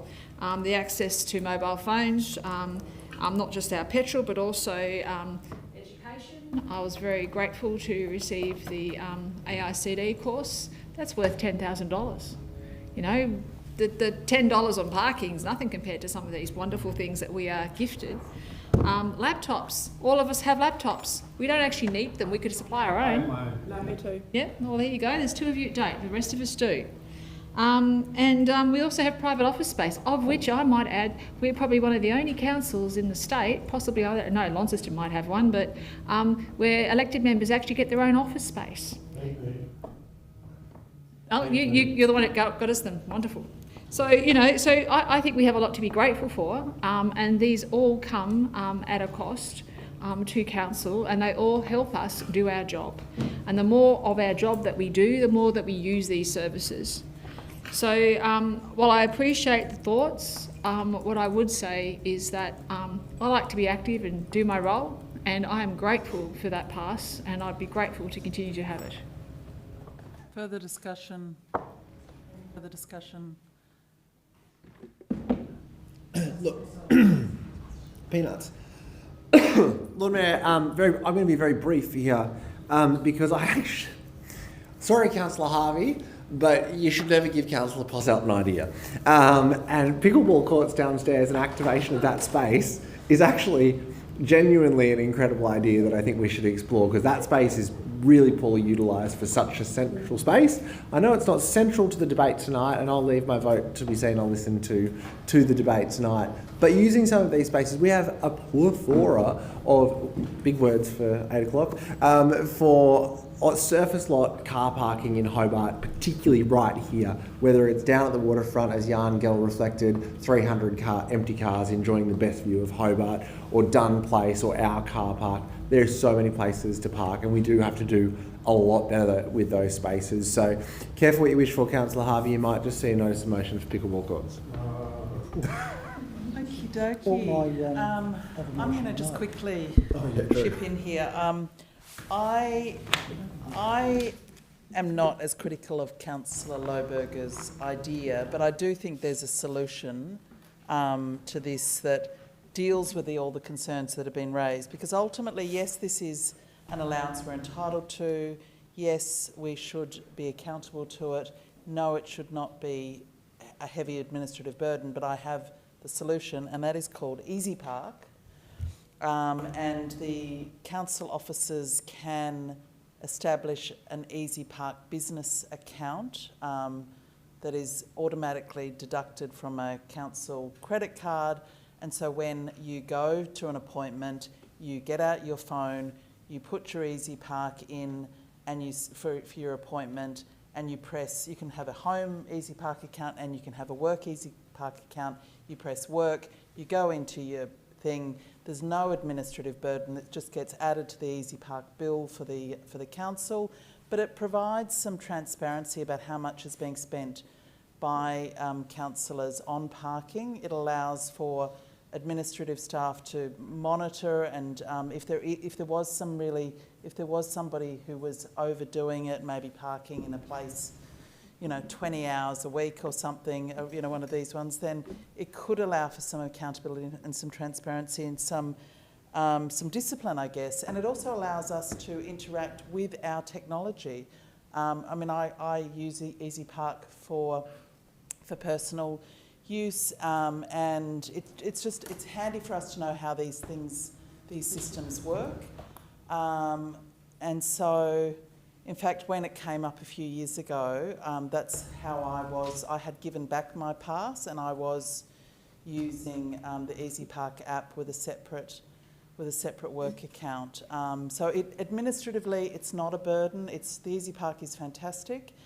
We would have to get a bit of advice from the CEO about whether he could set that up, but I know it was certainly possible.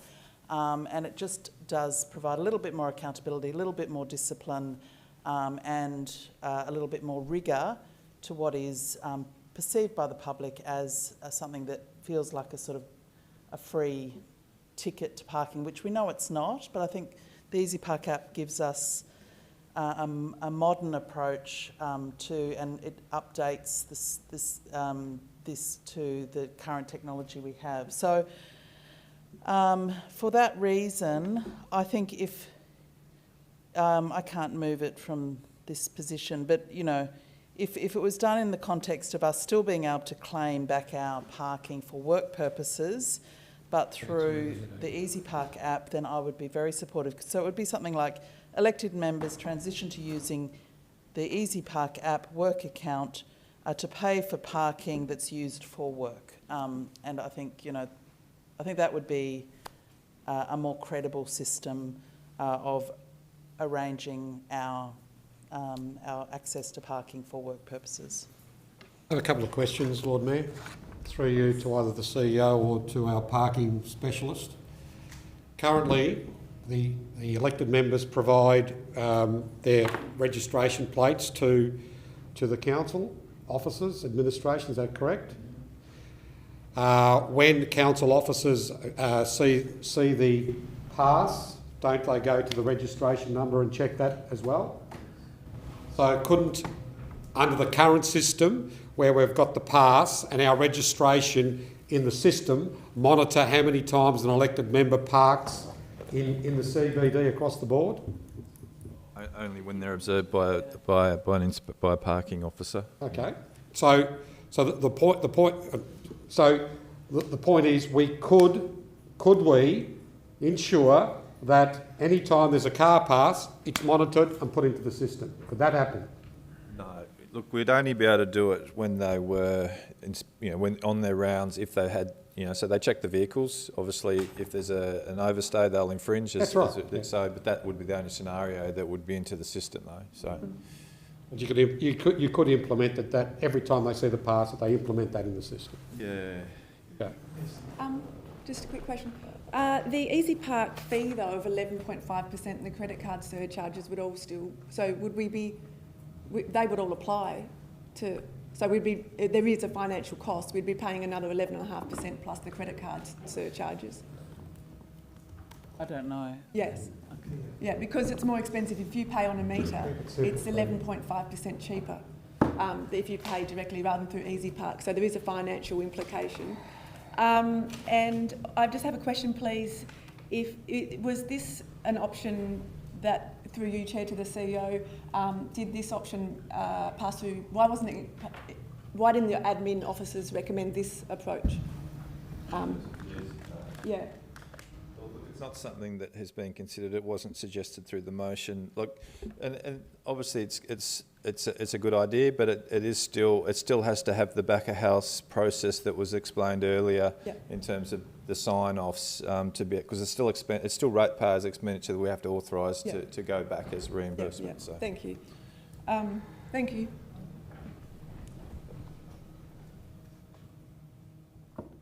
Councillor Lohberger, did you want to wrap up? Yes, I think so. Yep. Motion be put, Lord Mayor. I don't normally do this, but I move that the motion be put.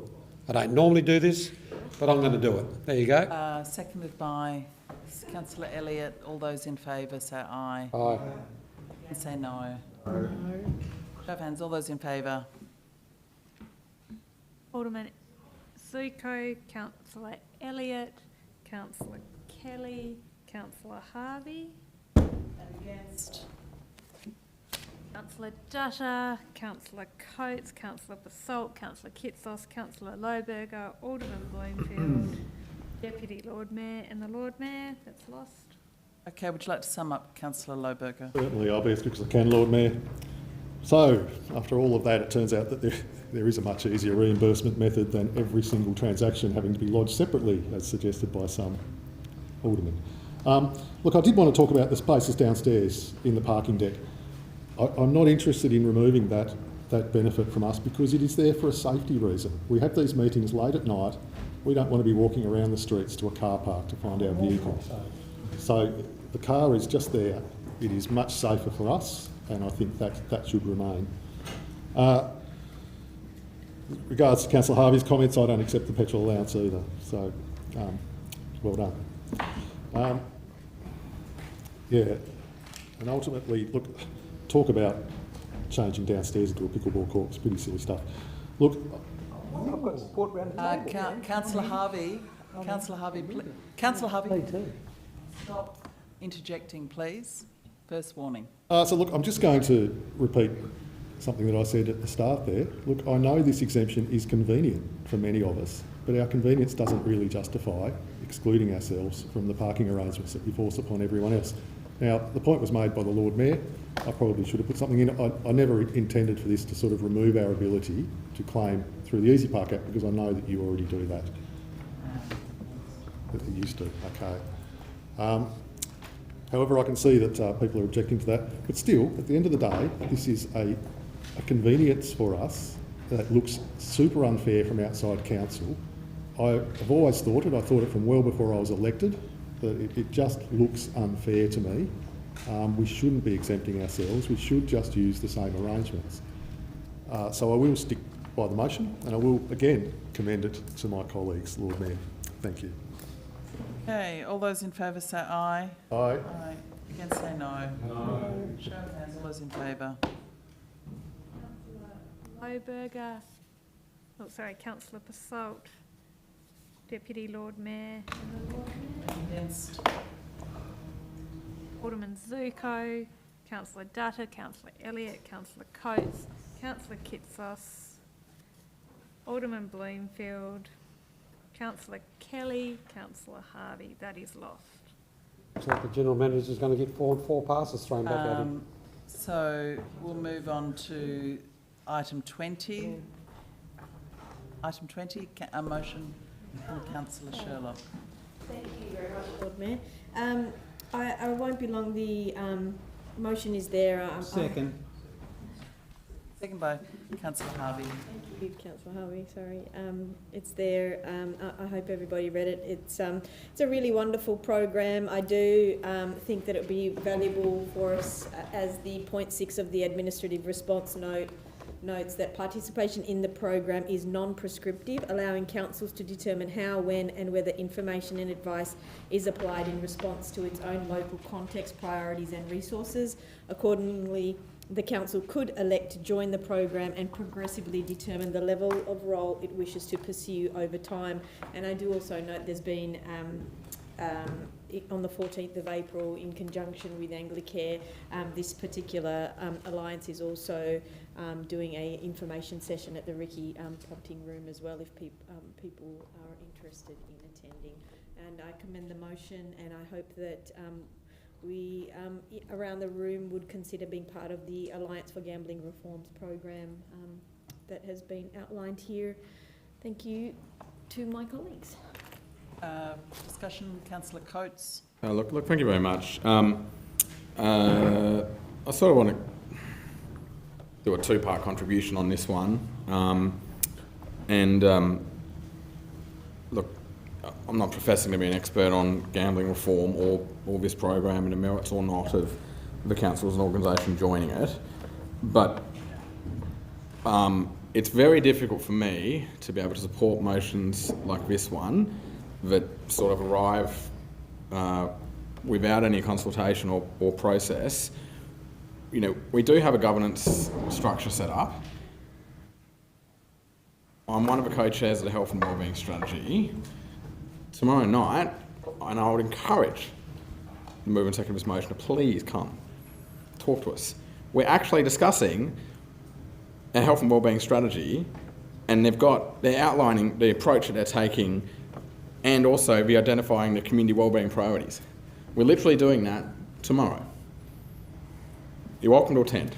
We all are. It's an open invite, right? You don't need special permission. But, you know, we've got a whole host of community members, and it was the same on the Healthy Hobart Committee, where previously, and I assume the same on the place the placemaking one before they got merged. But, you know, we create these structures so that when people have ideas, when there are initiatives, when there are programs, you know, there's 100 other different things out there that we could be doing. We've done a lot of work with the Smoking Cessation. We partnered with Quit Tasmania. It was great. It was overseen by the Healthy Hobart Committee. We got, you know, awareness out of it. We got radio. We did stalls in the Elizabeth Street Mall. You know, we go through a process of identifying what the priorities are, how we're going to execute on them, what we're going to do, and where we should go. And it just undermines us as a council. And also, to be honest, it's embarrassing for these community members who volunteer their time, who have a passion for community health, a passion for wellbeing. You know, they're not saying, I want to join the Healthy Hobart, I want to join the Wellbeing Committee, because they don't care about the wellbeing of our city and programs like this. And look, for all I know, this is an amazing program, and we should actually raise it for a process, have a discussion, you know, yes, let's join this, that's a great idea, and we can see how that fits into our strategy, and we can incorporate it, and we can resource it, and we can execute on it. But bringing a motion up to council without any conversation, without any consultation, without using our agreed processes and procedures to do so, just undermines us as an organisation. It undermines the community members who are actually looking to do stuff in this space. And, you know, inevitably what happens as well is we sign up to initiative A, B, you know, whatever. There is only so much we can do. It does come at the expense. Now, I would hope that the reasoning behind this is because wants to make a difference in obviously the impact of problem gambling. But, you know, are we best placed to do that? What are the other initiatives that we could be doing? What are the processes? Who are the experts? Let's have a talk to them. Let's go through our strategy. I mean, I'll be frank, it's embarrassing. I've got to turn up tomorrow and then I'm going to be informing, oh, by the way, we had a big debate about a strategy for gambling reduction. You know, the first question the committee members goes, oh, but we're there to discuss that. Our remit is to inform the council and actually have these things. Like, why are we continually just seeing these motions come to council? You know, we had one previously and great, come and talk to us about it. Wouldn't even turn up to the committee. I mean, it really does go backwards, and it undermines ourselves. Look, I have no evidence. The officer's report gives me no confidence in supporting this motion. However, I'm very proud to say that if there are members of the community that would like the City of Hobart to do more when it comes to gambling harm and reduction in our community, we have a whole committee which is focused on wellbeing, which have got a process in place to look at putting in our health and wellbeing strategy and identifying what the priorities are and where we can make the best difference. Involve yourself in that process. Come and talk to us. I'm very proud to co-chair that committee. We've got a lot of really passionate members in that committee. It is one where we've got a great capacity to do a lot of good for this city. But please, please, please come and use our processes and go for even norming, and don't just bring arbitrary requests to council and undermine the good work that we're doing. Thank you. I can't support this motion. Any further discussion on this motion? Okay, did you want to sum up, Deputy Lord Mayor? I've got a lot of things to say, but I'll just keep it to myself. Okay. I'll put that. All those in favour say aye. Aye. All those against say no. No. Show of hands. All those in favour. Councillor Dutta, Councillor Basalt, Councillor Kitsos, Councillor Lohberger, Councillor Harvey, Deputy Lord Mayor and the Lord Mayor. And against? Alderman Zuko, Councillor Elliott, Councillor Coates, Councillor Bloomfield, Alderman Bloomfield, my apologies, and Councillor Kelly. That is passed. Carried. Okay. We'll move on to item 21. Moved by Councillor Harvey, seconded by Councillor Lohberger, and also response to questions on notice. With those two.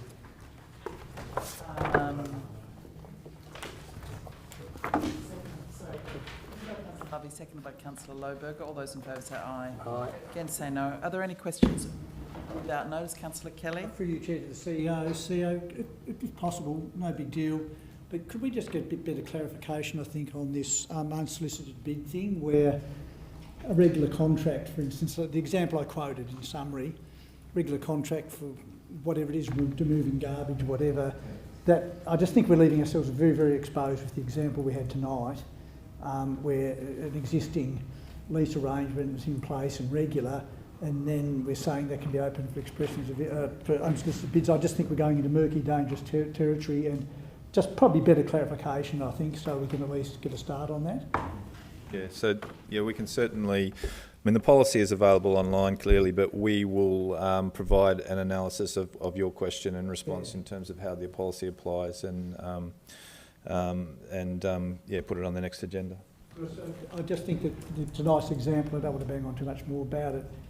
That could that not be replicated right for every single contract we had? That's my question. It was probably a bit rhetorical, so I'll leave it at that. Thank you. Other questions? Councillor Kitsos. Thank you, Lord Mayor. I've got two questions, please. Can the council please advise on the appropriateness of Morton Soccer School selling their merchandise from the club room as well as the park? I'd need to take that one on notice. And secondly, can I please have an answer to the question whether South Hobart Football Club has ever asked to lease the entire ground of South Hobart Recreation Field or Darcy Street Oval? Councillor Elliott. Thank you. Apologise if this has been answered elsewhere, but can I get any info on what the potential timeline might be for the state government's changes from the Granny Flats 60 to 90 square metre change, when that might come into effect? Thank you, Lord Mayor. We're working on a consultation for changes to legislation, which is coming to. Okay, so when it might be like real life, when people might be able to have 90 metre square, do we have any ballpark at all when that might be actioned? I think relatively quickly, okay. Through you, Lord Mayor. It is a priority of the state. Okay, and one last question just on that. Is it something that can be done very quickly, like a directive, or is it a full planning change? Through you, Lord Mayor, it's a change to the state planning provisions, but I anticipate that will be a fairly streamlined process. Thank you. One final question. Can the CEO provide us an update on when the public might be able to know more about the Elizabeth Street information booth situation?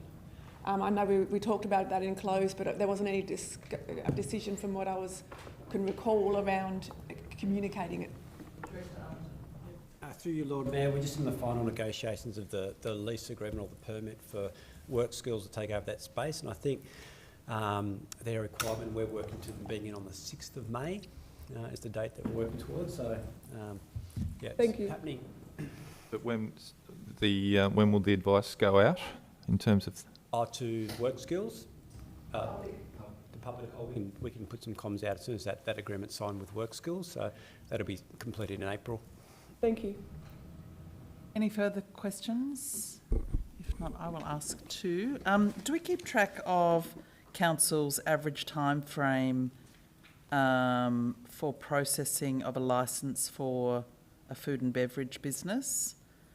And secondary to that is, what is the average time for the processing of a licence for a food and beverage business? So we would need to check. Obviously, there's an annual food licence which is then renewed, so we can take that one on notice. But I was thinking more no new businesses waiting to open.